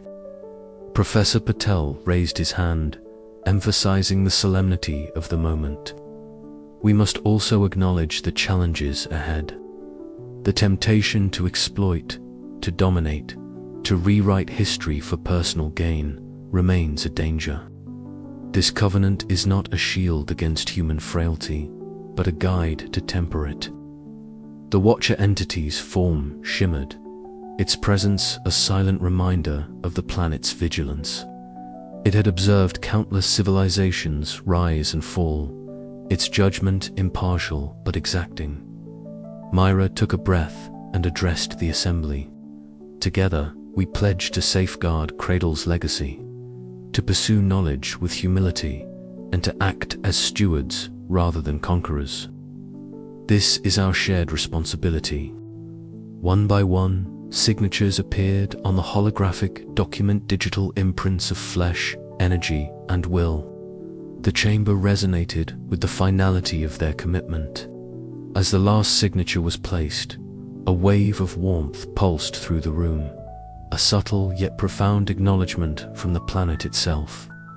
Outside, the living world of Cradle responded. The forest's luminescence intensified, and distant creatures sang ancient songs in the night. Myra looked to Lyra, their eyes locking in mutual respect. This is the dawn of a new era. May we be worthy of it. Lyra nodded, her voice soft but unwavering. The Cradle remembers, and now, so do we. The assembly slowly dispersed, leaving the chamber bathed in the quiet glow of a promise made. Beyond the walls, the vast expanse of the planet awaited, its future intertwined with the fragile thread of this newly forged covenant. The path ahead was uncertain, but for the first time in eons, it was shared. As night deepened, Myra lingered near the entrance, looking out onto the alien horizon. The stars above were unfamiliar constellations, their patterns a silent testimony to the vastness and mystery of the universe. The soft rustle of bioluminescent leaves whispered in the gentle breeze, the planet itself alive with anticipation. Commander Ford approached quietly. "You seem lost in thought." Mira smiled faintly. "I'm thinking of what comes next. The Covenant is a beginning, but the real work understanding, protecting, evolving starts now." Ford nodded. "And the world will be watching. We must be ready for scrutiny, for challenges. But I believe in this team, in this mission." She looked back at the glowing archive, then up to the stars. "So do I. The Cradle has given us a chance to rewrite history, not just to learn from the past, but to shape a better future." The planets seemed to hum beneath their feet, an ancient pulse syncing with the human heartbeats that dared to dream. And somewhere, deep within the core of Cradle, the echoes of forgotten origins whispered a promise that memory, legacy, and hope would endure. The new covenant was signed, but as the final words were etched into the glowing interface and the assembly dispersed, one question lingered, heavy and unspoken. How long could humanity resist the lure of power and ambition before the cycle repeated? Outside, the night shifted, the stars stretching across the sky like silent witnesses to a fragile promise. The awakening earth, the morning light filtered softly through the translucent canopy, casting mottled shadows that danced across the damp soil. Dr. Amara Singh crouched among the fragile shoots, her gloved fingers barely brushing the tips of a cluster of luminescent plants. Slowly, as if stirred by her presence alone, the verdant tendrils unfurled, bathing her face in a gentle, otherworldly glow. Around her, the air thrummed with a subtle vibration, like the planet itself was breathing anew. This was no mere coincidence. It was the first tangible sign that Cradle was responding, that the bond between human care and alien life was awakening. Commander Elias Rourke approached silently, his boots pressing into the soft earth with practiced caution. He stood over Amara's shoulder, eyes scanning the iridescent flora that stretched towards the sky. "It's like the planets thanking us," he murmured, voice thick with a mix of disbelief and hope. Amara glanced up, eyes shining. "Not just thanking us, Elias. It's communicating. We've spent too long thinking of Cradle as a passive landscape. It's alive in ways we're only beginning to comprehend." The team's efforts over the past weeks had been painstaking, blending advanced bioengineering with the planet's own ancient systems. They had introduced carefully calibrated nutrients, designed to awaken dormant seed banks and stimulate growth without disrupting existing ecosystems. The results exceeded expectations. Plants once thought extinct were sprouting, and microbial colonies were thriving in previously barren soil. As the sun climbed higher, Commander Rourke led the group to a ridge overlooking the valley where their base camp nestled among the awakening greenery. The horizon shimmered with iridescent hue-subtle shifts in atmospheric composition that suggested the planet's energy was realigning. The phenomenon was invisible to the naked eye on Earth, but unmistakable here, captured by their environmental sensors. "That glow," Rourke said, eyes fixed on the horizon. "It's like the planet itself is breathing life back into its veins." Sora Ven, the cultural liaison and historian, joined them, her digital tablet projecting holographic images of ancient texts. "The Watchers mentioned this in their earlier appearances," she said, voice steady but tinged with awe. "They spoke of a time when Cradle would awaken fully, responding to the stewardship of its children." As if summoned by her words, the shimmering forms of the Watchers flickered into view, ephemeral and radiant. They hovered silently, their presence a comforting but profound reminder of the legacy the expedition had inherited. Sora's fingers danced across her tablet, deciphering the last fragments of a passage that spoke of harmony between life and memory, progress and preservation. "They are pleased," Sora whispered, her eyes reflecting the flickering light, but also cautious. The day unfolded with the team planting new groves, each sapling a symbol of hope and renewal.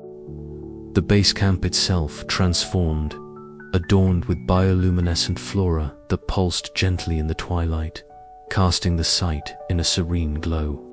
Around a hastily built fire pit, the team shared stories of Earth, of Cradle, and of the countless generations that had come before. "This is more than a mission," Amara said, her voice steady yet filled with emotion. "It's a covenant, to protect, to nurture, and to learn. This planet is not just our home. It's a living testament to what we can become." The night deepened, and the stars above seemed to twinkle with renewed vigor, as if the cosmos itself acknowledged the fragile yet powerful rebirth taking place below. But amid the hope, a question lingered unspoken. Could humanity truly harmonize with Cradle's living ecosystem without repeating the mistakes that had marred their past?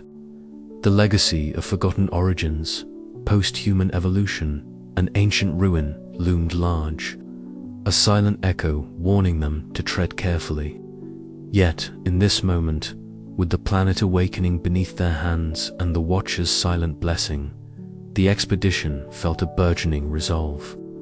The future was uncertain, but it was theirs to shape.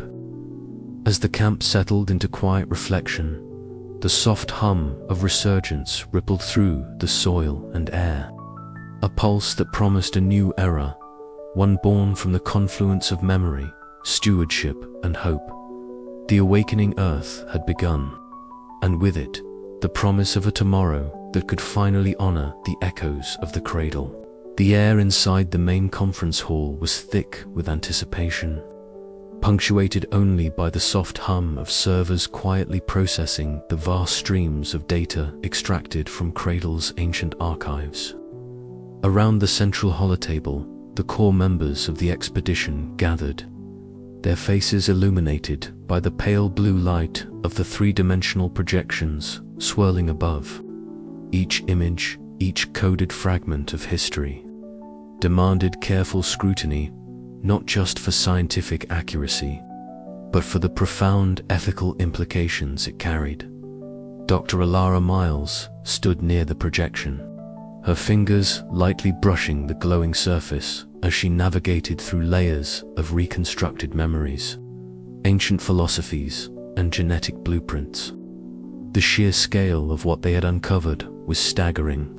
Humanity's forgotten cradle, a civilization whose reach extended beyond the stars and whose legacy had been deliberately erased to protect future generations from repeating cataclysmic errors. "We can't simply release this information without context," Ilara began, her voice steady but imbued with the gravity of their responsibility.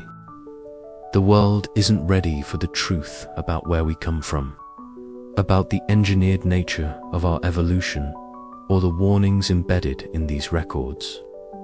Captain Jonas Vieira nodded, his expression one of resolve tempered by caution. "Agreed. The political and social ramifications could be profound. We must prepare a framework for disclosure that emphasizes education, ethical reflection, and gradual integration." Amina Solis, the expedition's ethicist, leaned forward, folding her hands thoughtfully. "We face a dual challenge, honoring the legacy of Cradle while safeguarding humanity's current identity. This knowledge could either unite humanity in a shared origin or fracture it under the weight of its implications. Dr. Ryo Tanaka, who had spent long hours decoding genetic sequences that linked modern humans to their ancient ancestors, added quietly, "And there's the danger of misuse." Technologies derived from this archive could revolutionize medicine and biology, but without oversight, they could also lead to new forms of inequality or conflict. The discussion moved from the technical to the philosophical, weaving through questions of identity, stewardship, and the future. The team debated the merits of transparency versus protection, the risks of awakening dormant fears, and the hope of inspiring a new era of human evolution informed by the wisdom of the past. As the sun dipped below the horizon outside the base, casting long shadows across the alien landscape, Lyra found herself drawn away from the meeting. She walked to the edge of the camp, where the ancient ruins stood silent and imposing against the sky painted in hues of violet and gold. The twin suns, symbolic of Cradle's unique celestial dance, bathed the stones in a warm, almost reverential light. She closed her eyes, feeling the subtle pulse of the planet beneath her feet. It was as if Cradle itself was breathing, alive with memories waiting to be honored. In that moment, Lyra understood that their mission was not only scientific, but deeply spiritual, a bridge between what was lost and what could be reclaimed. Returning to the conference hall, Lyra proposed a plan, a comprehensive report combining scientific data, ethical guidelines, and cultural context, to be delivered first to a trusted coalition of global leaders and scholars. This coalition would oversee the phased release of information, ensuring education and preparation preceded public revelation. The team agreed, each member contributing their expertise to shape the document.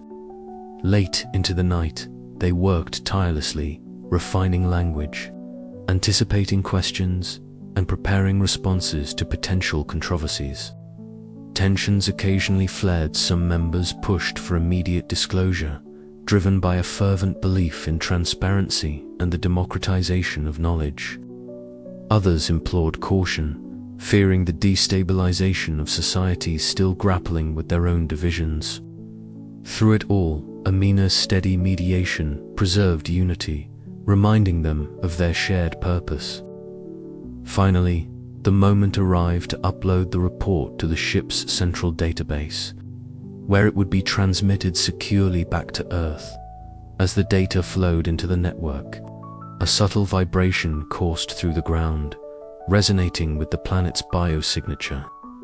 It was a silent acknowledgement, a communion between human endeavor and Cradle's enduring spirit. In the following days, as the team prepared for their departure, they reflected on the legacy they were leaving behind. The legacy not just of discovery, but of responsibility, humility, and hope.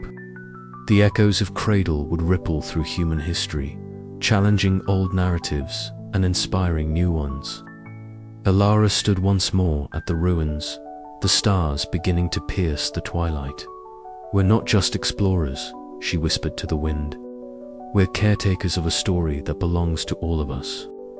And with that, the expedition set its sights on home, carrying the weight of knowledge and the promise of a future forever changed by the truths they had uncovered. The report's reception on Earth would be the next chapter of this unfolding saga, chapter filled with unknowns, challenges, and extraordinary possibilities. But for now, the team on Cradle had done what they came to do. They had found the legacy and chosen to honor it with the wisdom it deserved. The journey was far from over. The last light of Cradle's twin suns bathed the plains in a warm, crimson glow, casting elongated shadows of the expedition team as they moved with measured steps toward the waiting shuttle. The air was thick with the scent of alien flora, mingled with the sterile metallic odor emanating from the ship's hull. Each footfall stirred the dry dust that had settled over months of painstaking work, a silent testament to their time spent uncovering secrets buried deep beneath this enigmatic world. Dr. Leela Morgan paused for a moment, her gaze lingering on the jagged silhouette of the ancient ruins that had first drawn them here. The stones, weathered and worn, held stories etched in their every crack, stories of a civilization both advanced and tragic, whose memory had been almost completely erased by the tides of time and cosmic fate. She swallowed hard, feeling the weight of those discoveries press upon her chest like a physical force. "We came looking for answers," she whispered, "and found more questions than we dared imagine." Beside her, Captain Elias Vaughan maintained his calm exterior, though his eyes betrayed the turmoil within. His role as leader had demanded strength and decisiveness, but in this moment, even he wrestled with the enormity of what they were leaving behind. The knowledge they carried was not just scientific data or ancient artifacts. It was a paradigm shift that could redefine humanity's very understanding of itself. Could the world bear such revelations without fracturing? Mara Ellison adjusted her headset nervously, the usual spark of energy in her eyes dimmed by the gravity of the farewell. Communication lines were already live, transmitting final reports back to Earth. She wondered how many would listen with open minds, how many would seek to exploit or deny the truth. The silence around her felt oppressive, broken only by the distant hum of the shuttle's engines warming up. In the command center, Dr. Amir Chen meticulously archived genetic sequences, his fingers dancing across the datapad with practiced ease. Yet beneath his scientific focus lay a deep, personal conflict. The genetic codes they'd uncovered hinted at a lineage far more complex and intertwined than previously imagined. The implications for human evolution, for identity, were staggering. What did it mean to be human when the roots stretched beyond Earth's soil? Jock's harrow, covered in dust and sweat, moved with mechanical precision as he dismantled equipment, the physical labor grounding him amidst the swirling emotions. He cast a final glance at the subterranean entrance they'd sealed, the gateway to hidden realms and forgotten memories. "We're closing a door," he muttered, "but the echoes will keep ringing." As the team boarded the shuttle, the low murmur of voices blended with unspoken farewells and lingering glances. The interior was cramped but familiar, walls lined with screens displaying data streams and external views. The hatch sealed with a definitive hiss, severing their last physical connection to Cradle. The launch was smooth, the engines roaring softly as the craft lifted from the scarlet plains. From the windows, the sprawling alien landscape stretched out a tapestry of ancient cities, verdant biomes, and enigmatic ruins bathed in the fading light. The planet's surface seemed to pulse subtly, as if acknowledging their departure with a silent farewell. Inside, the atmosphere was thick with reflection. Dr. Morgan's eyes welled with tears she refused to shed openly.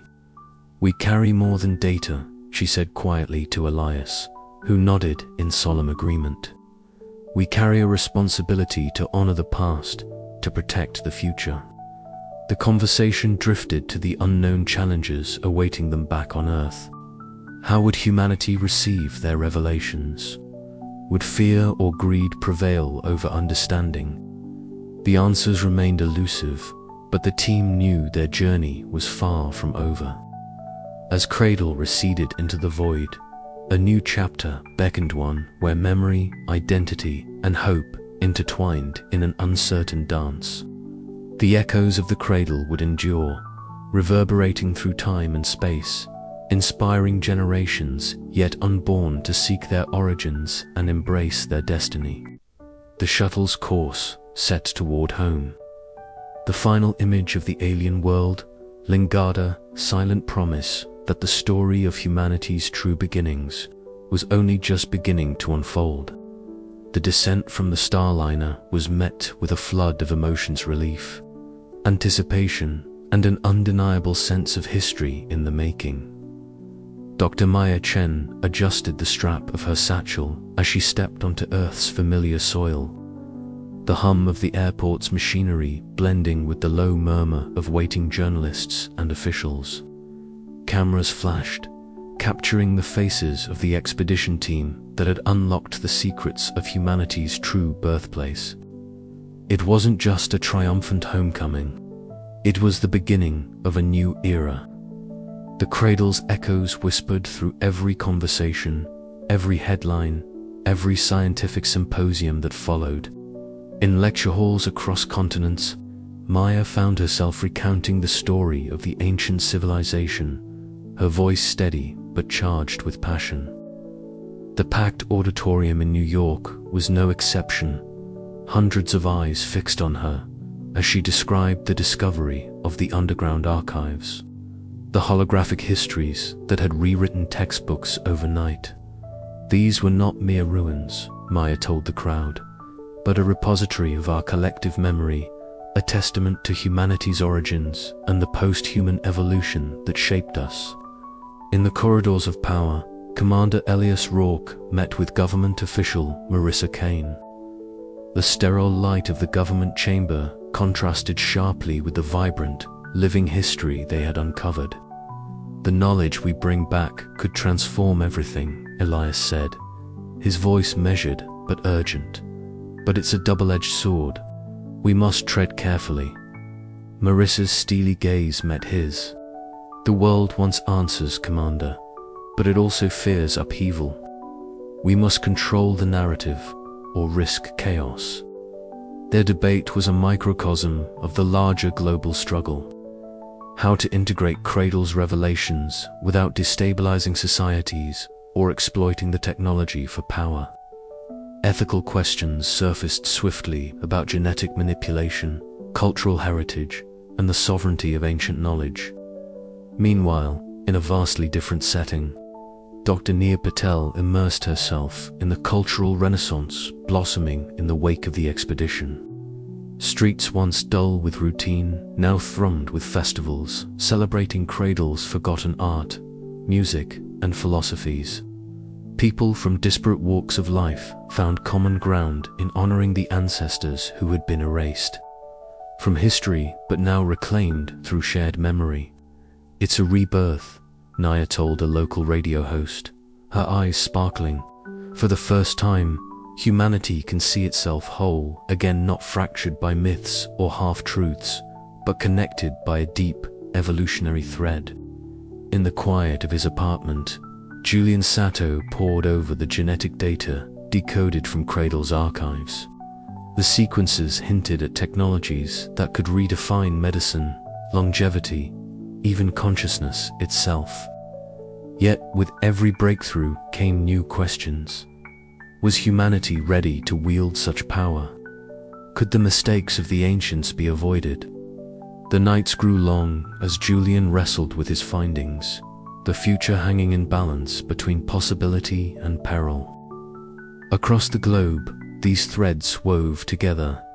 Scientists, politicians, artists, and ordinary citizens alike, grappling with what it meant to be human in light of the Cradle's revelations.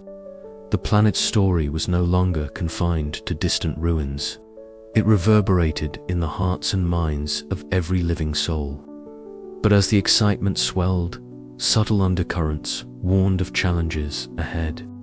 Political factions vied for influence, ethical dilemmas multiplied, and the Watcher's silent presence remained a haunting reminder that some secrets demanded respect.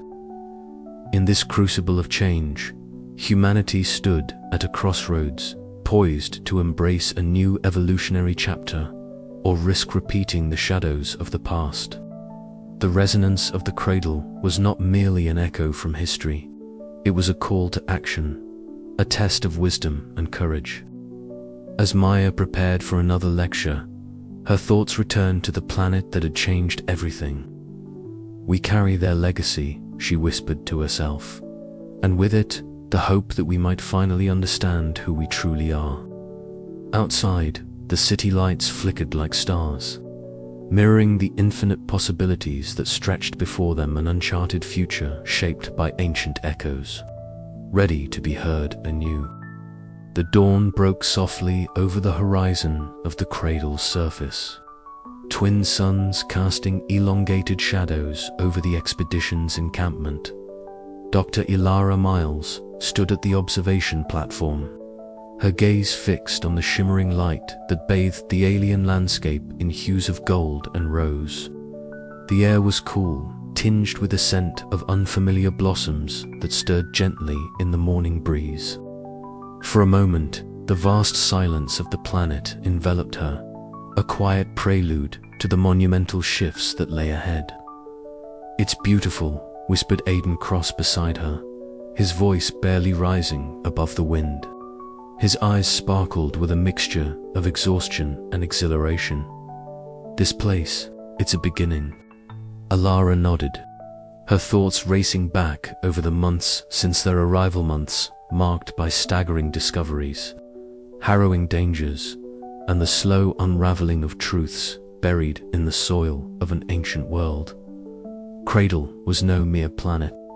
It was the crucible where humanity's earliest ancestors had forged their existence. Now, the knowledge they carried was poised to ripple outward, altering the very fabric of human understanding.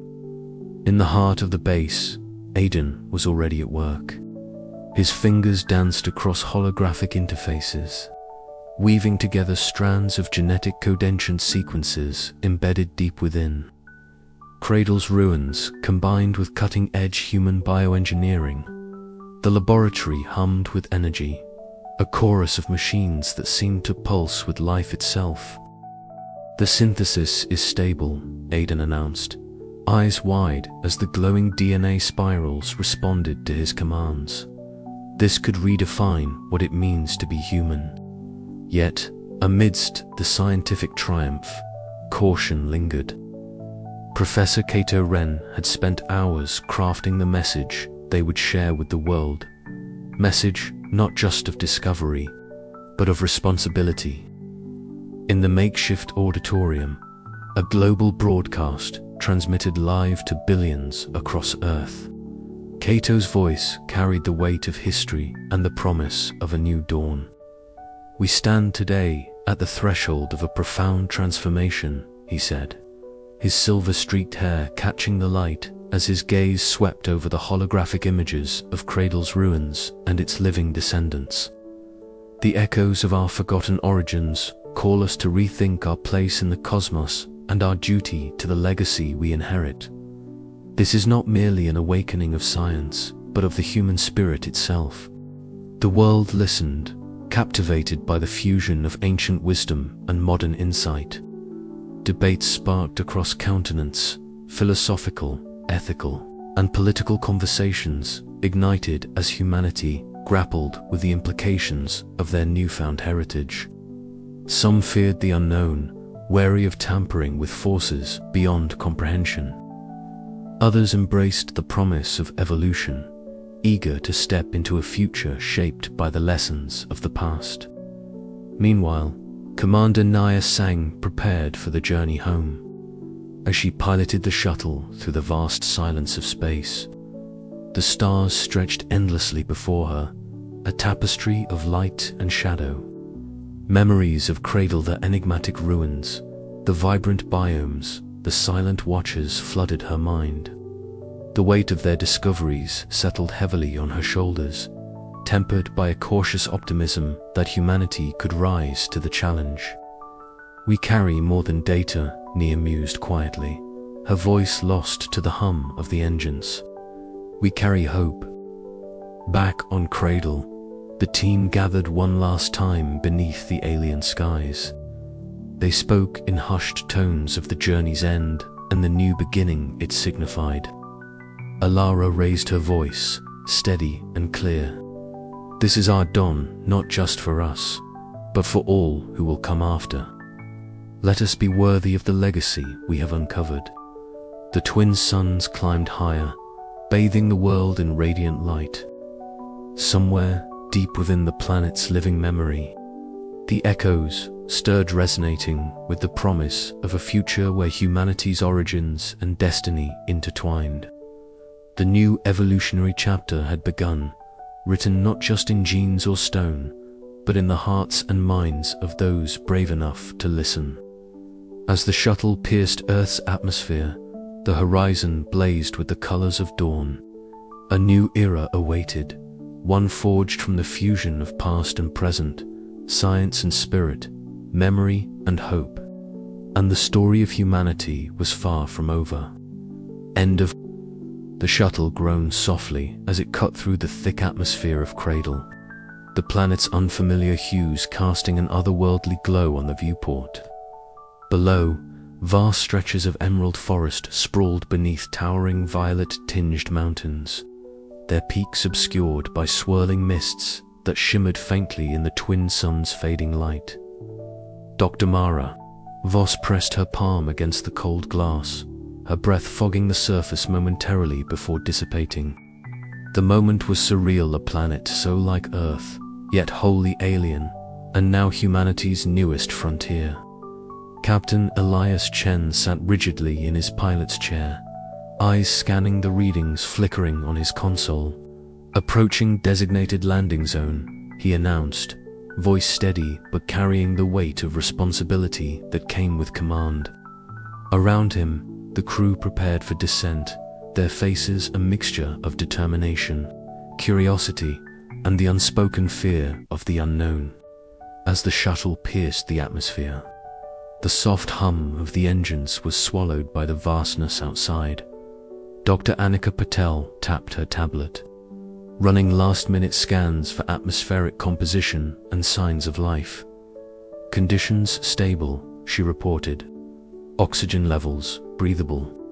No immediate hazards detected beyond the usual planetary anomalies. Sergeant Jamal Reyes adjusted his tactical gear, eyes sharp and alert.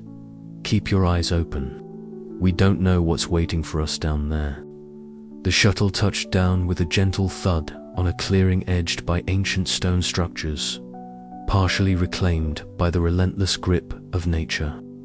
Vines crept along weathered walls, and moss-blanketed fractured statues whose features had been eroded by millennia. The architecture was unlike anything recorded in human history, massive monoliths carved with symbols that pulsed faintly with an ethereal light. Dr. Voss was the first to step onto the soil of Cradle, her boots sinking slightly into the soft earth. She knelt beside a stone slab, brushing centuries of dust away with reverent care. The symbols she revealed were intricate, composed of interlocking shapes and lines that defied immediate comprehension. These markings, they predate any known human civilization, she murmured, awe threading her voice. Around her, the team set to work, establishing a base camp with modular shelters and advanced scanning equipment. Captain Chen coordinated the efforts with practiced efficiency, aware that every moment was precious. Secure perimeter, he instructed Sergeant Reyes. We don't know what's out there, but we're not alone. As twilight descended, the ruins took on an almost mystical quality. Shadows stretched across the stones, and soft, unidentifiable sounds whispered through the trees. Inside the main chamber, a holographic projector flickered to life at Anika's command, casting a three-dimensional map of the ruins into the air. The team gathered around, faces illuminated by the pale light. These structures suggest a complex society, Anika explained, tracing symbols in the air with her finger.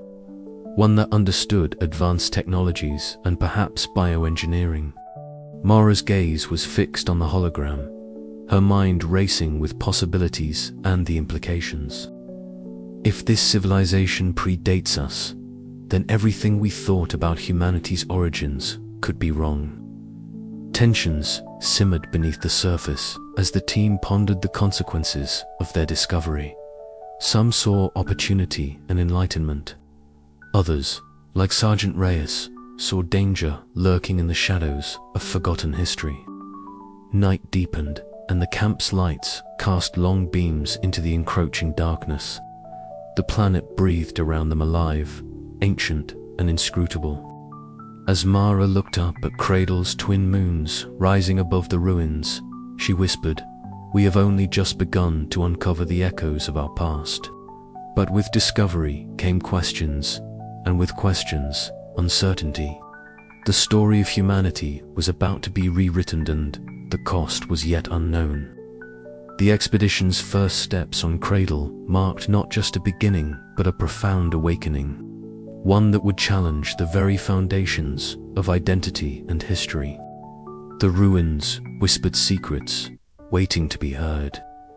And as the team settled for their first night, a distant rumble echoed a reminder that some memories were buried for a reason. What awaited them in the shadows could change everything. Yet, even as doubts and fears crept in, hope remained. Hope that the forgotten cradle of humanity might reveal the truths long lost to time, the stories etched into stone, woven into biology, and encoded in the very fabric of the planet itself. The journey had begun, and there was no turning back.